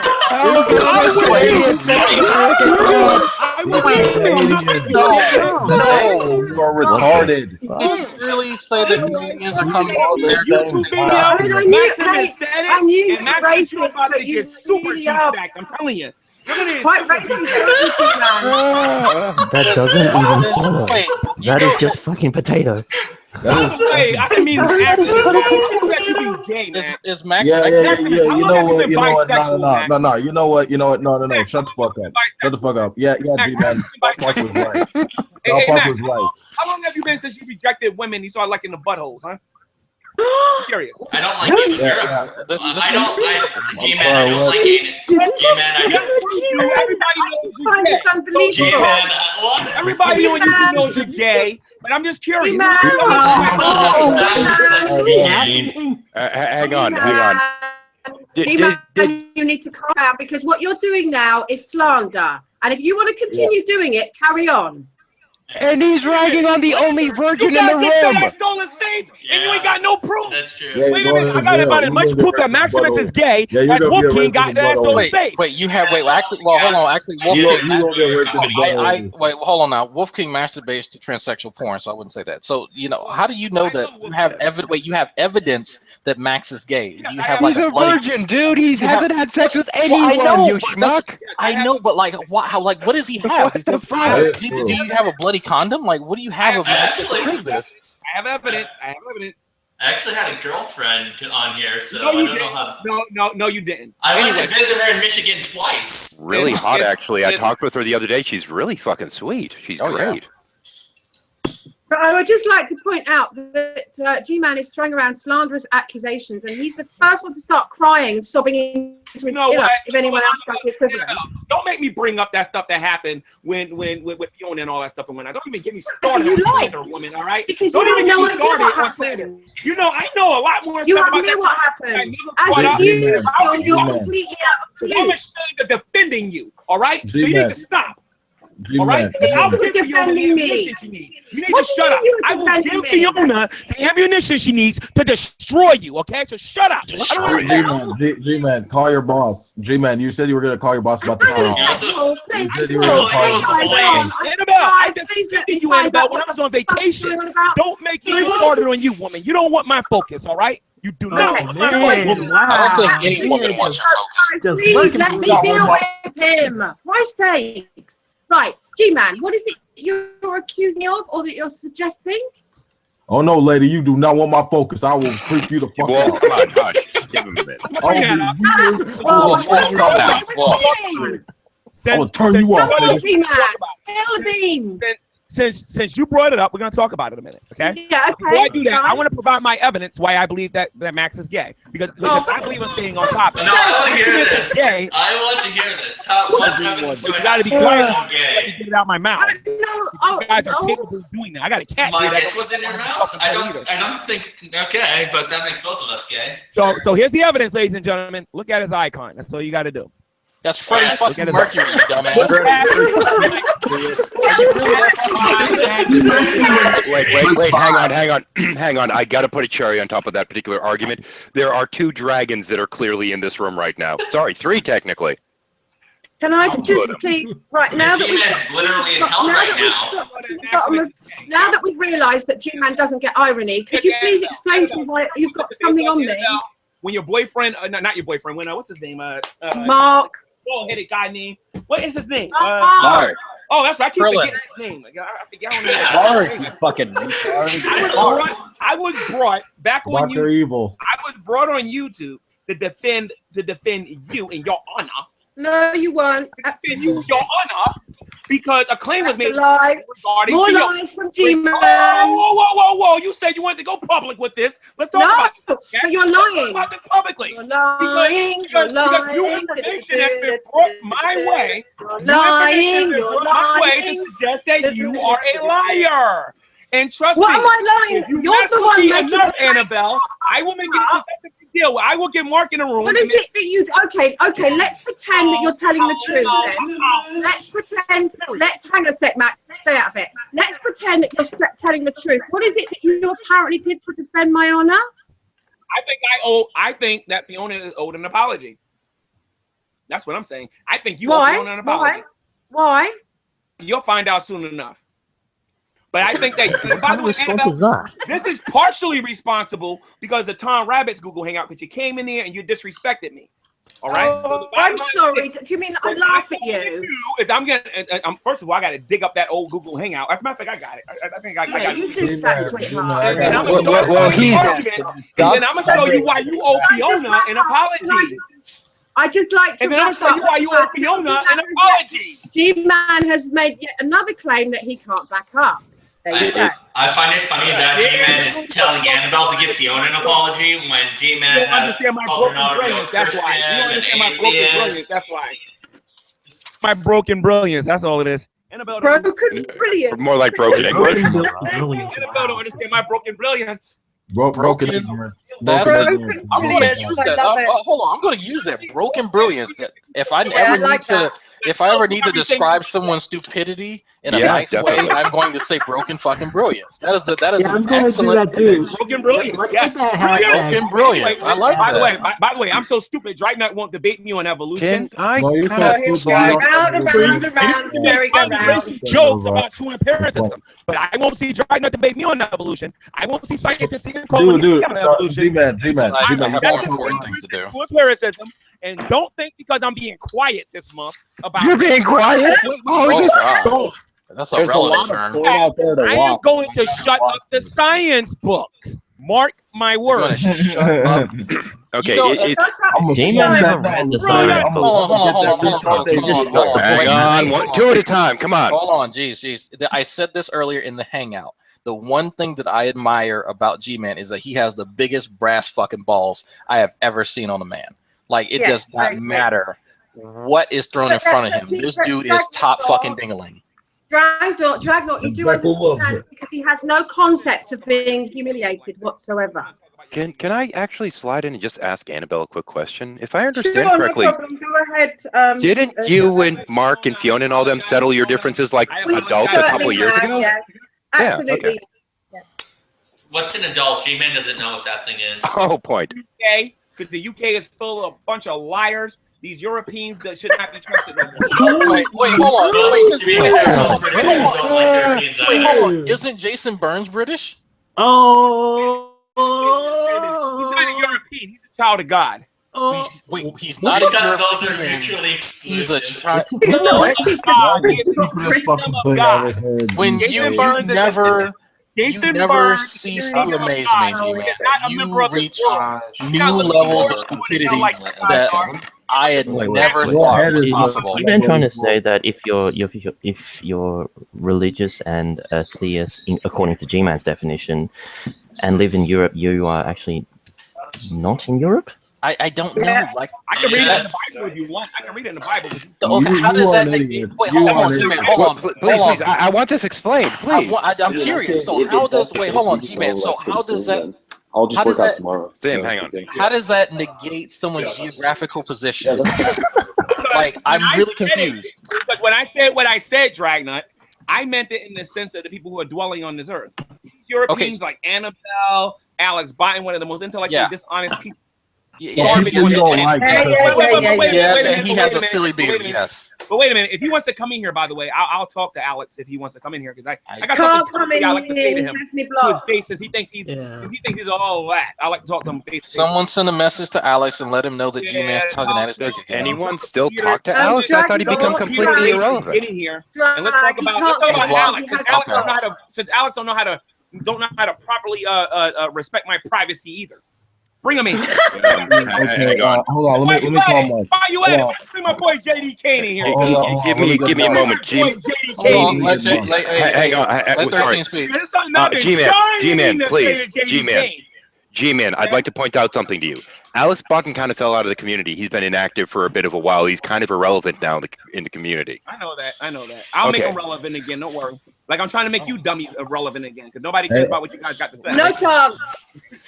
You don't even know what my topic's been for the last year, man. TST is going down. Hold on, get Mark. You want to know why? Oh, Because unless you talk about Because Jesus Ultimate is going and wild on you, brother. Arcane, you don't got a Y'all want to hear a voice here? Hold on. don't got a show. Okay, I'm gonna order some food. Let y'all listen. You guys talk about Okay. G-Man, I'd just like to Hi, point is this Flame Girl? out that TST is incredibly popular and gets 10 times more viewers than you do on your videos. You better go look at the Views of the G podcast, honey. You don't know what you're talking about. How many views? You realize most of the people who watch it are like, wait a minute. Hang on a The sec. best decision I ever made was to stop talking about you people. How many live viewers do you get on average? I think it's about 10. You're still here isn't it? though, dumbass. You're still here though. By invite. How many By live- invite. About By 10, invite, right? you dim-witted moron. Yeah. Yeah, you were still mocking me. Okay, hang on. When I say 2 at a time, it's G-Man and whoever's attempting to talk at the same time, not 2 people and G-Man. Then it becomes unmanageable. Yeah, because we know if I'm not in here, nobody's gonna watch this boring mess. We know that. Come on. Actually, you being in here as a view count down, but that's okay. But the thing is, though, you see, G-Man, G-Man. Stop talking about you guys. I'm on my way to 10,000 subs, and none of them are atheists. And you know what I'm doing every day? I'm like, thank you. I'm happy. I'm like, yes. G-Man, can I ask you a question? Yes. Do you understand that the reason why you've got so many subscribers is because you're a comedy show? The Amazing Atheist is a comedy show. Yeah. He makes that guy makes $100,000 a year, and I don't think he cares. Yeah, but what he's you funnier think. than you. Yeah, but By how the way, and by the way, I'm on my way to 100,000 subscribers. Yeah, of So, course. can you quit your job G-Man, now? hang on a Can you sec, quit your Paul. job I just before want to you get- finish off and then I'll shut up again. G-Man, the thing is, what you don't understand is that the Amazing Atheist, it's not everybody's cup of tea, but I haven't finished. The Amazing Atheist is not everybody's cup of tea. I haven't finished. Still talking. The Amazing Atheist is not everyone's cup of tea, but he's incredibly entertaining. Hence the reason he makes about $20,000 a month. Represents you. He makes about $20,000 a month. You, on the other hand, are inadvertently entertaining and you make peanuts. So I'm not sure how you worked out that you're similar. He can't even, Annabelle, he can't even afford peanuts. Dragnut is doing this for the money. You're doing this for the money. You people don't have a purpose for living except for G-Man, how would Annabelle be doing it for the money when she's one of my Patreons? I don't even have a channel, you fuckwit. Yeah, she's only has 4 subscribers. Yeah, that's right. Annabelle don't got a channel. That's right. Annabelle, so why am I talking to Annabelle? G-Man, do you know what I do with my Patreon I money? don't know why you're talking to me because I'm a woman.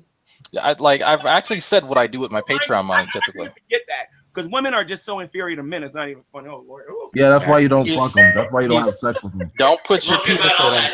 You'll absorb That's everything. inferior to men. Women, G. That's Wow, right. look at all that dignity you're treating women Cut your with. computer off, Annabelle. That reality will still exist, Annabelle. Do you know what? Your feminist friends tons of Tell all guys your wanting feminist friends that too.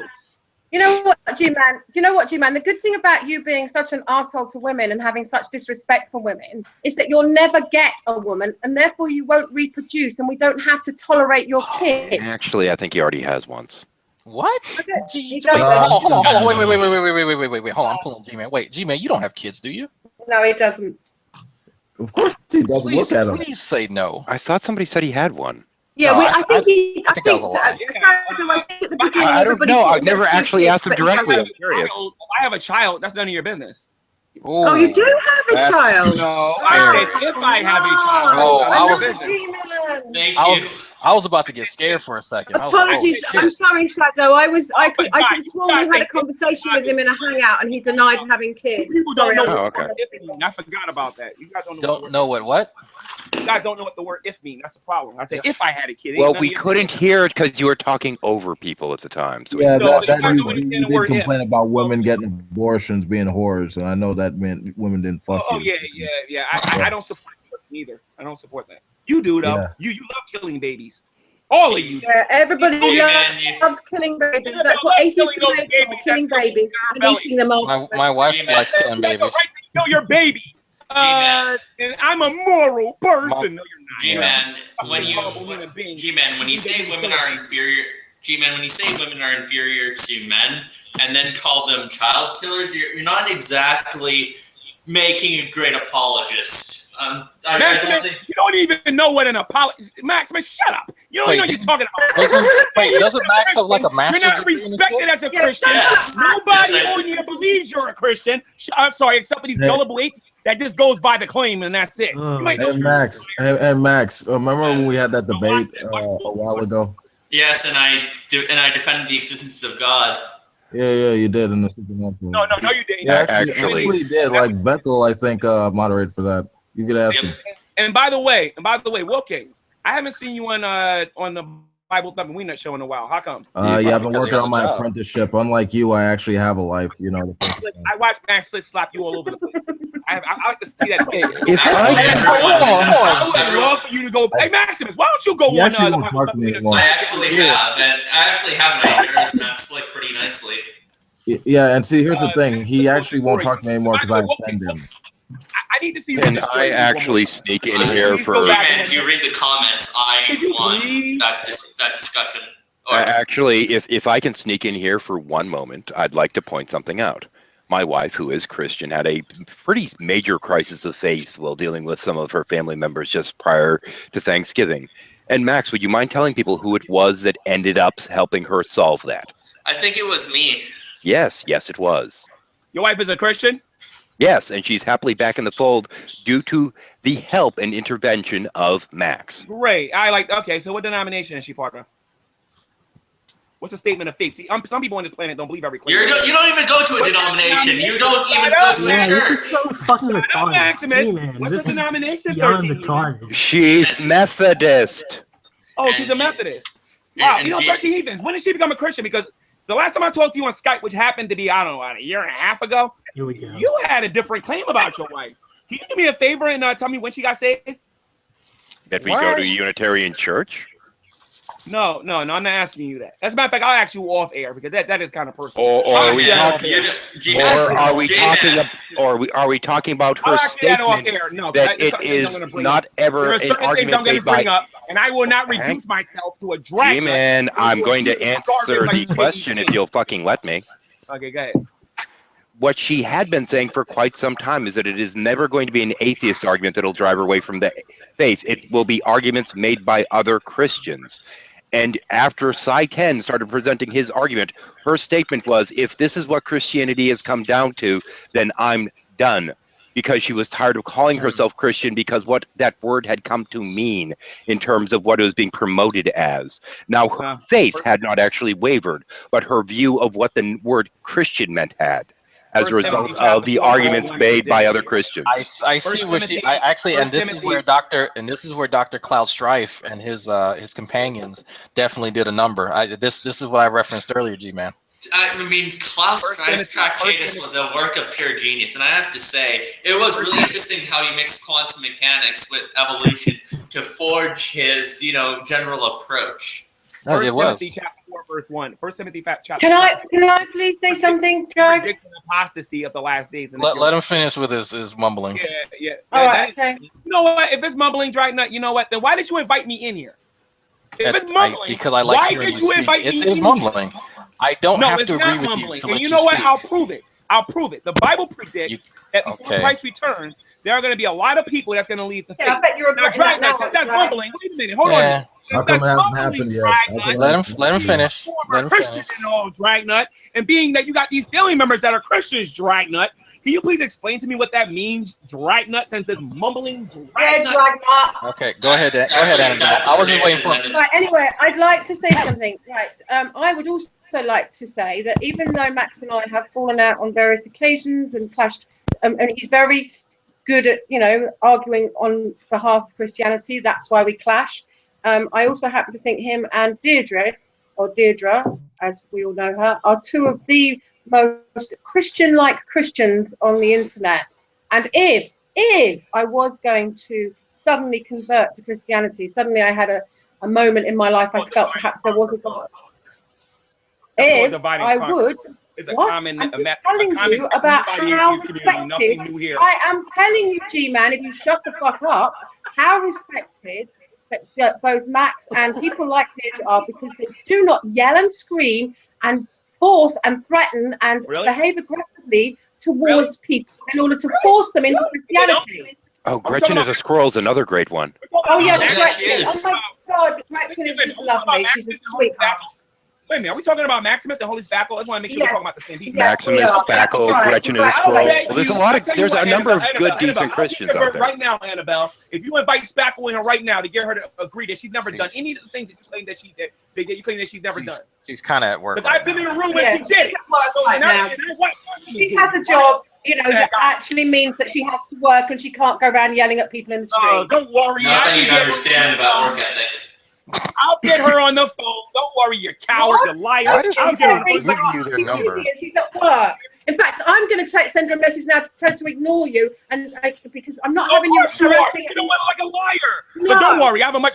I don't want you to harass her at work. You got a mouth than you do, woman. This is how insane you are. This is how your work ethic. This is why you have no work ethic. This is why you have no work ethic, because you think people can just drop everything and start talking about Christianity on the internet when they feel like it. Annabelle, you just don't understand what it is to be the center of the universe. By the way, who wants to debate me? Does anybody here want to debate me? Because I don't know anybody claiming. Why are you fixated on debates? Like, why can't we just Because it's way Listen, okay, no, the answer is no. For the audience here, please stop leaving messages saying I'll debate. I'm scared. And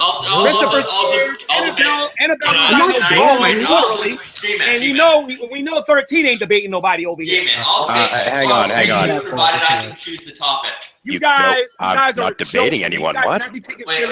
Intellectuals in the great debate community. G-Man, I will debate you only if I can pick the topic. Because I got. There we go. Okay, so what's the topic? Who were worse shots? Stormtroopers or the red shirts from Star Trek? Or better yet, does Poliwhirl have 666 on his chest? Oh, that's a good. I'm looking. That is a good one. That is a good one. I'm looking that one up. But Maximus, let me ask you a very serious question, Maximus, because you're acting like a child right now. Okay? Yes, I'm the one serious question is like a child. The serious question is this: how long have you been an atheist? I was an atheist for 4 years before my conversion. No. I'm talking about right now in the present. Why are you an atheist? Why are you not. a humanist? Why are you a humanist, Max? I'm not an atheist, nor am I a humanist. I can prove you're an atheist, Max. I can prove you don't listen to Jesus Christ. You don't give a hoot what he got. Wait, and that is my debate challenge. That is my debate challenge. Wait, I thought you said atheists don't. I thought you said atheists don't exist. Wait a minute, Maximus, calm down, Maximus. We'll get to that in a minute, Maximus. Very short. If they don't exist, then I'm not an atheist. Max, I need to interrupt because I have something I need to tell Gman. Animals won't let me talk. Hannah. No, I have a message from Hannah. Please stop texting her because she is in the middle of working and she's got a whole load of clients she's trying to deal with at the moment. So it's not helpful you calling her. Okay, so I'll call her myself later. So anyway, much later, please show some consideration, man. So that's what I'm going to be doing, and it's very stressful. By the way, I will be playing all of the recordings of atheists calling my job. Because these dummies in here don't think before they speak, and now I got Annabelle on, and now I got Annabelle of all people in here, publicly saying that because she talks too much. So anyway, Max, let's do this. Who talks too much? I want to debate you. No, Annabelle just told me not to call her job because she's working. Yet Annabelle has sent a lot of people to my job to call my job. Wait, no, you guys will be hearing all of that stuff later. Which is why Just is going to be very poor soon. Didn't he? He'll probably send a profile pic. I'd like to defend myself, please, everybody. I would like to defend myself. Where the fuck have you got that information that you have to think that I would even have even the slightest interest in even knowing where you work? What? The only reason I know that you work in a hardware store is because I overheard people talking about it. Do you know what a hardware store is, woman? Like, do you know what a hardware store is? It's not a software store.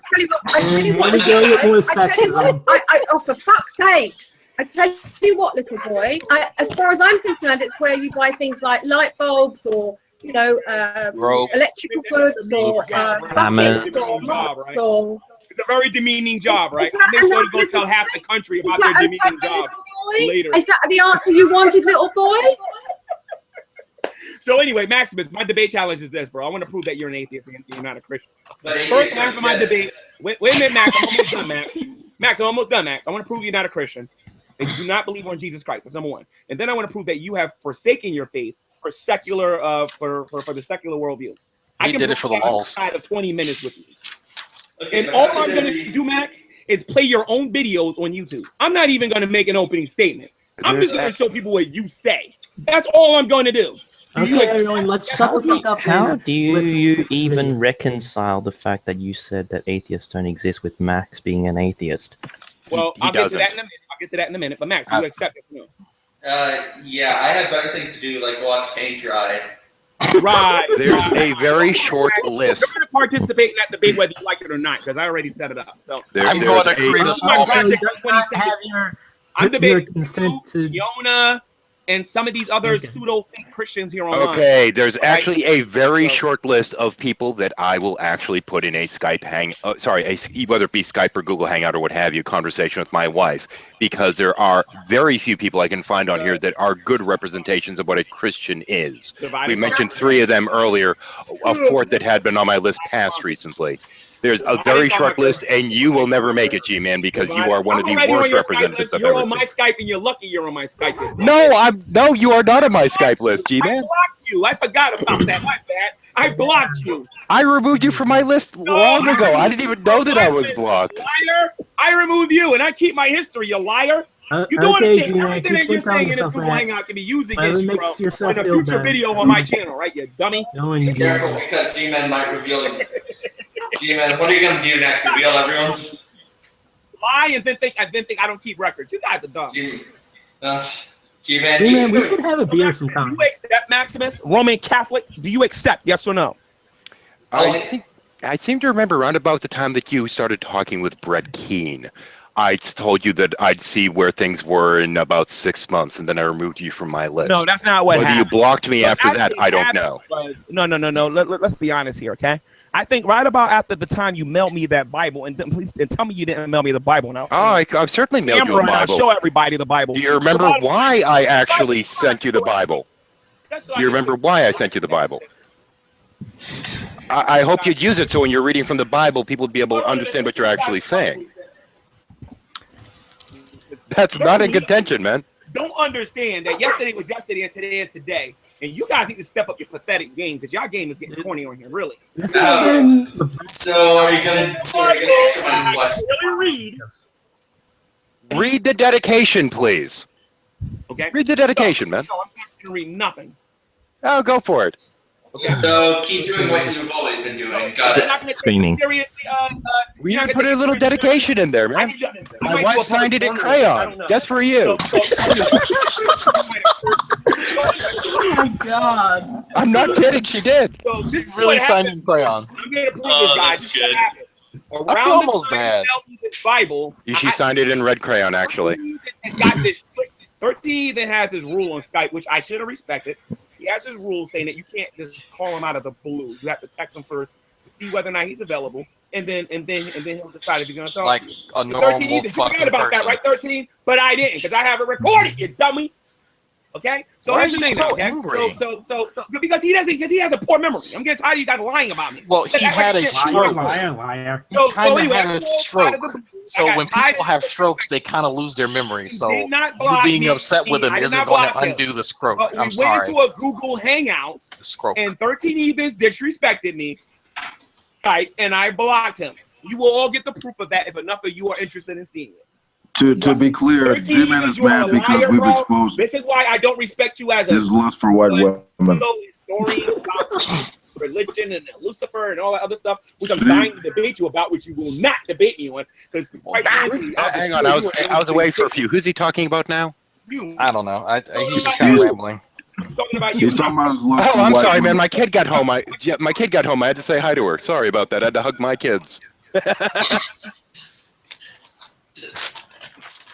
G-Man has a weird obsession with the white woman. He wants that wide, juicy white pussy. Wait until they make a law. Wait a minute. For those of you who are watching, who would vote? Well, actually, no. For the non-atheists, that are watching this, and Maximus don't count because he's an atheist. Right. Non-atheists that are watching this, how many of you want to see one of these knuckleheads in the White House? I'm just curious. If you put me in the White House, And I I'd promise love to you, see Drag in the White House. every I think science Drag would look classroom would be fabulous. fully stocked. Why these Drag people would look fabulous in a suit. political in a suit rights? tie. Oh yeah, give me some of that, baby. In a pack. Wait till I get political on these people. You'll see. Because I'm gonna show you what they really want, fellas.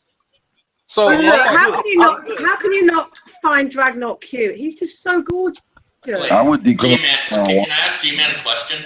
G-Man, No, don't you think he's just quickly, G-Man, would you much prefer a theist Christian who's a staunch liberal or a conservative atheist to be president? Say that again? Would you rather a theist who's a staunch leftist liberal or an atheist who is a conservative? Neither. Neither. Oh, okay. Really? Oh, wow. That's interesting. So how about Ronnie? I suspect he'd vote for Ronnie in the White House because he's that much ass. With Christianity, you don't have no idea who you're talking to when it comes to so politics. so how about this, G-Man? How we play a game? If I were president, you get 5 policies you get to enact. All right. We can take turns. Shit. We get to. I like where this is going. So Yeah, I like how it about too. this? 5 policies. We'll just go around based on who's on my screen. So G-Man, you get to go first since you're the guest of honor. Medicare reform, Social Security reform. Let me see something here. I'll tax the rich every time they try to move their businesses overseas and make it very hard for them to do that so that people over here can have jobs.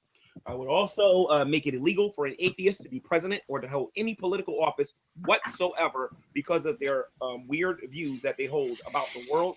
I mean, seriously, when you guys get to the point where you say Make you don't America even know you're talking to stupid. me, or you don't even That know last part is then you ain't got no business in the White House, okay? the last part is illegal. So, in the last I'm policy, pretty sure the last that's- policy that I think I would make, the last policy that I would make is I would bring a lot of the troops home, and I would focus more on the issues over here. I can't really make that one policy. I would do a bunch of different So G-Man, hold on for a second. The one, there's an issue with no atheist holding public office. Have you heard of the no religious test clause? There shall be no religious test to hold in office. It's in the Constitution, man. Oh, okay. Who cares about the Constitution? Okay, it's only the basis of every single fucking law in your country. It makes a decision. He's basing it on the people that are that's representing them. That's number one, and then number two, based on his personal convictions and whatever he believes about the world that he lives in. But whatever he tries to put through must be constitutional. And he doesn't have to. He doesn't have to say, "Oh, it was Jesus." He's gonna say, "Okay, this is what I believe. This is what I'm gonna do." He doesn't have to mention the Bible one time because I understand how people think. The president's bound to the laws of the country, which includes the Constitution. Yeah, G-Man. you're right. You are bound to the laws of the country that you don't follow. You can't just throw away the Constitution because it's inconvenient to your beliefs. Yes, that's what do you think the no religious test clause comes from? No. I don't think you understand. I would. I don't understand. I'm sorry. I would make I'm laws. an idiot. I would make laws that if a person openly says, Answer the question. Wait a minute. Answer the question. Answer the question. Answer the question. I'm trying to have a serious Do it conversation. now. I'm trying. I'm just baffled. I'm sorry. Let G-Man speak. If I'm asked a question and I'm not allowed to answer it, you will not get Oh, an it's answer. not Period. Stop the Okay, posturing. and Just I'm answer the not question. joking around about that. You ask Redline about it. If you ask me a question, Just you don't ask. let me Just I'm not answer gonna- then. Okay. Again, I would make policy, and I would make federal laws.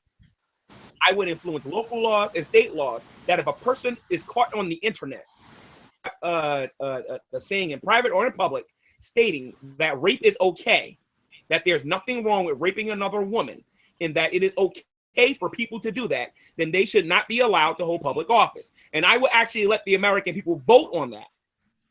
And I know you're not going to get that's not a religious test. That's very kind of By you. the way, but I there are also more- want to go after these people that are calling themselves communists and hold communist views that want to be the president of this country and stop them from getting into public office. I actually agree. What does I communism think have to do with rape? Hold on. I think G-Man has something there. G-Man, you know, G-Man, you could,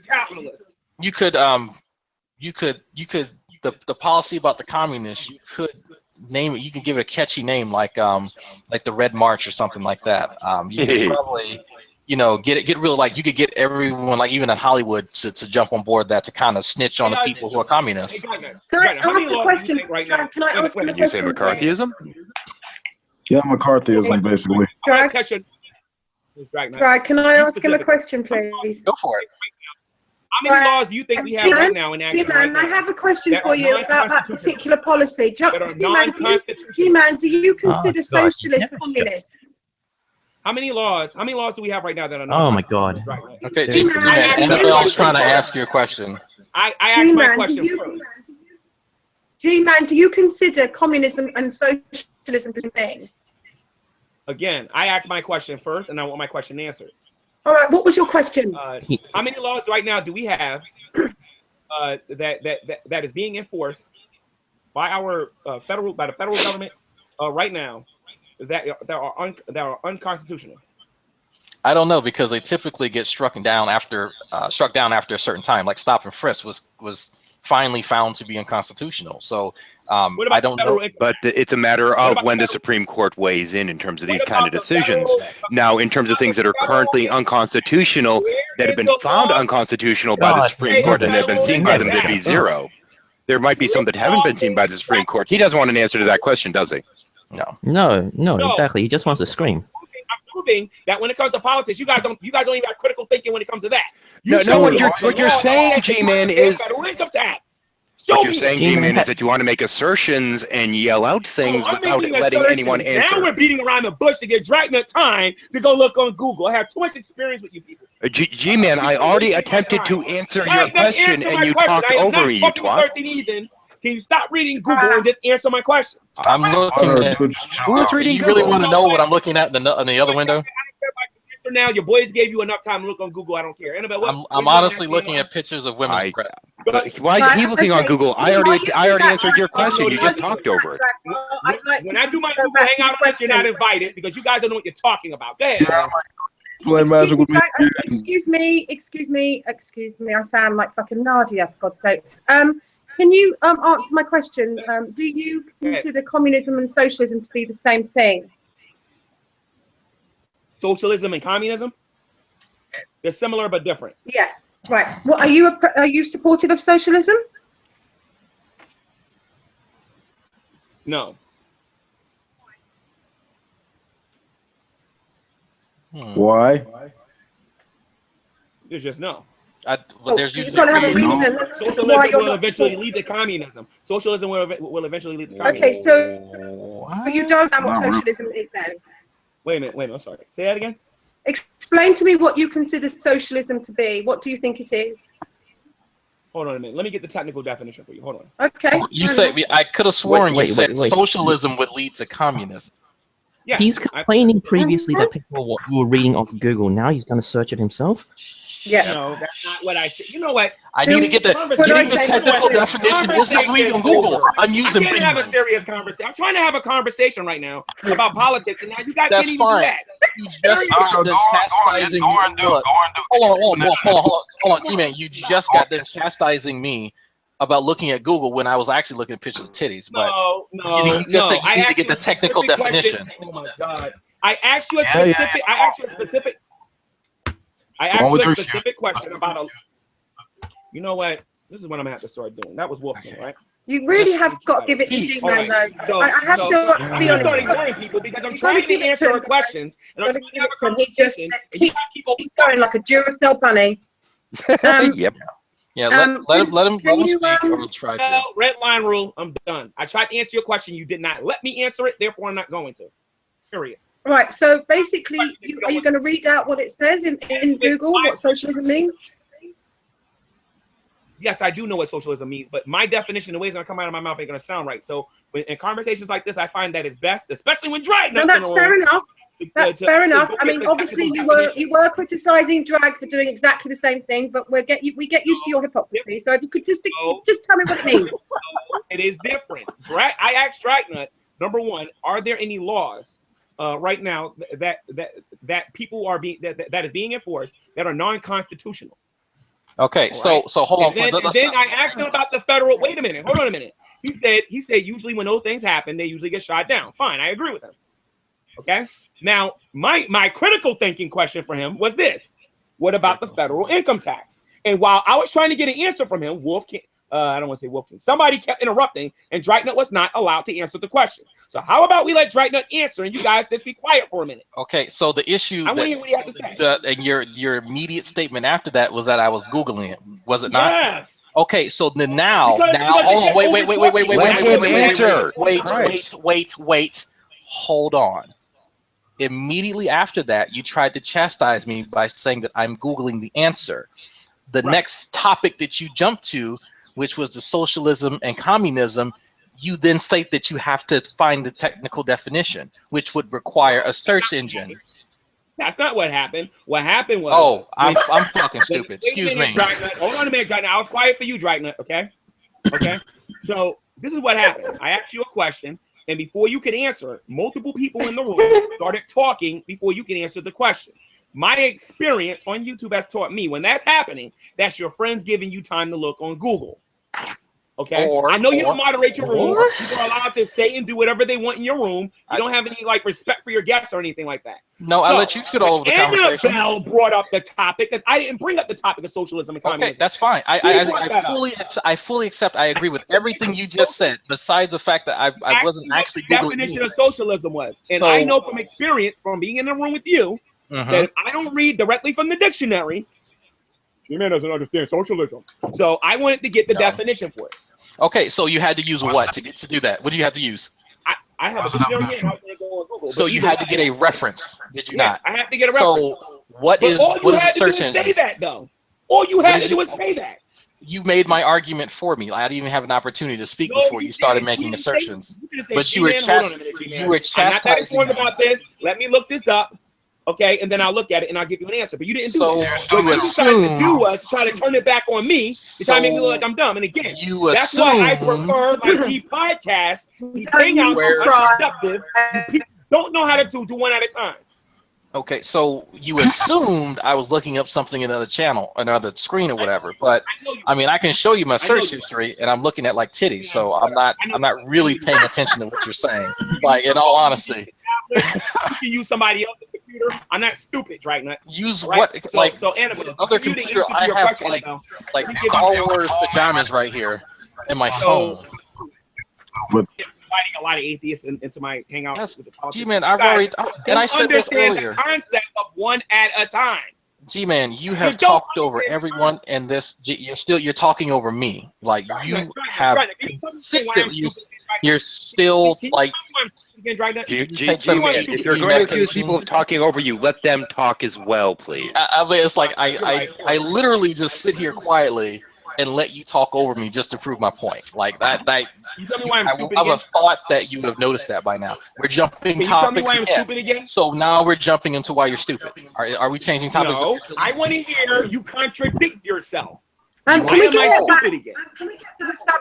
In all these other videos, I got them all downloaded. Why am I stupid? Back in your sandpit. Gman, back in your sandpit.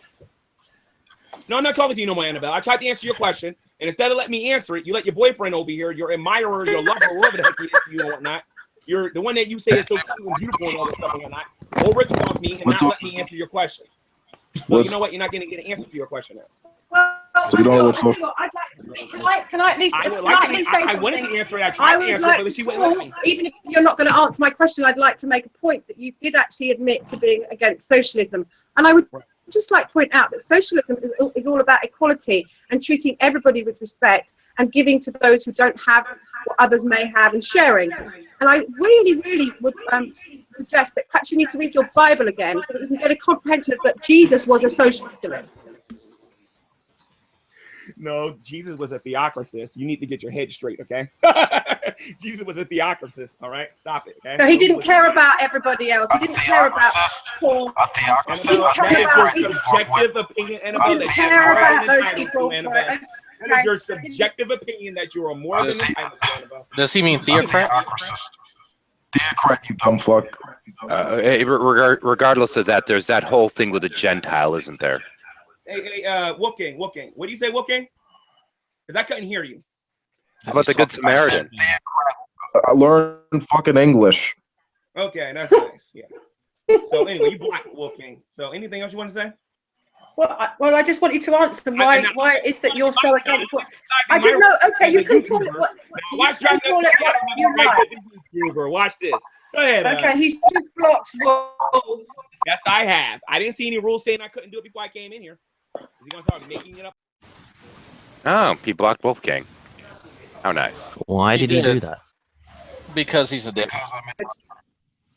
So so since there are no rules, I turned down his fucking mic so people could actually speak. So G-Man, you're going to wait your turn since you want to start being a dick. I'm not going to kick you. I'm just going to lower your volume to let other people speak, and I'll raise it when you can respond.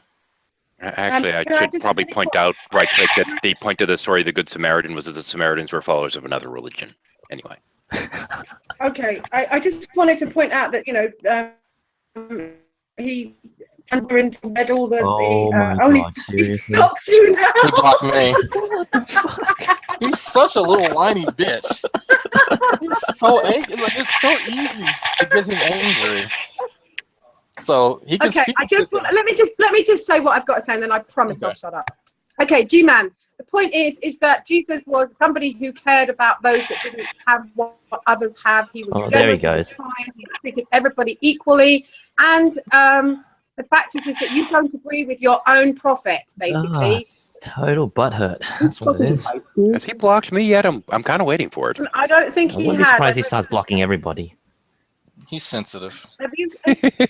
He's left anyway. Yeah, he left. Go ahead. It's okay. I had what I had to say. He's not Sorry, hurt folks, to we're just understand, he wasn't able to scream. I'd just like to say that he probably was talking for 95% of the 2 hours that he's been in here. Oh yeah, I do that purposely. I don't moderate just so he can shit. And I've said this, I don't know how many times. I let him shit on the conversation just to show people how shitty of a person he is. Like I sit here calm, like he's all losing his mind. I'm over here like looking at pictures of titties and like pulling up old tests to look over. I'm not really paying attention to him. Like I'm not even gonna lie. But he is the least Christian person I've met in my life, perhaps. Yes, that's what's funny. I can think of a couple of others.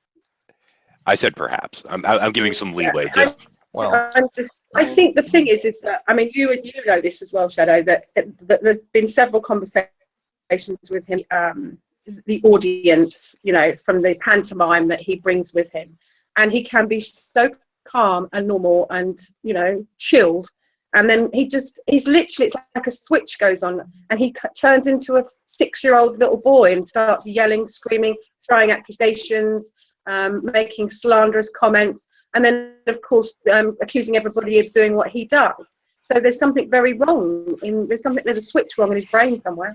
He's very obsessive for some reason, and it has to do something with what he sees in me, or something, some qualities about me that bother him, and I don't know what it is. I can tell you what it is. It's because you are everything that he wants to be, you're not. Ooh. You've got it all going for you, Drag. You are popular, funny, and I got accused of over-exaggerating compliments, but I don't give a fuck. You are funny, warm, kind, intelligent, talented. You've achieved so much, and you're confident. And and you've got a lovely family. You've got a great future. And it's just pure jealousy, in my opinion. Yeah, I mean it's kind of sad, honestly. Like my wife has been here to kind of witness the G-Man obsession, and she says a lot that would align with what you just said, and she really thinks that there's probably some hole or a few holes in G-Man's life, and he's kind of filling that with this crazy, you know, hysterical, evangelical, whatever you want to call it, and a part of that is an obsession of, you know, how he can make up for his insecurities and his inferiority complex. I am psychoanalyzing him because whatever. Don't take me too fucking seriously. But that's the one thing that I asked you, man, in the fucking hangout. Like, why do you care what I think? Who the fuck am I? Why should anybody care what I think? Like, I openly say that, you know. But for some reason, he thinks I'm a big deal. So I don't know. I just want to kind of mention something strange. We were mentioning, the whole no religious test kind of thing.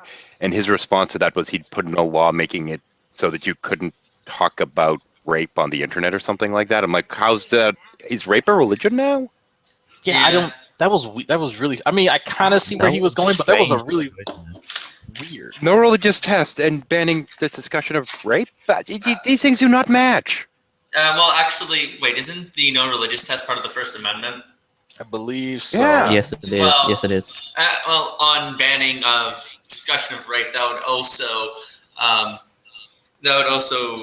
be disqualified under the First Amendment too, because even if you're advocating for the goodness of rape, that's still covered under freedom of speech, and the government doesn't. Yeah, but that's freedom of speech, not the no religious test. That's. Oh, they're both part of the First Amendment. Is my point. Yeah, but that's such a stretch. It kind of is.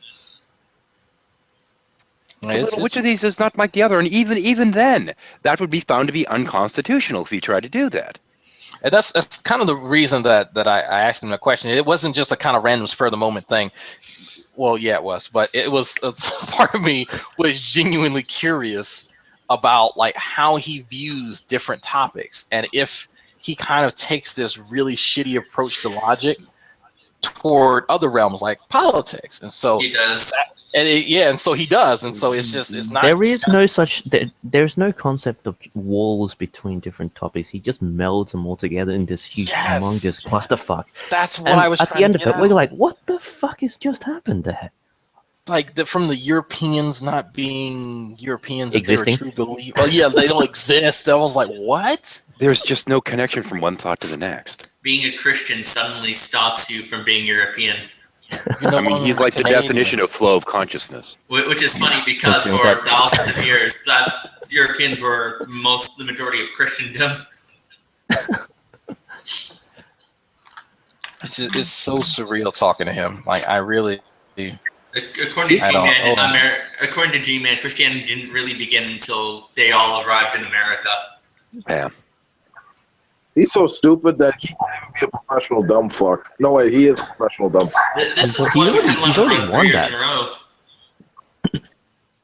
Yeah, the one thing I didn't want to point out is that I've been going around to my patrons telling them to stop sending me money because I don't need it right now. And I actually have one that's a holdout that I got him to reduce his payment from $25 to $5 because I thought he should give it to people that need it more right now. Well, you could always store it up and save it just in case you need it in the future. No, I think he switched it over to Steve McRae, actually. Good shit. Yeah, I haven't been able to do much on my Patreon, and I feel bad because I purposely put a lot on my plate this semester, and I'm starting to see it. I spoke with my instructor, my physics instructor. Well, she spoke with me yesterday, and an A is out of my range now for physics. So I'm like, well, you know what? I'm not. That's not my shit anyway. So I put a lot of effort into school, and I try to make good on my promises, and I actually do feel really bad about this experiments that I was supposed to do with, like, I still have this fucking sitting here.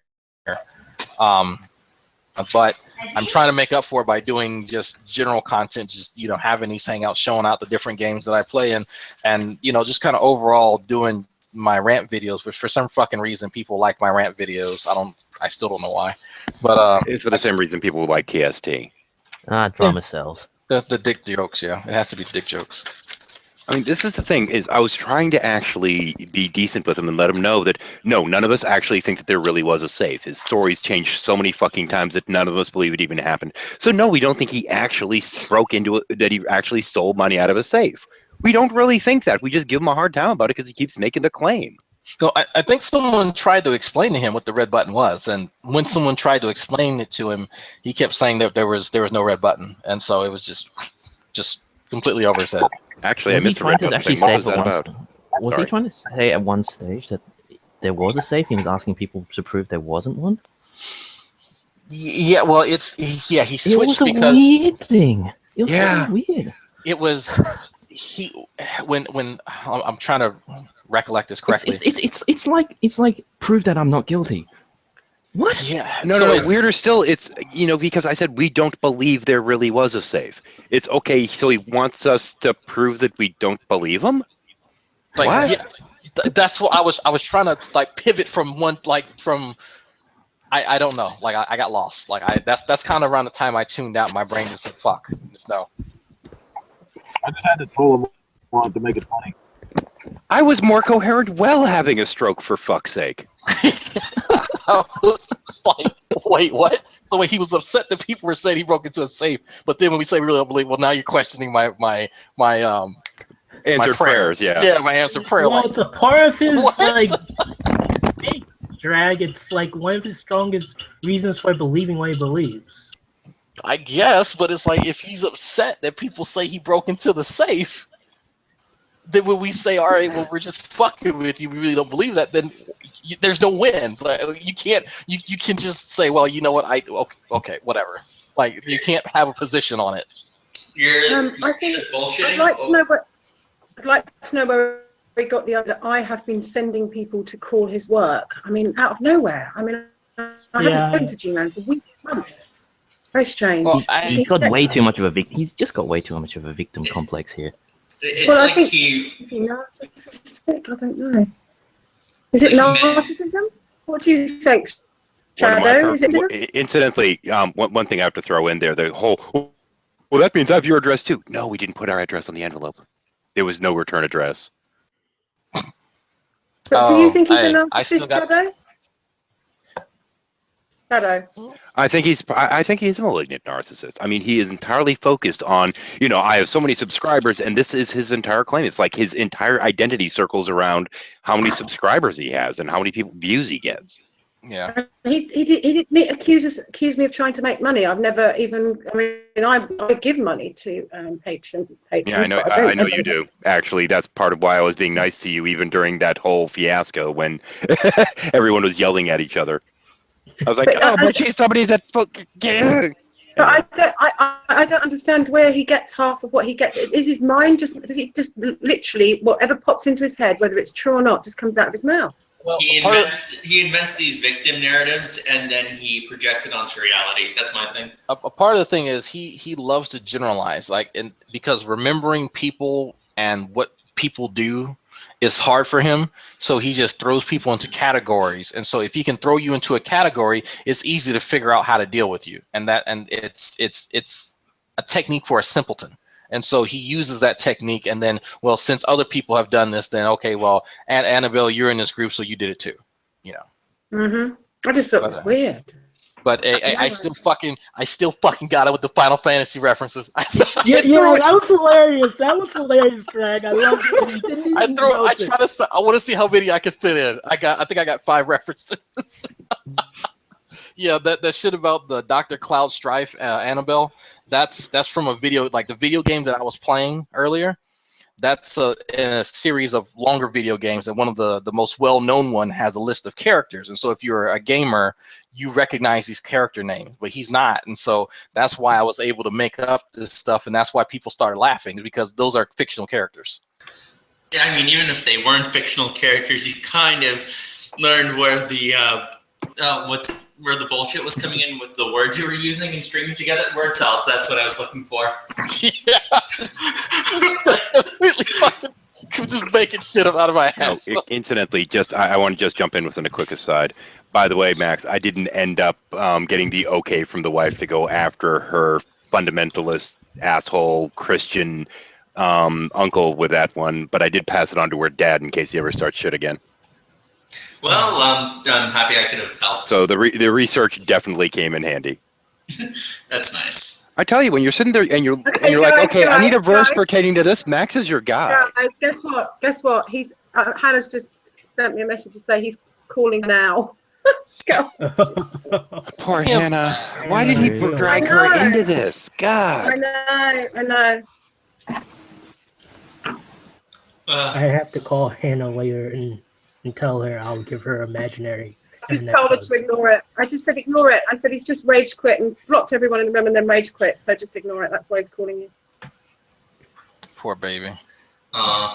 There's just Hannah, I've tried to talk to Hannah about this. Hannah is, like I say, when she was a kid, I bet she took every bird, kitten, whatever she found home to her mum, because she's got this thing where she's, wants to take care of people. She has a very sensitive side where she's far too empathetic to the wrong people. But that's, she's for her age, she's, you know, incredibly mature, and I just have to let her get on with it. But she gets very upset when they're upset. It hurts her personally. Yeah, that you know, I understand people who are like bleeding hearts like that, but being like that with G-Man, like he gets upset over fucking nothing. Like he was livid, like yelling at certain points, and part of me was laughing. At Annabelle, though, I mean, he gets angrier with women that disagree with him than men. It's weird. Well, white I mean, the abuse that he hands out, you know, about how we're useless and pointless and that we don't matter. I mean, it's pretty strong shit, you know? God, he needs to get fucking laid. G-Man is the worst thing, is the most annoying thing I have to deal with all day, and I had canker sores. Ooh. Where'd you get that from? I came in here for the sport of it. And I'll tell you, there is a white streak all around this fucking house here because the drama llama was just creaming himself everywhere with all the drama that was in here. I'm telling you. I think you get canker sores from eating certain foods, like too much garlic. Or is that a myth or something? I don't know. Well, you could look the little white spots in your mouth. Yeah.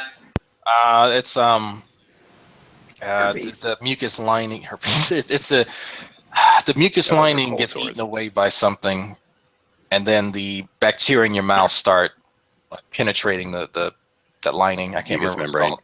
Yeah, the mucous membrane. They start trying to penetrate that, but it can be caused by food and all kinds of shit. And sometimes people I think it's a genetic thing as well. Mm-hmm. I'm not sure what I've had. I think it was probably the pasta I ate or something. Might be penis, but you know, Well, you never know. Let's not give G-Man some ideas. it's like it's a picture of Freddie fucking Mercury. I wonder where the whole I don't debate thing came from. Now, in general, I won't, because I told G-Man like ages ago that I will not debate him until he becomes worthy of having a debate with. So, you know, long time waiting on that one. Yeah. But even more so, I did end up being talked into going into a room in which he was having a debate, which was with Lasoyo a while ago on the topic of slavery. And he came to me and he's like, we're looking for an atheist. And I'm like, no, I don't think so. And he told me what the topic was. I'm like, oh, crap. I know a lot about that. I probably should consider going in. Wait, who are you discussing this with? And he's like, G-Man. I'm like, no. Then about 10 minutes later, I'm like, I tell you what, I'll go in, but only under the condition that I get to argue the Judaic viewpoint as opposed to an atheist standpoint. And then G-Man spent the entire time bitching and moaning that I wasn't presenting Matt Dillahunty's arguments. So you were just arguing the way Jews would argue against Christianity? I was arguing, I was basically justifying the slavery in the Bible in relation to Judaic history. Ah, I see. So I was just going from a historical viewpoint, why it was there, how they handled it, this kind of stuff, to put it into proper Jewish context. This doesn't excuse the practice per se, but it puts it into the proper context. Yeah, I mean, this is at a time every culture practiced slavery. Well, pretty much everyone. There might have been an exception or two, but there was only one that I'm aware of. I mean, sometimes there are cultures where slaves would actually be more wealthy than freemen. Like in China, there was actually a slave who sailed, traveled, and exchanged just like any other merchants, and yet he was owned by someone. Go figure. Yeah, also there are cases in Africa where some slaves could become kings. Yeah. So that's possible, but I'm just remembering from something I... Well, also, according to Judaic tradition, and this is something, and this is funny because he got in this huge fight with me over this, because where does it say that in the Bible? But at the same point, there was not only a loophole that would allow somebody to make another Jew a slave for the entirety of their life, but also that somebody that had been, bought as a slave or brought in from another nation and enslaved, for them to become a free man by converting. And he's like, where does it say that in the Bible? I'm like, dude, this is something you should take as a feather in your cap. That is true. I mean, if you came over, you come over, you convert, and after 7 years, bam, you're done. Actually, it's not 7 years. If they convert, they have 1 year, and if at the end of the year they've managed to go through all the steps to become a Jew, they're free at the end of that year. And if they fail, then they have to sell you to another master, so the process can start all over again until you get it right. Yeah, I think it was probably nice, like as a mode of conversion. Yeah. If you become a Jew, you're no longer a slave. Hey, there you go. Just take a little bit off the top and you're done. One could point out that you know, the whole loophole of tricking someone into being your slave forever. Like even that, if that was an overt law, it was probably to discourage slaves from getting married, as a preventative measure, as opposed to, you know, an active measure. But I mean, this is kind of the thing, is that if you put it in the proper context, it's not moral, but it's better. Mm-hmm. And that's what I spent the conversation trying to do. And he's like, well, where does it say that in the Bible? I'm like, dude, you know, these are things that put in. And I'm like, don't you care about the cultural context? And he's like, no, I don't. Then a few minutes later, yes, I do. It's like, dude, make up your fucking mind, man. When was this debate? Oh, let me see now. Let me find Lasoyo's channel, and I'll try and find it for you. I had a whole bunch of people in the chat that were pissed off that I wasn't presenting the atheist argument and just saying it's always bad. I'm like, that's not what I said my intent was coming in here, guys. No, and I don't even know why people call it the atheist argument. There are some atheists who would say certain contexts can be okay. R.M. Hare, for example. Let me find this. Like, you could argue that if you're a consequentialist and you want to maximize, or a utilitarian and you want to maximize pleasure and minimize pain, and there are certain circumstances where being a slave would maximize pleasure and minimize pain of yourself and others, then slavery would be the moral thing in that circumstance. Only if you're consequentialist, though. See if I can find his channel. Crimes has been about a year now. So yeah. I'm just going to say good night, everyone. Because no intention of coming here whatsoever, but I wasn't going to sit back and watch. Oh, you wanted to milk the lulz cow, admit it. Yeah, a little bit. Yeah, but more importantly is that I just love how jealous Gman is of drag. It amuses me because to me, it's obvious that's what it is. Huge. But not just obviously jealous about the fact that he's hot stuff, but the fact that he's so smart and has achieved so much and is so everything that Gman isn't. And I just thought I'd come in and point that out to him because I knew it would piss him off. But yeah, you're right. I'm going to have to figure out what channel it was on at this point. I was kind of upset that he accused you of PMSing. Nobody accuses you of PMSing but me. Yeah, I get that. Hey, Max, I get that probably on a daily. When I come into a live chat, especially, I'm a menopausal old bitch. You know, I get all of that. I get it regularly. It doesn't surprise me. But when it comes from Gman, I find it hilarious because I can remember the days when he used to sniff around Eve Real. Does anyone remember that? Oh, yes. Literally obsessed with Eve. I mean, he got so upset when she became an atheist. I think he was suicidal at one point. Before G-Man came in, we were discussing how G-Man seems to have a thing for fat white women. So, and Sam actually said, well, he likes Tanya. And Eve Real as well. So. I mean, nothing's wrong with fatties, though. I've dated fatties. Actually, Eve's lost an awful lot of weight recently, but I know that Eve and drag are very, they get on really well, and it's just, I think everything about drag pisses G-Man off because there's so many things that he does that just drive G-Man insane with jealousy. It's hilarious. Eve probably lost weight so G-Man would stop hitting on her. Wah, wah. No. So she could run faster. Mm. What are you eating, drag? I have a lamb gyro with the I can never pronounce the name of the Tabasco sauce, or I think it's called. I have some right there. Tabasco. Oh no, tzatziki. Tzatziki sauce. There you go. Yes. Yeah. Oh, Greek. I love Greek food. Oh my god. It's so good. I love Greek food. There's nothing better than a Greek salad and some really good lamb chops with tzatziki sauce, a bit taramasalata, a bit of hummus. Oh yeah, the Greek food's fantastic. Well, it's quite Middle Eastern, really. I hear the only good thing about Greece now is the salad. Personally, I prefer Caesar salad, and I like to eat it with a Brutus fork. Yeah, but Caesar salad is nothing like Greek salad. In fact, Caesar salad's not really, it's typical American, right? You call things salads, but there's no actual salad in it. I mean, look. He was making the only thing that's in Caesar salad is lettuce. The rest is fat, and more fat. And the other one that's terrible is Cobb salad. I mean, that's not a salad. That's a meat feast. I was kind of making a Shakespeare joke there, but okay. Yeah, I know you threw Brutus into it or something. I know. Brutus You for it, yeah. See, Max, how many times have I told you? You're not funny. How many? Yeah. A lot. Right. Jokes are really, really. But then you are actually a lot better than you were. And in comparison to Prudent, you're a comedy genius. To be fair, that's not much of a bar. Poor Prudent. I heard him try to be funny one time. I just said, stop it. Just stop it. He plays the dour, angry young man much better than he does the comedian. At least Max improves.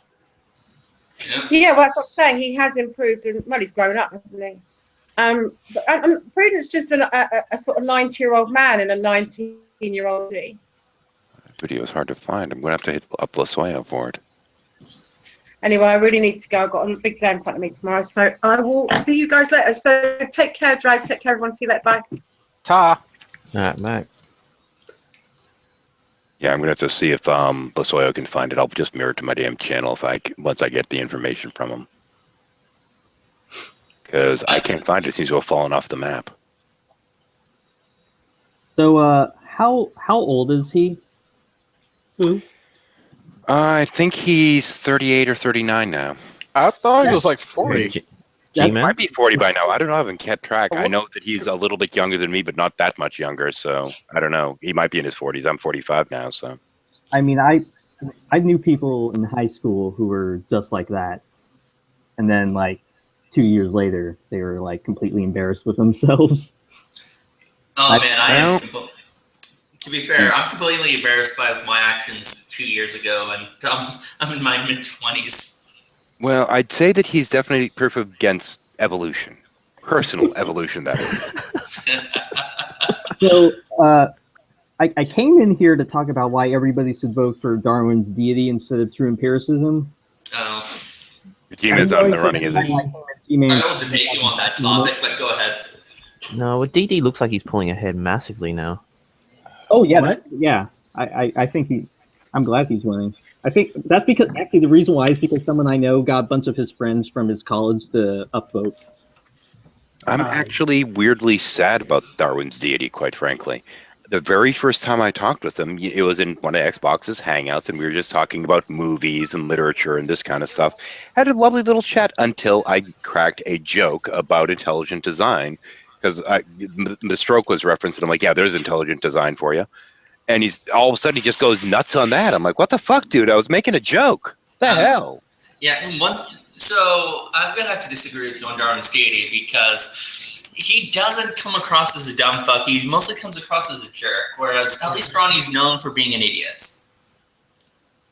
Well, the way I see, I don't think Ronnie is a bad person, and that's why I don't want him to win. I just think he's a very confused person.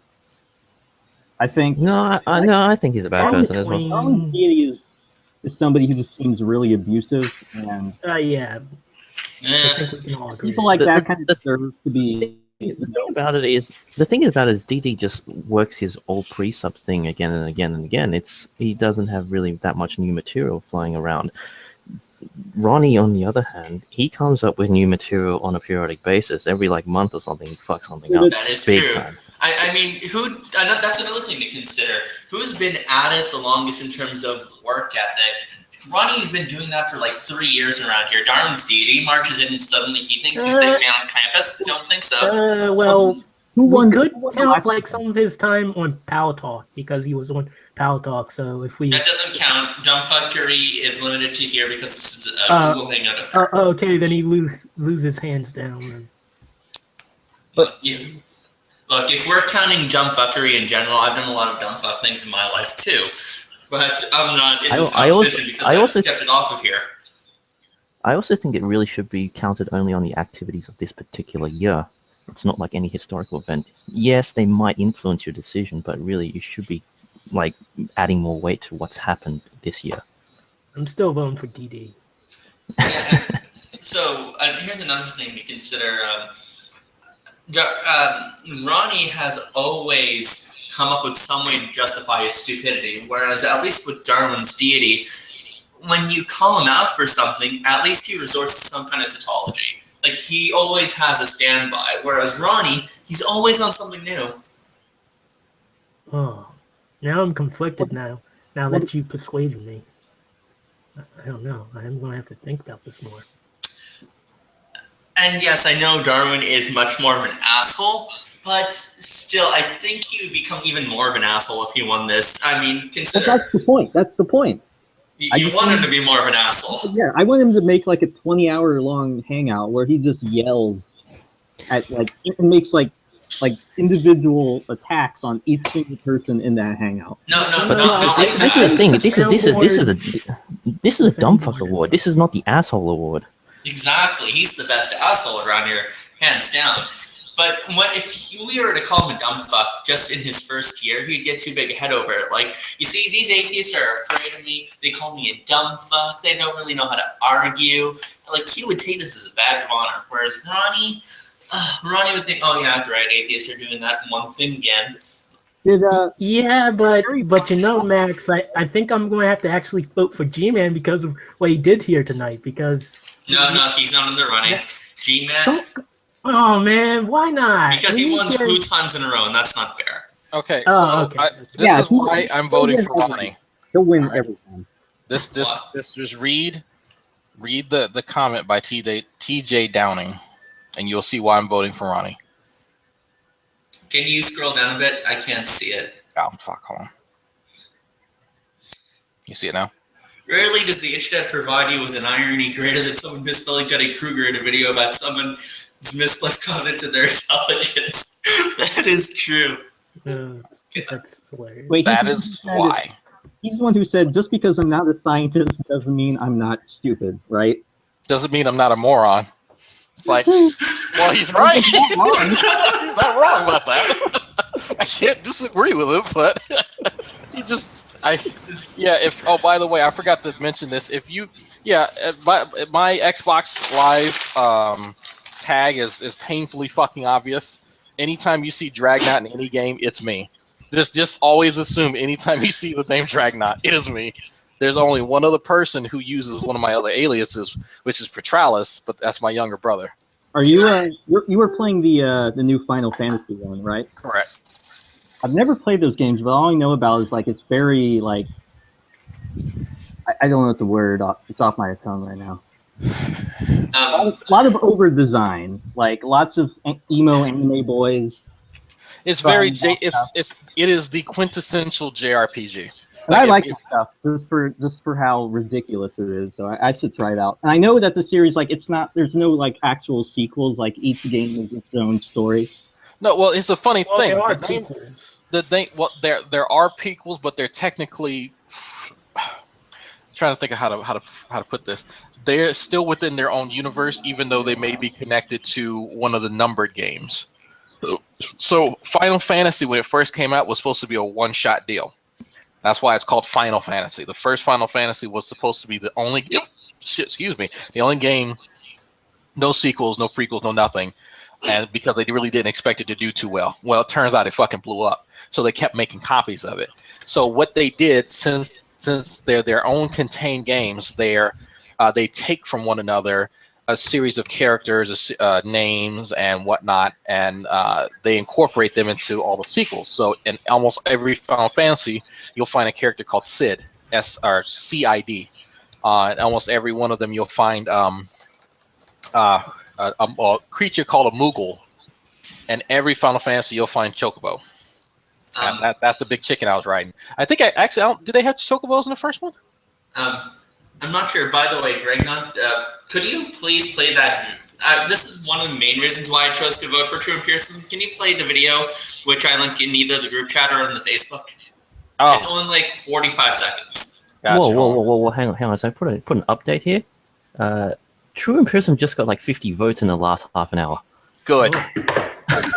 Okay, let's keep that going. I want him to win. I don't like DD, where Ronnie is. Holy fuck! He's only 3 votes behind DD right now.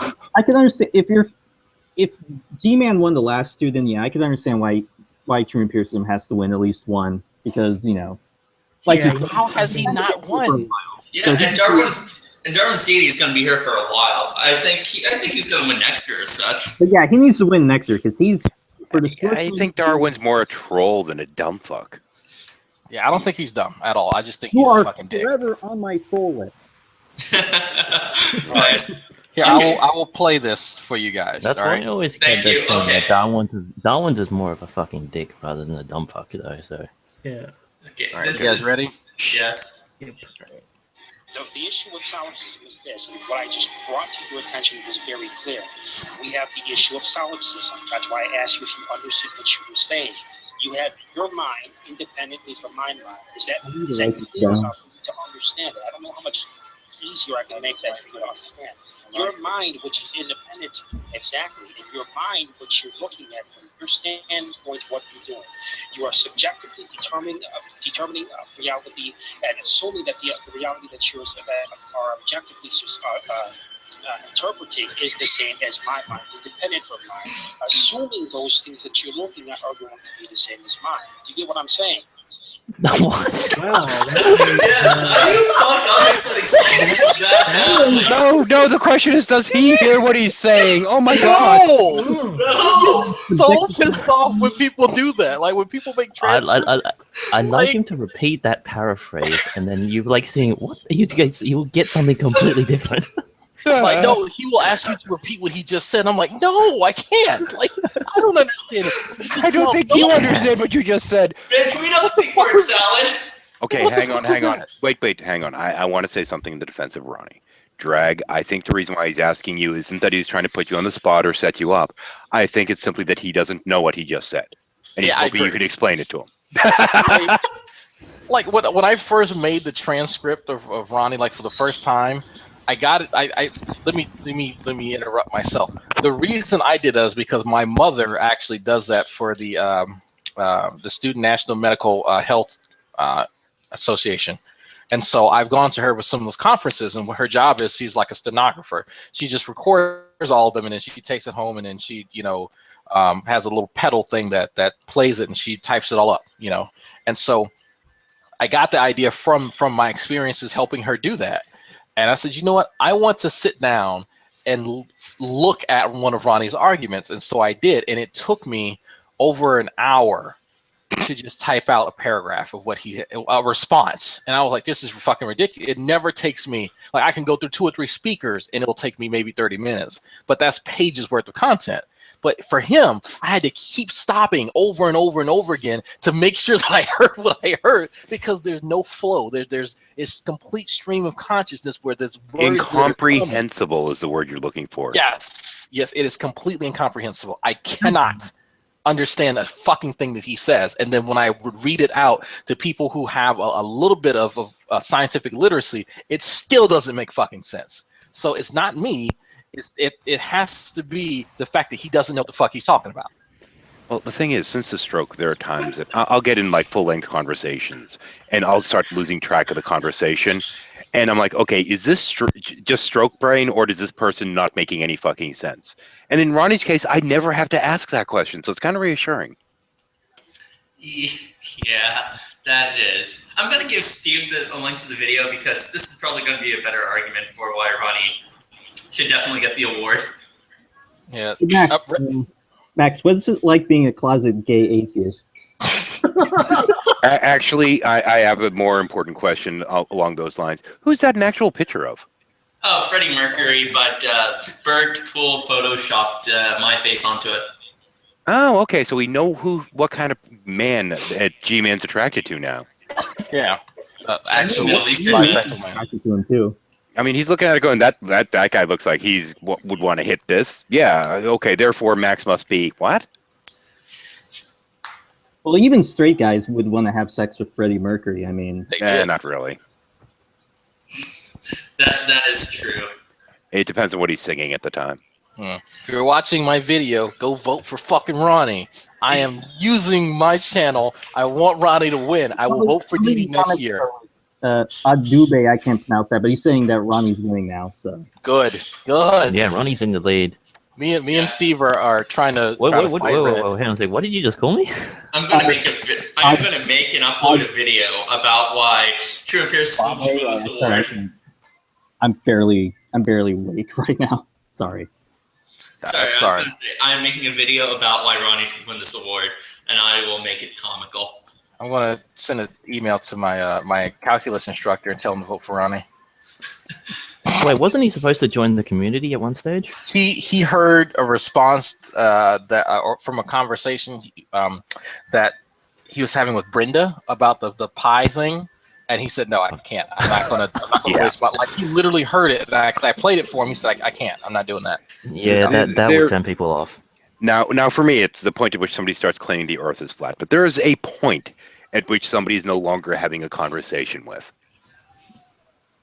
And G-Man passed that point ages and ages ago. Oh yeah, there's really no purpose in me talking to him other than me laughing at him. Like there's milk the lulz cow.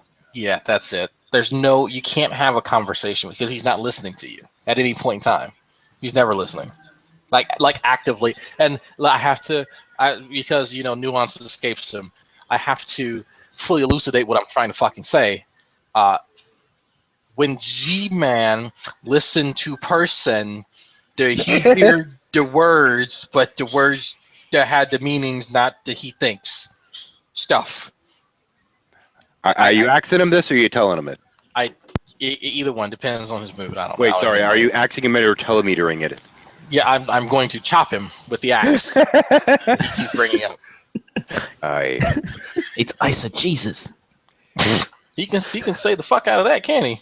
How tall is he? Does anybody know? I think Hannah said that she has a few inches on him, and Hannah's in the chat, so feel free to correct me, Hannah. But I want to say that she said that. I'm a little bit taller. I'm five. Taller. I thought she meant her. Never mind. Are you saying that G-Man is short? No, I'm saying I think he has an innie.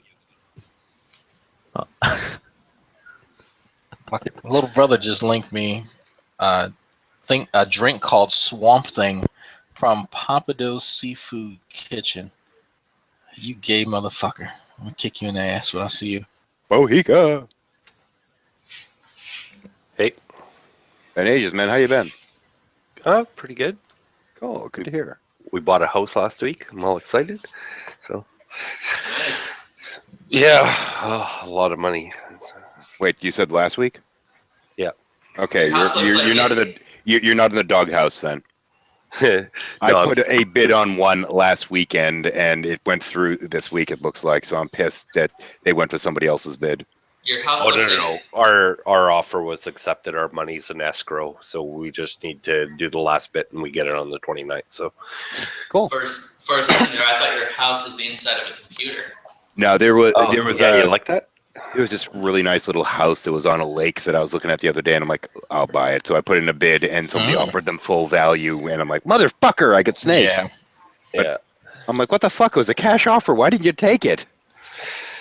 Yeah. Shit, we're looking at condos over in Houston right now, and when we're going to be in Houston from the 26th to the 2nd, so there's yuck. Are you enrolling in a university there?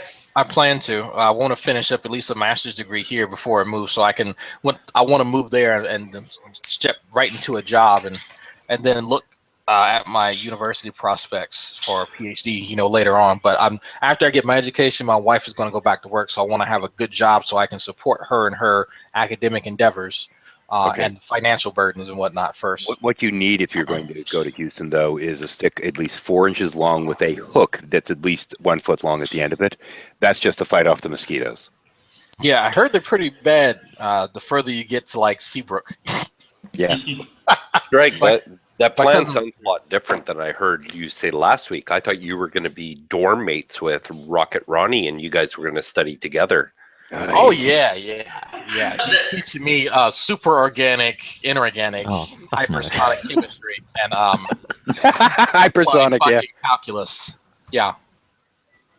Incidentally, that's chemistry that's properly done and analyzed through the use of a sonic screwdriver. Yeah. Inside of a telephone booth. Yeah, you got it.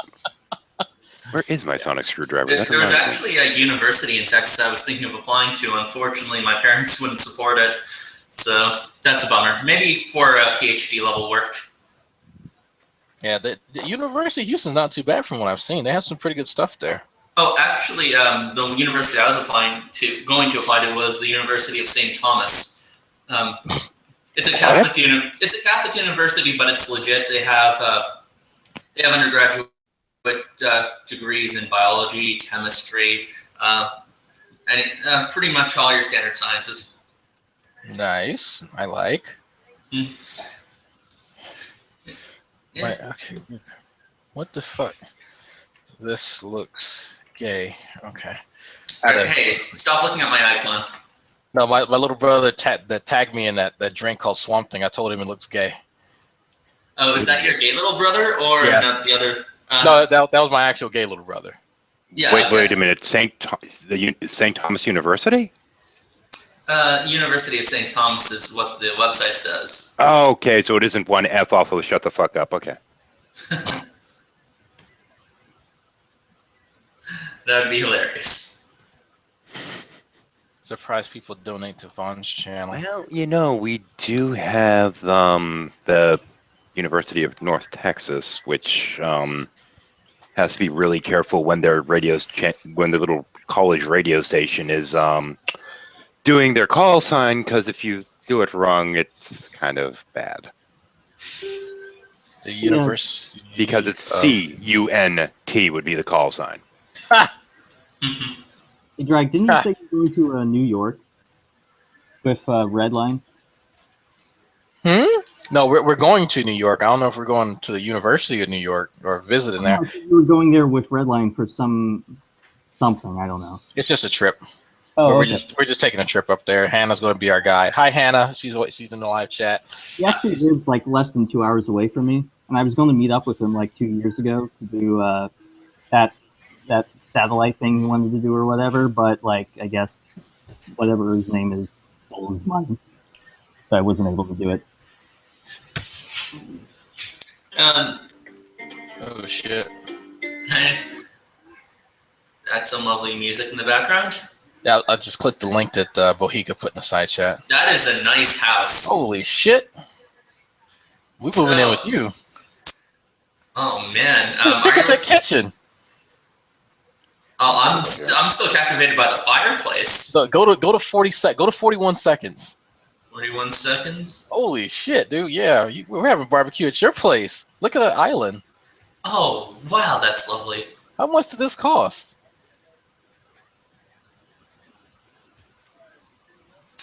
Is it an arm and a leg or 2 arms and a leg?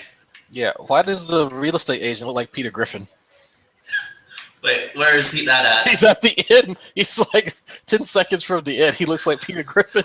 All right, oh my gosh, he does. Oh, that is lovely. Yeah, I was actually gonna go. I was actually just seeing if I had enough time to go to New York for the break, but I already had another trip planned for 2016, and I wasn't about to do 2 of those. That's fine. I mean, I plan on doing some more traveling anyway.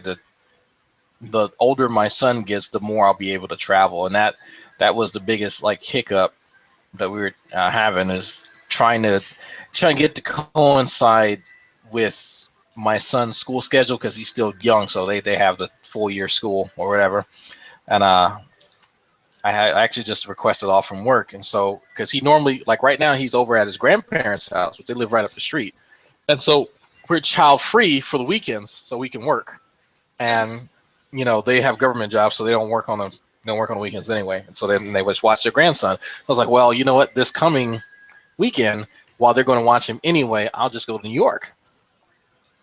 Nice. If all goes well, I might be going to Lebanon for the summer, but it's not decided. It's only guaranteed if my cousins are going. If my cousin and his wife are going, and Sam says he might be interested in tagging along, so that might be interesting as well. Nice. Yeah. Have I ever showed you guys my Lebanese house? Your Lebanese house? No. Oh, as long as I'm sharing. As long as we're sharing houses.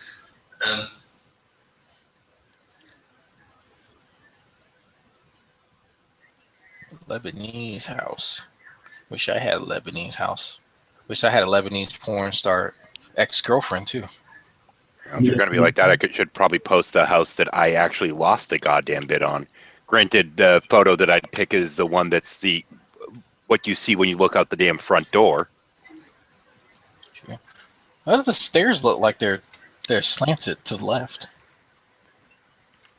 Part of why I didn't bid full price on it. It needs a little bit of foundation work.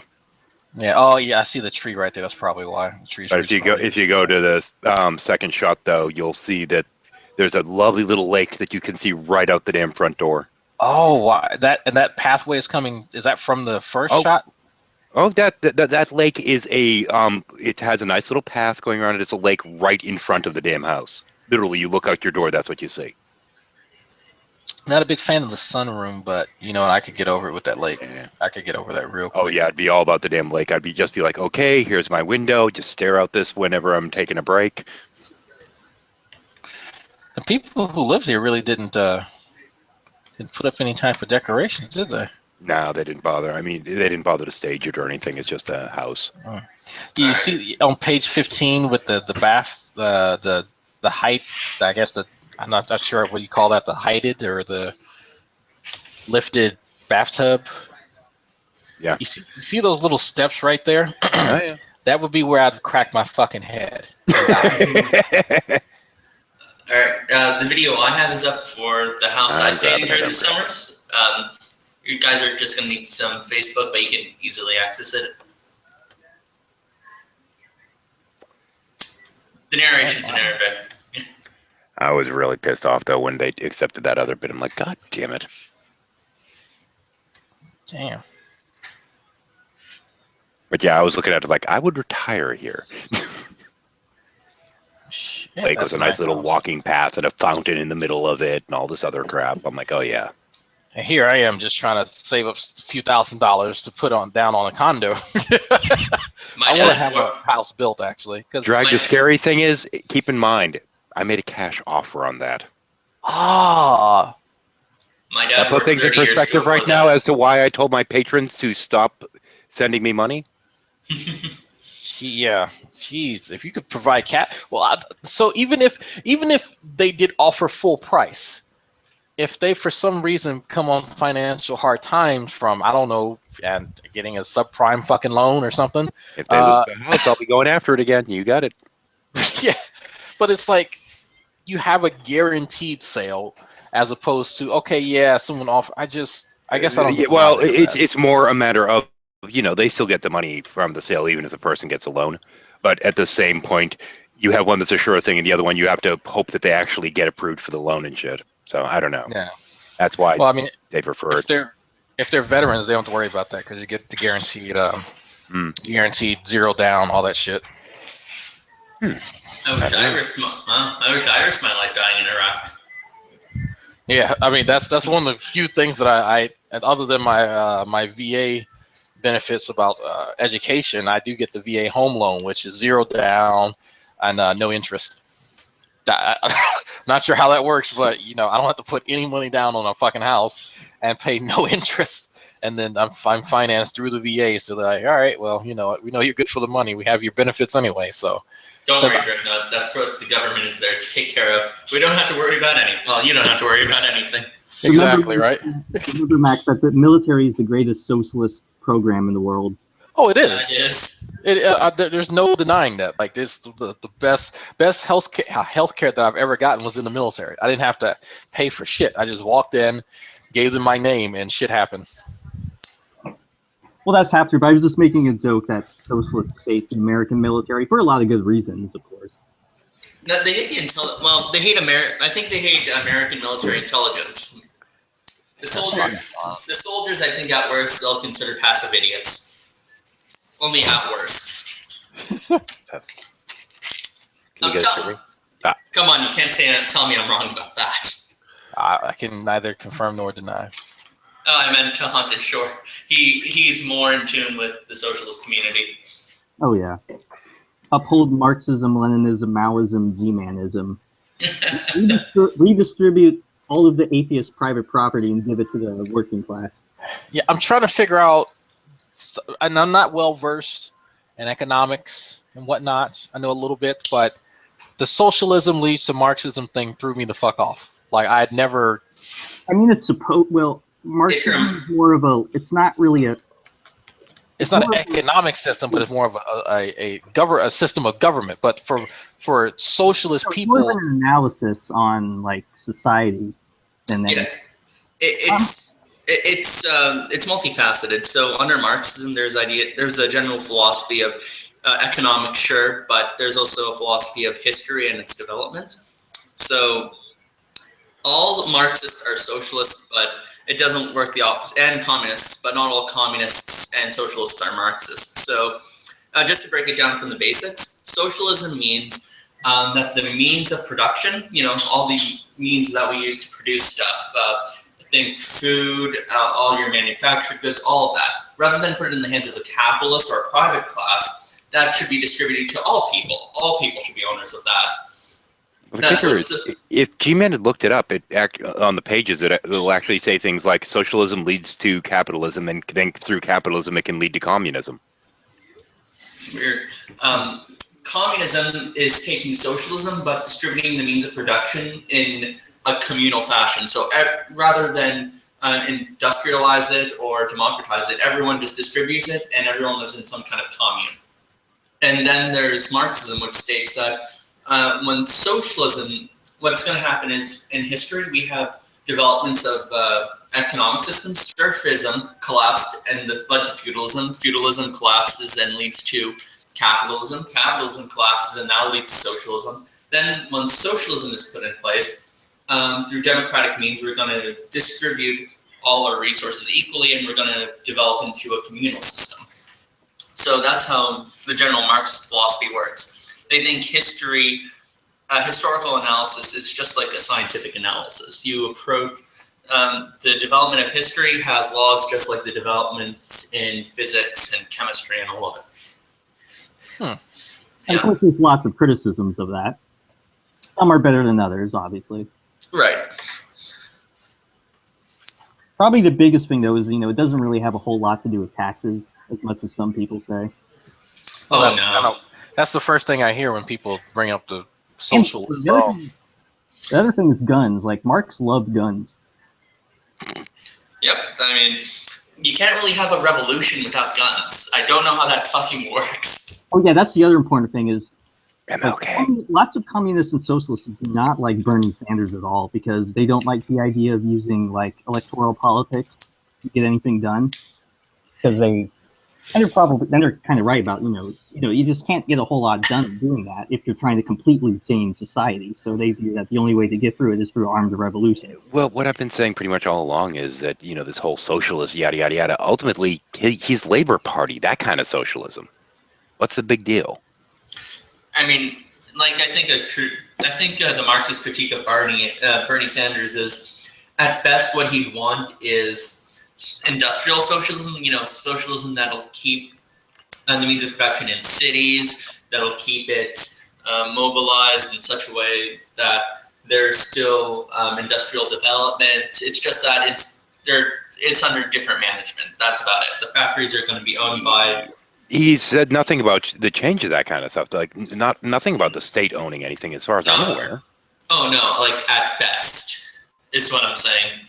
Not necessarily that he will. But he uses democratic socialism, but really at best he's like, let's be like Scandinavia. But Scandinavia isn't a socialist system. Even their leaders are like, yeah, that's kind of a misnomer. We have means of production, and those things are in private hands. It's just that we tax the shit out of them, and that they're a little more regulated, and that we also provide free healthcare. That's about it. Yeah, but that's about as far as Bernie's looking to go with it. Yeah, as far as I see. There are socialists that believe that their means of production should be in the hands of a state or of a democratic variety, but it should still be more or less as we have it now, where the industries are still mass producing stuff. Well, I think that he, just reading between the lines and whatnot, I think the idea of the people that work for a company having more of a stake in it might be something that he'd agree with, but that's about it. But anyway. Didn't Trump hold something off recently where he kept a company from moving out of the country? Yeah, and I've heard mixed things about it, and apparently he offered them a massive fucking tax break as part of it, which, if does turn out to be the case, then I suspect a lot of other companies will be threatening to move just to get a similar break. Yeah, that's basically crony capitalism. Yeah. Because there, weirdly enough, a lot of libertarians who like Trump, but the problem is, like, if you read anything about like what libertarians believe, they can't support him because he doesn't support laissez-faire capitalism. I mean, he is a capitalist, obviously, but he supports, protectionist policies that basically make it a lot harder for businesses to make a profit. I would actually say that he should have allowed the air conditioning company to have failed and let it move overseas so American consumers could have cheaper air conditioners. Well, the thing is that there are much better ways to go about things, and he has a long history of making very bad deals. Yeah, and the whole point of laissez-faire capitalism is that you should use the market, or the market does what the market does. Like if something fails, that's because no people then want to buy stuff from them. It's not because of something unfair. It's just the way the world works. And so it's kind of unnatural to mess around with that. Mm-hmm. Otherwise, you're not going to profit. And then, from what libertarians will believe, in the long term, you end up going to be harming the people you thought you were helping. I mean, if the company was allowed to fail, what would happen is, as I'd see it, the air conditioners are developed overseas. The labor costs are much cheaper. The air conditioners are much cheaper. They're more competitive to be sold in the United States because people will have moved on to jobs that aren't threatened, which require more skill, or at least a technological investment that other countries can't really afford. This is why all the big jobs in the United States are Silicon Valley jobs, computer science jobs, all of that. Like, and the most. With everything we've seen from Trump so far, it seems like everything that he's doing now and what we expect him to do going forward is just simply promoting his own business interests. Oh, yeah. No, I Blatantly, mean, though. the chickens guarding the hen house strategy, I don't see any problems with it. Fox guarding the hen house. Oh, yes, thank you. The fox guarding the hen house strategy. What does the fox say? All your chickens belong to us.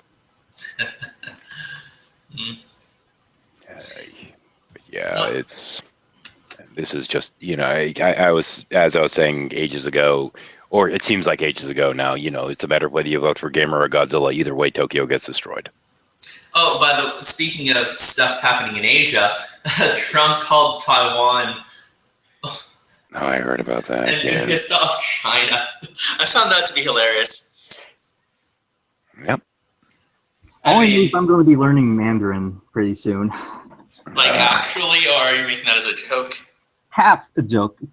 Mostly because I'm really interested in Chinese culture. I've always been it's kind of a place that's just kind of always been the center of everything. Admit it. You just want to hook up with hot Asian chicks. Oh yeah, but if I were going to do that, I'd do Japan because that's where all. Hang on, is that something that has to be admitted though? Isn't that just a given? That is true. Yeah, but here's the thing though.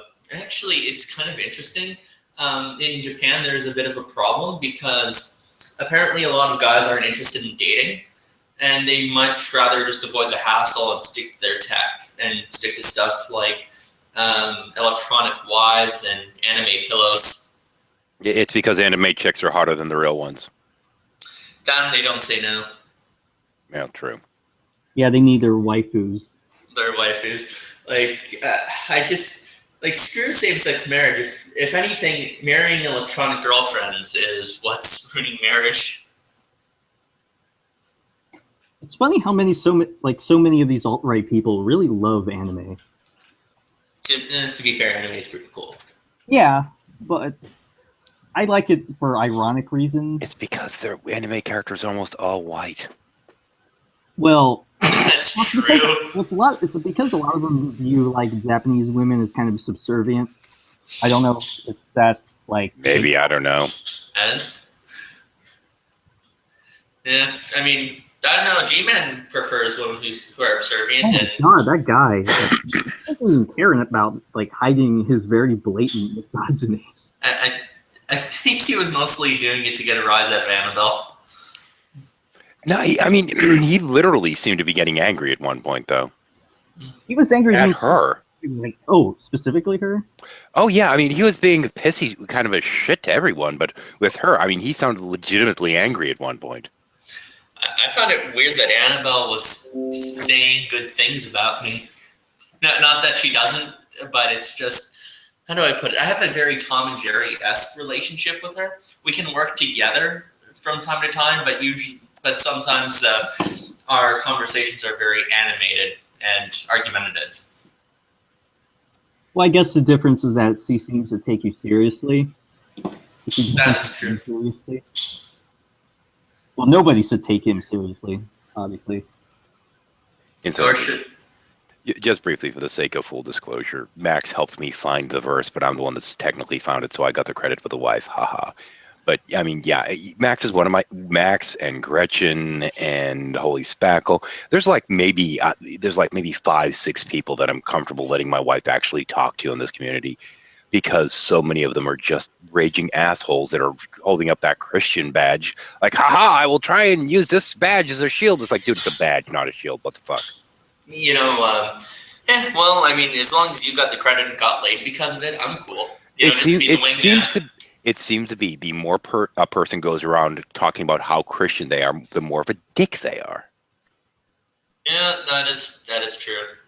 I mean, if somebody puts a little thing on my door advertising, tree cleaning service, tree removal service, or grass cutters, or, lawnmower, whatever.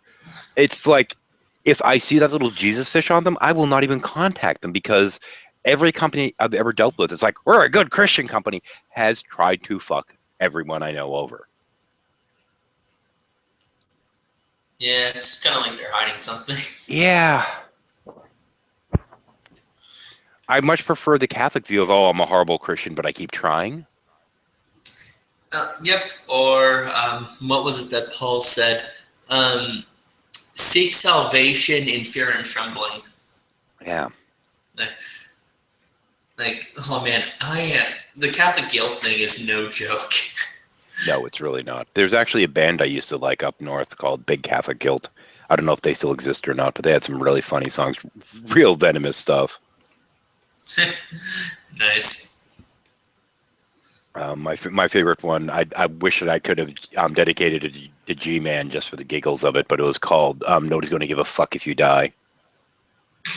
Okay, the name of it was actually Tom, because it was a former manager or something that they were singing it to, but regardless, that's the main lyric.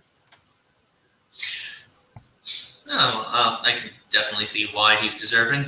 Actually, the most pertinent line is, I don't even think you can get an erection without looking in the mirror at your own reflection. Nice. So we don't know if G-Man has any kids. That's kind of like... I could have sworn that he had one, or that I heard he had one. I don't know where I heard it from anymore. It's been so long. That's kind of terrifying. Yeah, really. I'm not even, like, just imagine that. But at the same point, if he does, he clearly doesn't have any custodial rights. Nor should he. No. And we're still, nobody, it seems like the general idea here is that the state thing never happened and just made it up. Yeah, pretty much. Okay. So I'm just trying to get I've never been in a hangout with him because I never go on hangouts. So but I've heard about him, so I just wanted to get a good overview of what he was. I think I got a pretty good idea. Yeah, good enough.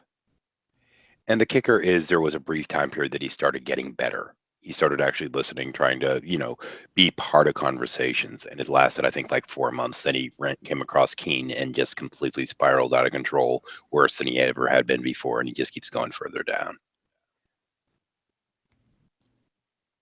it kind of makes me sad at times because for a brief moment there seemed to be hope that he might be able to actually, become an actual apologist and be able to read that fucking book and understand it. But nope, I overestimated him. Yeah, we all gave up on that. And here's the thing that he wouldn't admit. The reason why I sent him that book is because I thought he might be able to understand it better because the New King James is written in modern English instead of that old timey-wimey shit. I actually like the King James and how it's written, but yeah, it makes for a bad translation, and it makes it hard for modern readers. And when you have a hard time reading out loud as it is, and you're trying to get a point across, it's better to use something that you can read easily, that people can understand more easily. Because if you're not familiar with that more, I almost want to call it Shakespearean style of English. I've heard the writers of the King James were actually fans of Shakespeare. Yeah, it kind of shows. Of course, then you get to the Book of Mormon when they tried to emulate that. It was fucking hilarious. Well, yeah, it's like, somebody who's only they only have a passing idea of what medieval English was, so they just do it like, doth say thou if I go to the grocery store. It's like reading Treasure Island and thinking you know how pirates talk.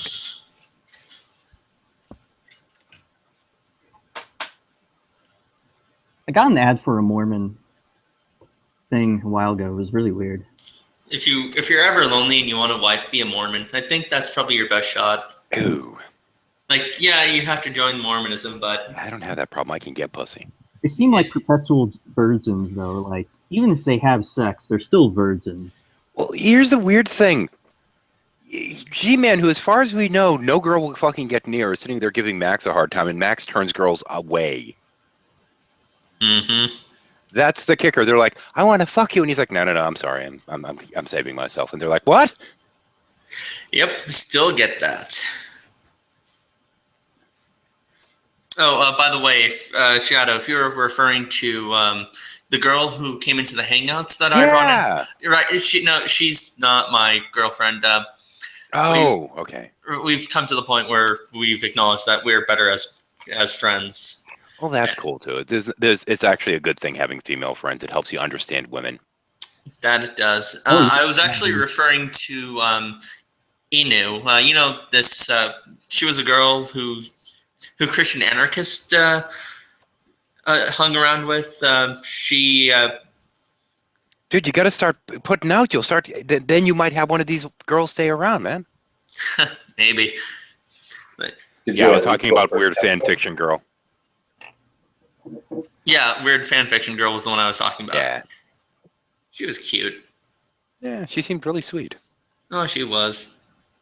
Well, I assume she still is. Let's not talk about it. Little burn there. She is still sweet. I check her statuses on Facebook from time to time. She seems to be doing well. Oh, that's good to hear.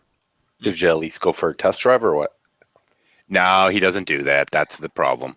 We kept our clothes on for most of my visit. For all of my visits, sorry. It didn't really go past making out. But that's the thing is when you've decided to wait, and I keep telling you, dude, it's a bad idea. You got to try before you buy, man. Yeah. Well, it's my mistake to make.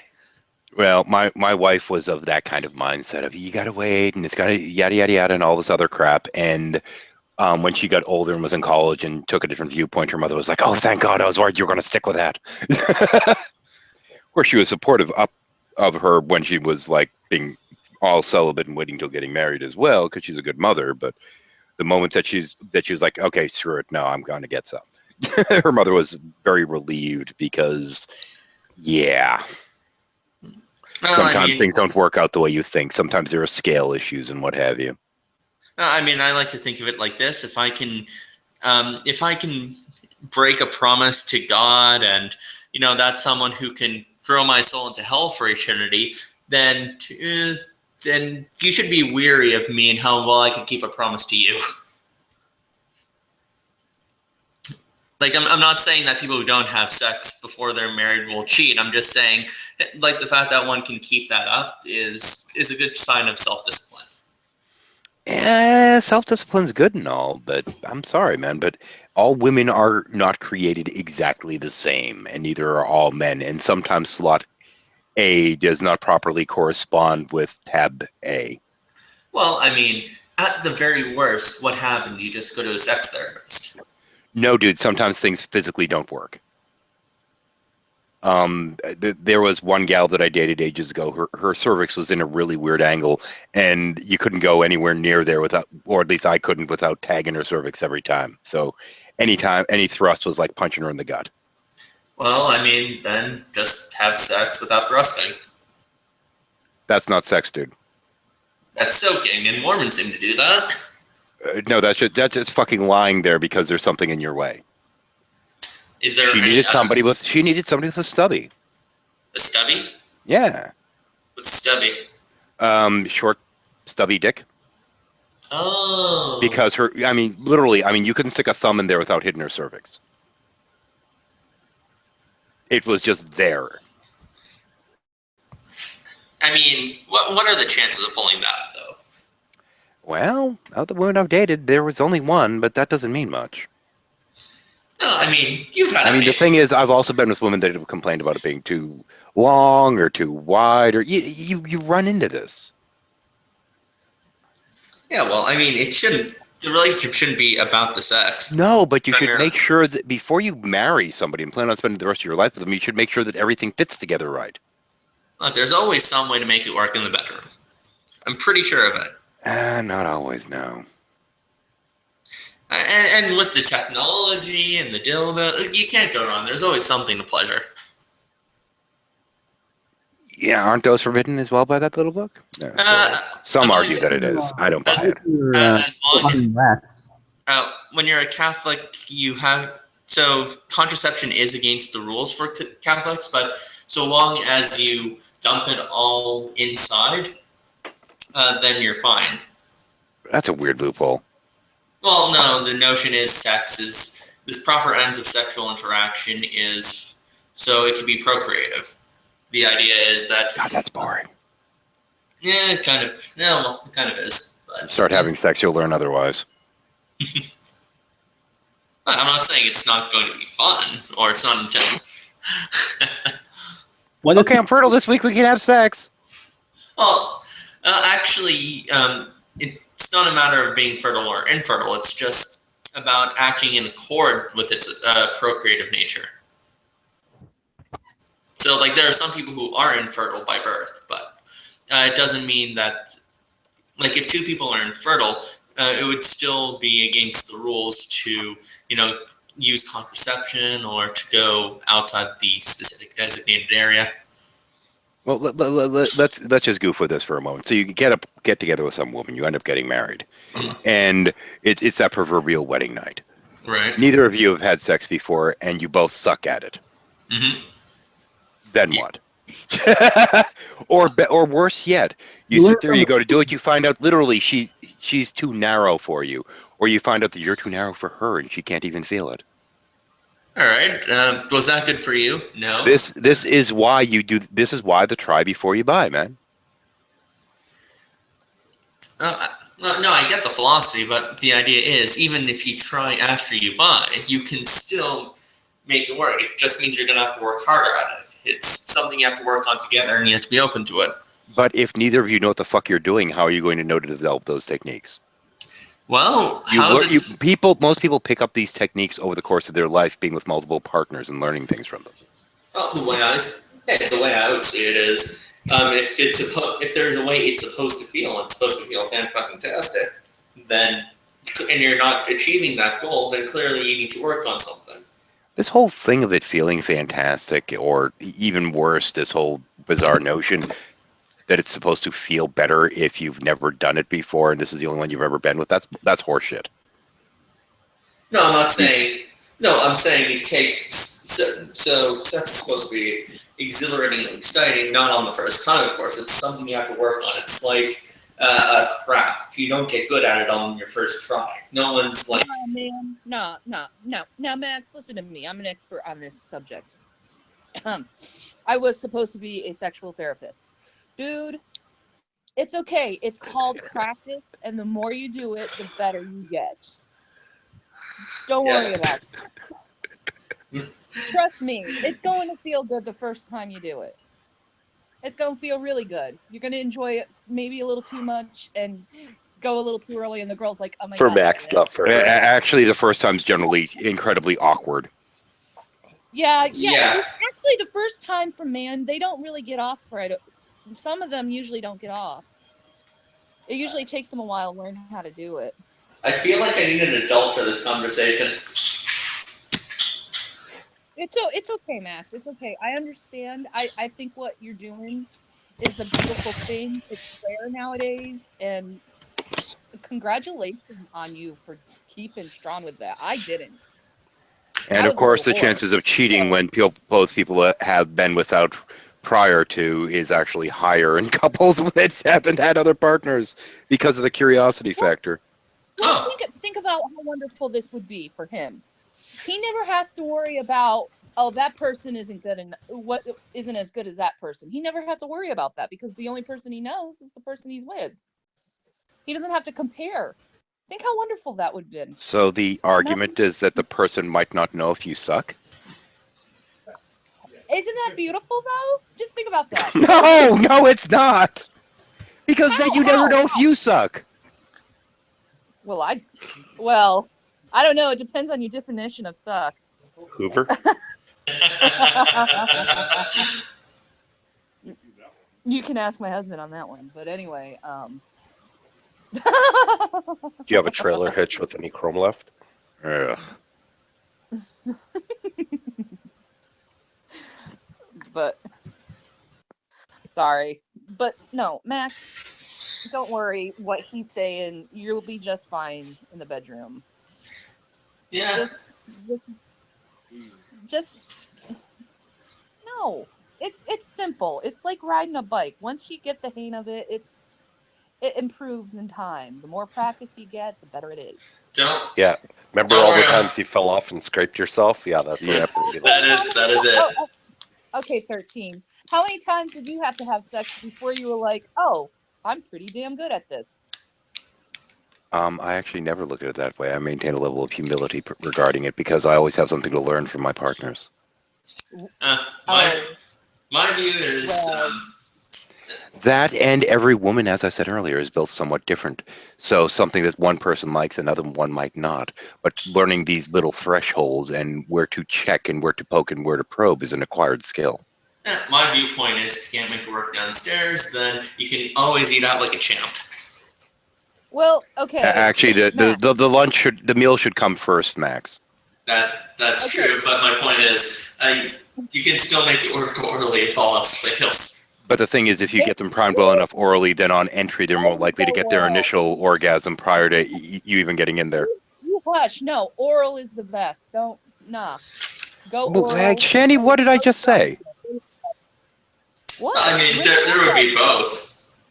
I said that you're better off priming them with the oral, is what I said. Oh, yeah, that I agree. Yeah, you don't want to do it after because you get an aftertaste. Not good. Yeah, and I know the golden rule is never go ass to mouth. Ugh, no.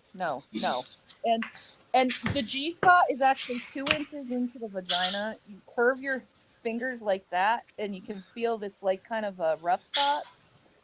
That's where the G spot is, and That's not entirely correct. It varies between 1 and 2 inches inside, but yeah, it's not in the exact same space. You have to actually go in and try and find it. Hopefully I'll only have one place to look. Yeah, well, yeah, but it does vary from female to female, so you have to figure out where you go in and explore with the finger first. You'll find it. Is this the spot? No. Just remember, ruffles have ridges. Just remember to curve your fingers too, because once you get a hold of it, you want to kind of stay there because that's a really nice spot to stay there. Like, no, don't. Why did you move it? Yeah. Gman is back in the chat. How nice for him. He blocked drag. He can't get in. Is he slut shaming us? I hope so. I hope he does slut shame me. Go ahead. I'm a married woman, G-Man. What are you going to do?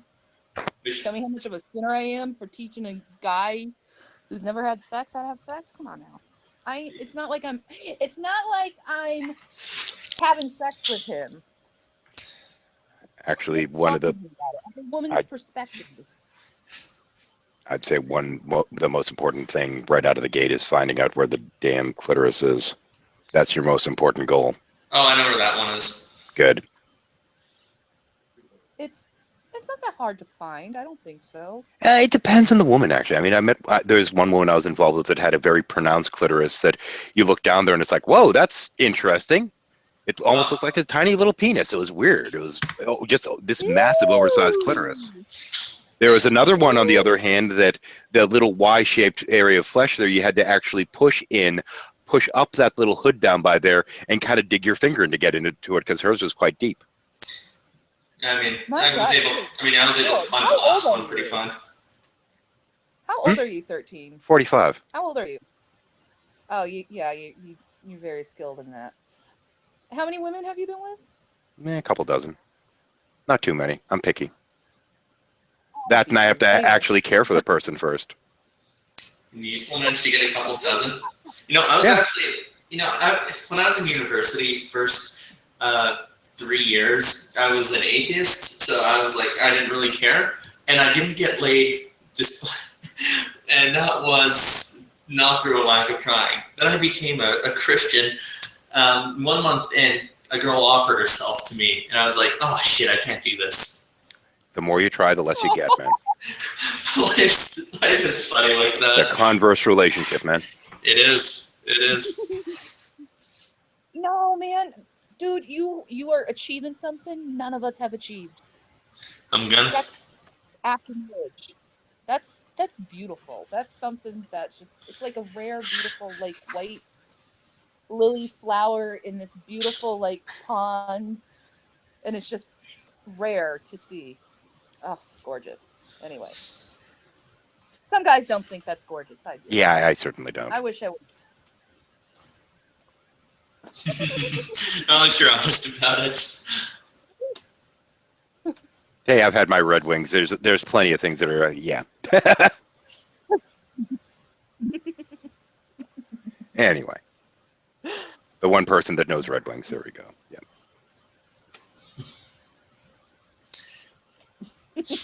Sierra put her hand in front of the face. I'm assuming that's what it was in response to. Stop it. Yep. You're naughty. I'm not. You're naughty. Not really. I just don't really think it's that big a deal to talk about such things. I feel that one of the biggest problems that we have in our society is that people are so afraid to talk about these kind of topics that it kind of stunts people's growth in terms of, figuring out what is possible and what they can do and all this kind of stuff.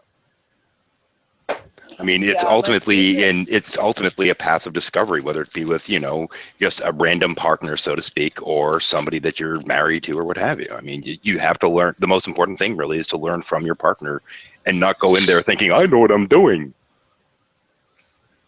Yes. I believe all men should think that way. You're a smart man. Thank you for that. But simply put, size does matter because the guys that have more size don't have to try as hard. It's the guys that don't have that size that have to learn technique. So even if you have the size, you should be smart and learn the damn technique anyway.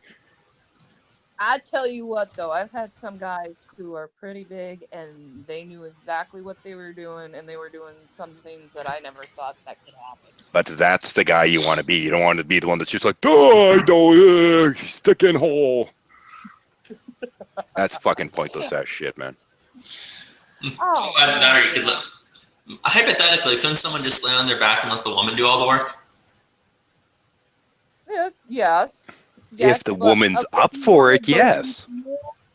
If you want a virgin female, it's not going to happen because it's very hard. Not that hard. Once you know how to do it, it's easy. But when you're first trying to go on top, it's awkward as shit. It is.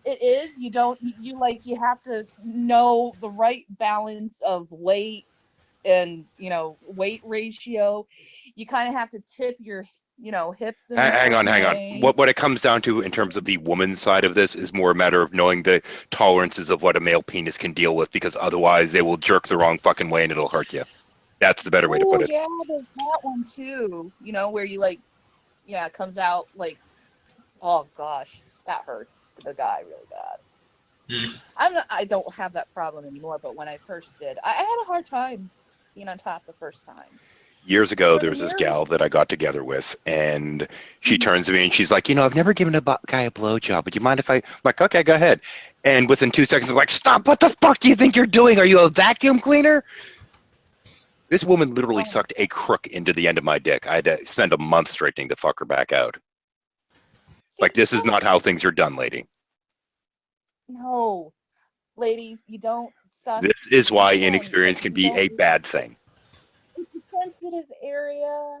You kind of want to imitate the vagina in a way with blowjob, not suck it, or scrape your teeth. Try to protect your teeth. I try to do the old lady technique. Put your gums over your teeth or something like that. I don't know. In the right circumstances, teeth are a good thing. Yeah. Anyway. What? Seriously? Yeah. Light scraping on the top of the head. Yeah. If the woman's skilled and knows what she's doing, yeah. No. You never want to feel like you're biting, though, but that little hard surface going across the top, if done right, with just the right amount, never mind. No, just the right amount of pressure. Just, yes. And even saying pressure is wrong. It's more, it's almost like if you were to take a piece of cloth and lay it on your hand and just move the cloth along your hand. It's about that much pressure. So calling it pressure is almost a misnomer. I'm practicing. Look at me. I'm like, yeah. I don't do that very often because I don't like doing the teeth thing. I'm just saying. That's like knife play. You have to be really careful. Oh, I want people to know my husband's right next to me. So you don't care. Yeah, He don't knew care. me when I was going. To me, this is a casual conversation. Well, the thing is, I was going to be a sexual therapist. It completely fascinated me my whole life. Sex. I don't know why. My favorite class in college was human sexuality. I found it absolutely fascinating and it made me realize that I had some ego and ethnocentricities within myself over how I viewed sex. So after I took that class, it kind of opened me up a little bit more to the whole realm of how different sex can be per culture within cultures. Well, society's so weirdly suppressive with that whole thing. It's just like, calm the hell down. I mean, that's kind of my way of looking at it. We get so insanely uptight about it. And after you make it such a forbidden fruit, it makes the fruit seem that much more tasty until you take that bite and find the worm. That metaphor might have gone too far. I'd be running away from the person if I found a worm on them. Yeah, as I said, I think I might have gone a little bit too far with that metaphor. Yeah, I ain't contracting that stuff. Well, I don't think so. That stuff's nasty. No, that's not what I was actually trying to indicate by the worm. It's more the downsides, but yeah. I realized afterwards, I'm like, nah, that metaphor went a little bit astray. Yeah, not quite the right metaphor. You start talking about worms and people are thinking about, worms. Yes. And then we start getting into Russian fables. I think of those ringworms that come out of like cats' butts when they're like outdoors cats. Those type of worms. Oh man, Russian fables are friggin' hardcore.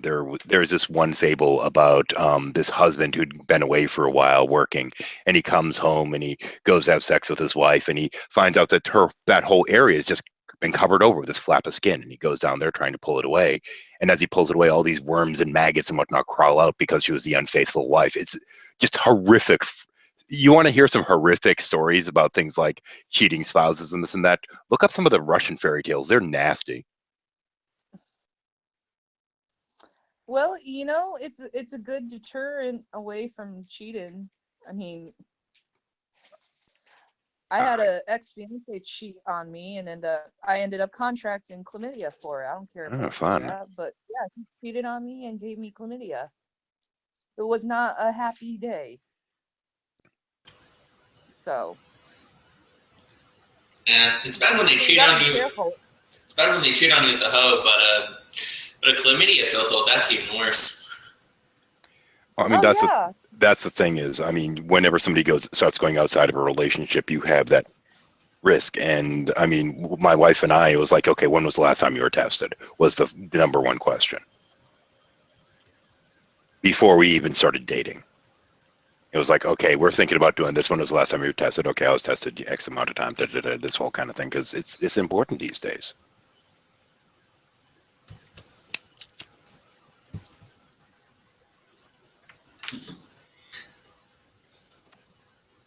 Is G-Man still losing his shit?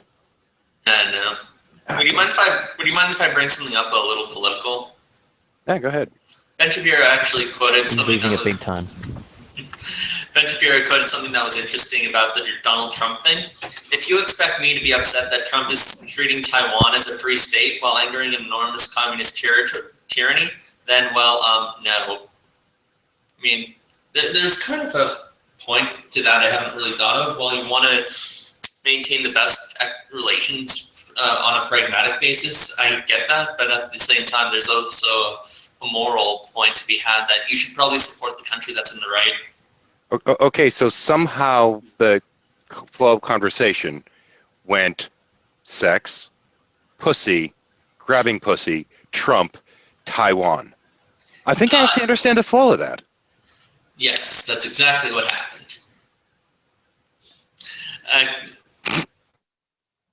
Okay, you guys want to just go back to sex? No, I was just picking on the connection with the pussy grabbing, aka then Trump, then Taiwan, where there's all kinds of weird prostitution issues. That is the flow just struck me as being amusing. What kind of weird prostitution issues do they have? Is it child prostitution? I think it was, yeah. For quite a number of years, they had massive child prostitution issues there in Taiwan. Yeah, I guess, that was the spot where American businessmen used to go for kids. Yeah, or at least that's what I had heard on a number of pages that were talking about that kind of crap, and they were apparently trying to nail some of the people that were coming back from Taiwan to see if they were part of some kind of ring or something.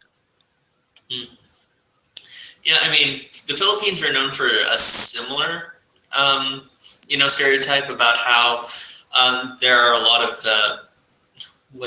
tranny prostitutes or man boys, something akin to that. Yeah, fun. Yeah.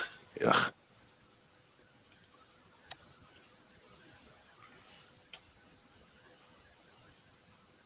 Point where it just starts getting into horrifying topics. Yeah, it does. Yeah, he's like, oh, they're talking about politics. Ooh, they're talking about sex again. No, they're talking about prostitution. Yeah, that's a totally different thing. But no, the point I was getting to is this whole dogma of, oh yes, if you save yourself, it's going to be so much better and blah blah blah. No, it's not. It's going to be awkward as shit, and you're going to feel like I thought this was supposed to be. No. It's going to be awkward as shit. It's going to be weird. Who is this Mark Thomas fella? I must admit, I never engaged with him before. Mark Thomas. Yeah, he's in the live chat. I don't know offhand. He seems to be a G-Man sycophant of sorts. He keeps saying that functional atheism is not atheism or something like that. I don't quite understand what he means by it. Are you looking into the chat earlier in the conversation? No. This is literally like about 2 minutes ago. Oh, now I remember Mark Thomas. Yeah, I know him. Oh God, is that who I think it is, Mr. Pedantic over words? Smiley face. Yeah, something like that. Yeah. I don't know. Let's see. I'm probably wrong in who I'm thinking it might be, but it doesn't really matter. G-Man still keep losing his shit here. He's welcome to. He hasn't stopped talking. He's welcome to come back in as long as he starts unblocking people that he's blocked in this hangout. Well, he'd have to start to drag. And drag. Yeah, I know. Come on. I mean, seriously, what the fuck? You block the host? What the fuck, dude? Oh, by the way, I'm trying to pronounce your name. Adabe. Oh god. Oh god. Okay. Okay. Click my profile. Click my picture there. Bard? Okay. Profile, click. No. Just in the Hangout. Yeah. Oh, where it shows your name. Yes, where it's right next to it, where it says it is pronounced. Turn up my bandwidth here so I make sure that I'm actually seeing that correctly, because it looks like bard to me. Oh, a bard. Yep. Okay, a bard. Bard. Bard. You know. Can I just call you Eulogy? Yeah, go whatever. I'm just gonna call you Eulogy. So, did you used to have another profile? Because your voice sounds very familiar. Me? No. This is my only profile. How long have you been around? On G Plus or on Hangouts? Hangouts. Only about 3-4 months, I think. Oh, that would be So why. very new. I see. I'm kind of old hat around here. I left so I could focus on university more, but I find some time to come in from once in a while. I used to come on like every day, but I just couldn't put up with it. Yeah, nowadays I only see him in Hangouts usually when I drag his ass into them deliberately. Yeah. Usually. Yeah, it takes up a lot of time, and unfortunately, I don't exactly have that much time to give anymore. What are you doing at university? No, I'm actually working. So yeah, my uni days are already passed. You sound very young, so like I'm assuming. In my case, part of why I decided to come into this clusterfuck is that I saw Max was in here, and I'm like, he needs backup because he's one of the only decent Christians on here. Yeah, I don't need backup so much with Gman. It's just I need some room to talk. That's kind of what I meant. I think that's pretty much everyone around the fucking world that needs that. Yes. He just does not shut up. No, he doesn't. Gman. Oh, G-Man said he's never entering a hangout with Drag again. I hope that's a promise. I doubt it. I doubt it. I doubt it. He would just like you probably have another hangout with Drag, just say some shit to him, or say some shit against him. Gman loses his shit, comes in the live chat, screams something, and then unblocks everyone, and just comes in and screams some more. My parents attempted to raise me Roman Catholic. It, to say the least, didn't stick. It didn't make sense from day one to me. None of it. It's not even that. But hang on, just 1 second. But when I was being raised, one thing that was taught to me is that the idea of being Christian was to do your best to try to be Christ-like. And I look at somebody like G-Man, I'm like, how the fuck are you Christian if that's how I was raised to view at it? The least Christ-like person I've ever met. And yeah. You don't even need to be a Christian to do that. You can it's literally just being a decent human being here. That's actually one thing that my wife mentions, is that a lot of her people that are, a lot of her friends that are non-believers are more Christian than many of the professed Christians she talks to. Mm-hmm. They're more Christ-like, I should say, in their behavior, more understanding of others, trying to get along with this kind of stuff. And as long as you're to some degree following that kind of path, what does it matter what you really believe? You're still you can still apply yourself to that measurement to a degree. I mean, so one of the good things about Christianity, and I shouldn't say, something about Christianity which is a double-edged sword is salvation through grace. Yeah. On the one hand, it's something which is very liberating because you don't have to constantly wonder, am I good enough? Am I good enough? Which is which can be a huge thorn in your side. If you're constantly doubting your abilities, then you do kind of end up in kind of a paranoia. Whereas salvation by grace at least reinforces this notion that God picks you and He loves you and He's there to see you grow and change, and your pursuit of faith and your pursuit of travel in faith is going to be something of a positive. But then on the opposite side, you have all the pernicious twats that are running around going, I'm saved by grace. It doesn't matter what I say or do. And it's like, oh, shut up. Yeah, that kind of screws it up out of proportion. Max, look at the patriarchs we have. We have Moses, who was a murderer. David was a murderer and adulterer. Right. Actually, I'm going to interrupt for one real brief second here. I'm going to turn up your volume a touch because you're really low. Give me 1 second to get this up there. There we go. You're maxed out. Try again now. All right.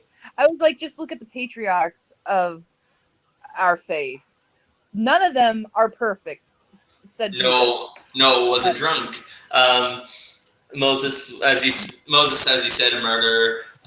You already, as you already said, David, murder and adultery. If you go by, like there are, like King Solomon had his run-in with his various wives, and he succumbed to idolatry. So yeah, I mean, we have no shortage of people who screw up, and it's always nice that we have. Yeah, it's always nice that we have a God who constantly can forgive us and keep us on the right path, even despite screw-ups. It's good insofar as ourselves and for our salvation, but it does sometimes get in the way of preaching the gospel to non-believers. That's where one needs to do a decent job of explaining why salvation by grace is so important. That is the difficult one. But, I've came to the point in my life is if they don't ask about it, I'm not going to talk about it. Because there's plenty of other things we can get along with. Sometimes that religion thing is just that point where they're just like, no, I don't want to talk to you. So it's like, okay, I'm not going to do the religious talk no more. Unless asked. Well, I mean, what was Jesus' whole parable of the sower? Look, you're gonna plant you should always be open to planting a seed, but you have to make sure the soil that's going to take the seed has to be fertile enough, and that readiness of the soil is going to be in God's hands, where we're just responsible for doing our best to represent the gospel. This is why I come to a very grace-centric view of Christianity, where God does the heavy lifting and you just do your best. And if someone does screw up, say your brother, then don't worry, God's using even their own faults for something good. So just focus on doing the best you can.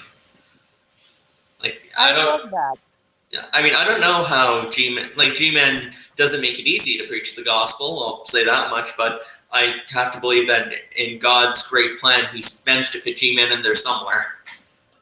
As hard as it is to identify what that is.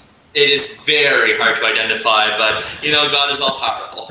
Wait! I got it. Whenever you're going through the Old Testament in particular, there's almost never a single prophet. There's always two, each one of them with a counter message, and it's a matter of which one resonates with the person hearing it. So you have the people that are giving the coherent, rational, reasonable message, and then you have G-Man on the other side, which might annoy people enough that they would start looking through that book just so they can yell back at him, and maybe in the process they'll come across somebody like you, Max. It is great because of, it builds low expectations, and when you're ready to meet a much higher bar, it looks much more fascinating. I've talked to people who don't realize how great an intellectual tradition Christianity is, and when you just present the basics of it, it's like, oh wow, we didn't even see that perspective. I mean, granted, as much as there are times when you and I get along great, there are times that we butt heads on things. There really are. But most of those we end up doing offline because I'm not really here to, sit there and make somebody start, try to put somebody through the ringer or anything like that. It's not my thing. Now, I'm all about trying to get people to question their faith, because if they question their faith and they end up stronger in their faith, fine. If they change their mind about some of the things pertaining to their faith, I'm fine with that too. But it's I'm not here to say, okay, I'm going to try and make you become an atheist. I don't care what you believe. That's not my thing. By the way, I just care that you've thought about what you believe. I know we've butted heads before, and you probably want to do this on your hangout, but I actually found an interesting way of speaking of God that might resonate with you, because this is kind of one of the things you like to touch on. I've been looking at St. Anselm in my medieval philosophy class and reading the ontological argument. There's a great article by Jean-Luc Marion, and he says that the ontological argument isn't even ontological. It's not about proving God's existence per se, although it helps in that endeavor. What it's about is understanding how one moves from one's initial faith and religious experience of God into speaking of God. And so think of it like this. Anselm defines God not as what he is, but more along the lines of what you can't possibly imagine of him. So God is that which none greater can be conceived. In essence, when you're thinking of a great being, you're only thinking of a being, and then you're speaking about all these great attributes that he might have.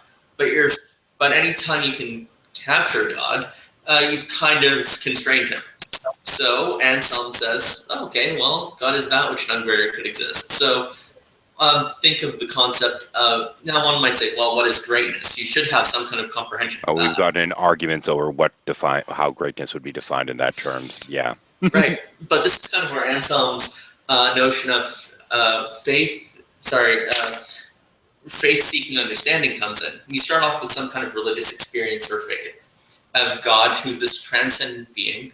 And the reason why someone who says God is not existent is wrong is because they're already trying to apply, a category or understanding of existence to God, which would already be wrong. But rather, God is the highest standards of existence, which goes past it. It's not that Anselm's defining God into existence. It's that he's saying to already try to capture God in some category ready is to miss the point of the religious pursuit of theology. It's about just understanding what one's religious experience is, and then try to capture it the best they can. Hang on, I get where you're going with it, Max, but you're still going to run into that one wall that you and I always hit in when we're going into this, because even defining such a thing as sentient, I think, would be missing the mark. Right. Or to claim that it wants or needs or this and that, and then to even claim that it can be encapsulated by one religion or another would be impossible. Well, and so this is where the interesting thing about Anselm comes in. He's kind of working from a very Platonic tradition. Imagine, Plotinus asks himself, how hot is heat? And Plotinus is like, well, that's actually kind of a nonsensical question. Heat is the very thing which makes hot stuff hot. Now, this is kind of a medieval understanding of heat where it's basic. It doesn't break down or reduce into anything further. But heat is basic. It is the essence of which makes everything around it hotter. So God is kind of like on the hierarchy of greatness. And now you could imagine the hottest state of affairs possible: molten volcanoes, erupting lava. Just imagine the hottest thing. Tap dancing at Ground Zero. All that. Sorry, hopscotch. Sorry, I got it wrong. It's hopscotch at Ground Zero. Right. So now that is not going to be greater than heat itself, but at the same time, what we want to say is we want to preserve the integrity of talking about the scenario in terms of heat, but we want to do away with anything that isn't heat related. Likewise, when we speak about our conceptions of God being great, insofar as they hold up, they capture God. But insofar as they come to a point of breaking down, like think sentience, like me or you need time to reason, but time is something that's in some way limiting. So when we're speaking of sentience, we're not speaking of sentience as me or you can empirically see, but rather we're speaking of something at a higher level. When we use the term sentience, we're just trying to capture, a great thing about it, like understanding reason, while doing away with some other limiting factors as taking time. So really what we're doing when we're speaking of God is we're using a bunch of imprecise but approximating models that capture what God is in his essence, which is a being so great that we couldn't possibly conceive of him. But then you get to that word being again, and there's where it starts breaking down for me again. Right. What do we mean by being? And this is the thing: is an unending cycle. This is why I have to. This is why I've shifted over to apatheist, agnostic apatheist. So when we speak of being, what I think of is So when we speak of being, we're speaking about existence in itself.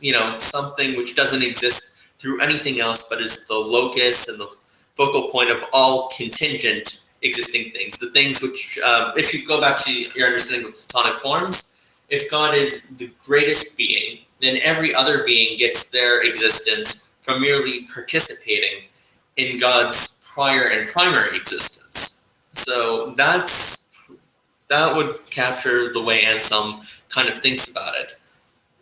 We don't have any kind of direct... Hang on, Max, wait, hang on. Mm-hmm. Okay, go ahead. Had to reset stroke brain. Oh, no worries. So in our day-to-day lives, we see things that contingently exist. Things that could be, but things that could have not existed, but just do. And each of these things differ in degrees of greatness. Some of these things are higher on the chain of being, and some things are lower. And God is the highest. He's a being we don't directly perceive, but perceive through other existing beings who participate in his existence. So God exists in and of himself and through himself, whereas other things exist through his existence. Just like how in a Platonic, if you go back to your understanding. And that's where it breaks down again, because I see it the other way around. Granted, I wouldn't ascribe the term God to it or anything other than this. We've talked about the is, you and I. Now, of course, everyone that's out there has no idea what the fuck I'm talking about. But I have something that people have tried to equate, just for the sake of the audience, that people have tried to equate to a God notion. But once I break down how I view it, in no way could it be rationally defined as being some kind of divinity. How do you view it? I know we've talked about this before, but do you, as a reminder... The way that I see it, and this is where you almost go quasi-wooey and what have you, and a lot of people start insisting that I do believe in some kind of God, but I don't think it'd be defined as such, because I don't think it's sentient, I don't think it's conscious in any meaningful way, and I don't even think it's fully self-aware. But I think that there's this proverbial is the quintessential other, that we are literally a part of. That basically it's almost as if this thing, in order to try to achieve sentience, to become self-aware, to basically start on the road towards becoming something that may one day rightfully be referred to as some kind of divinity or some kind of divine something, has essentially broken itself into several billion splinters, and each of them are going through living their life and then bringing back all their experiences so that this is, so to speak, may someday become sentient, may someday become self-aware, may someday become God for all intents and purposes, but it's not there yet. Well, so the way I would respond is, how can something give you what it doesn't already have? So, for example, like take your sentience example.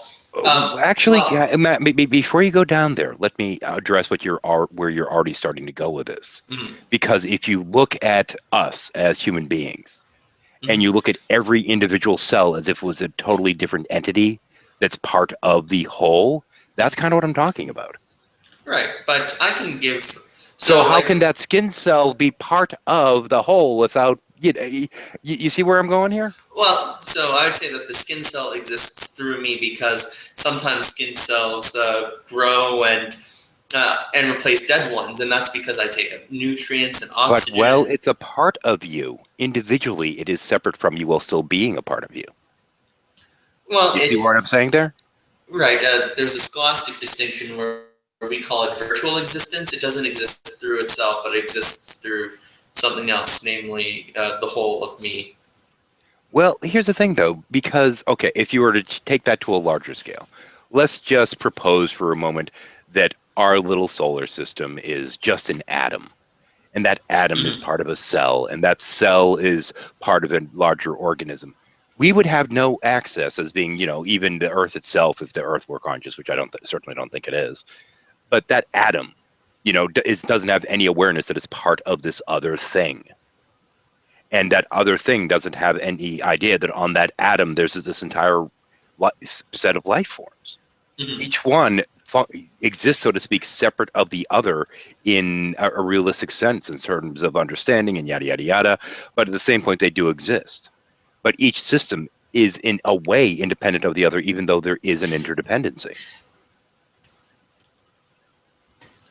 Right. So are you saying that God is dependent on us in the same sense that we are dependent on the aggregate of our cells?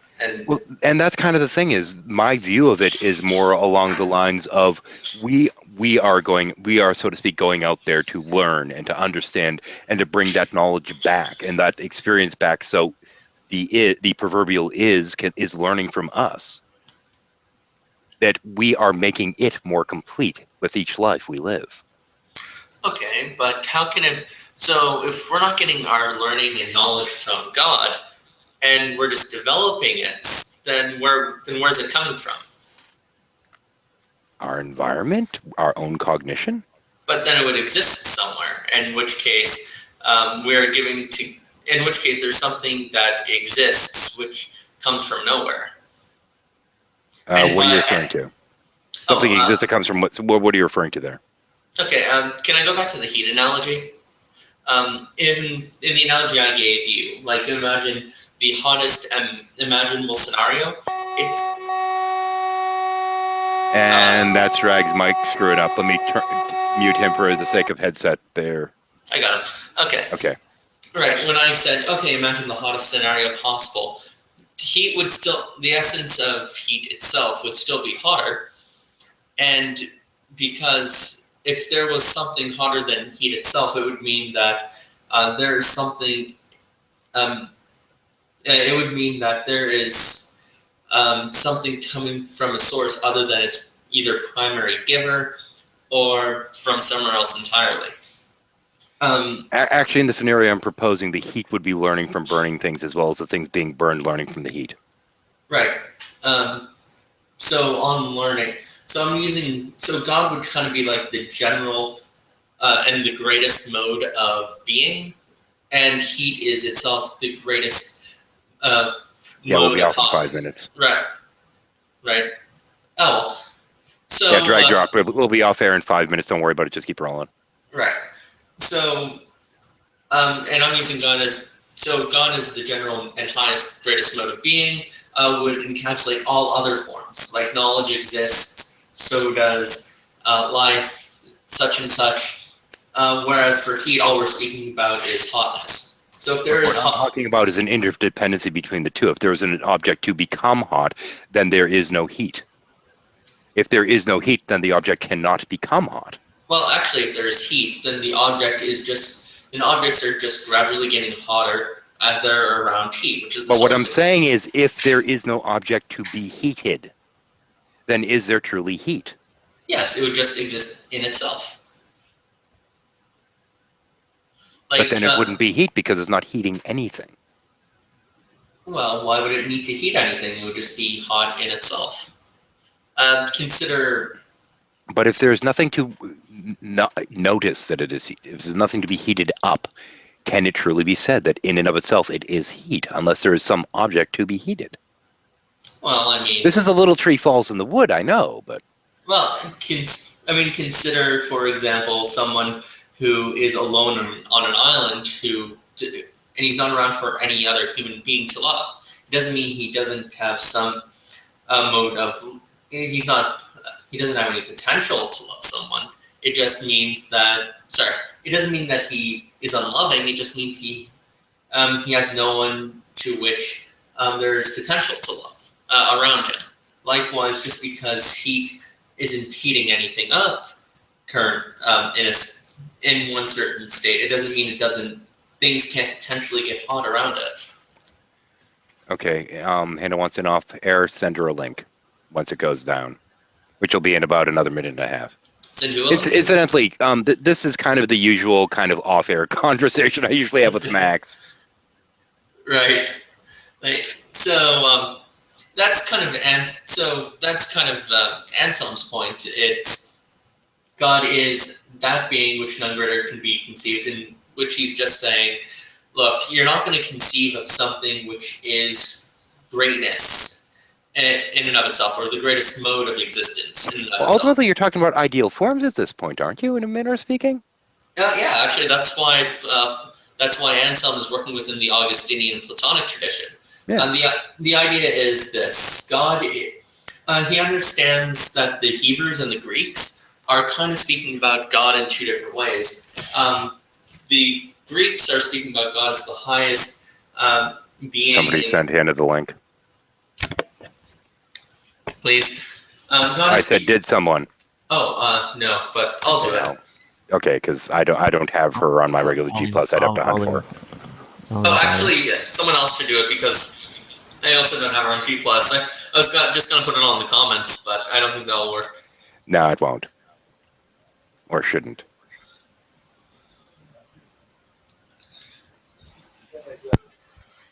But yeah, seeing as she should be off the air any moment now, I wanted to make sure that she knew that I was making sure somebody was inviting her. Right.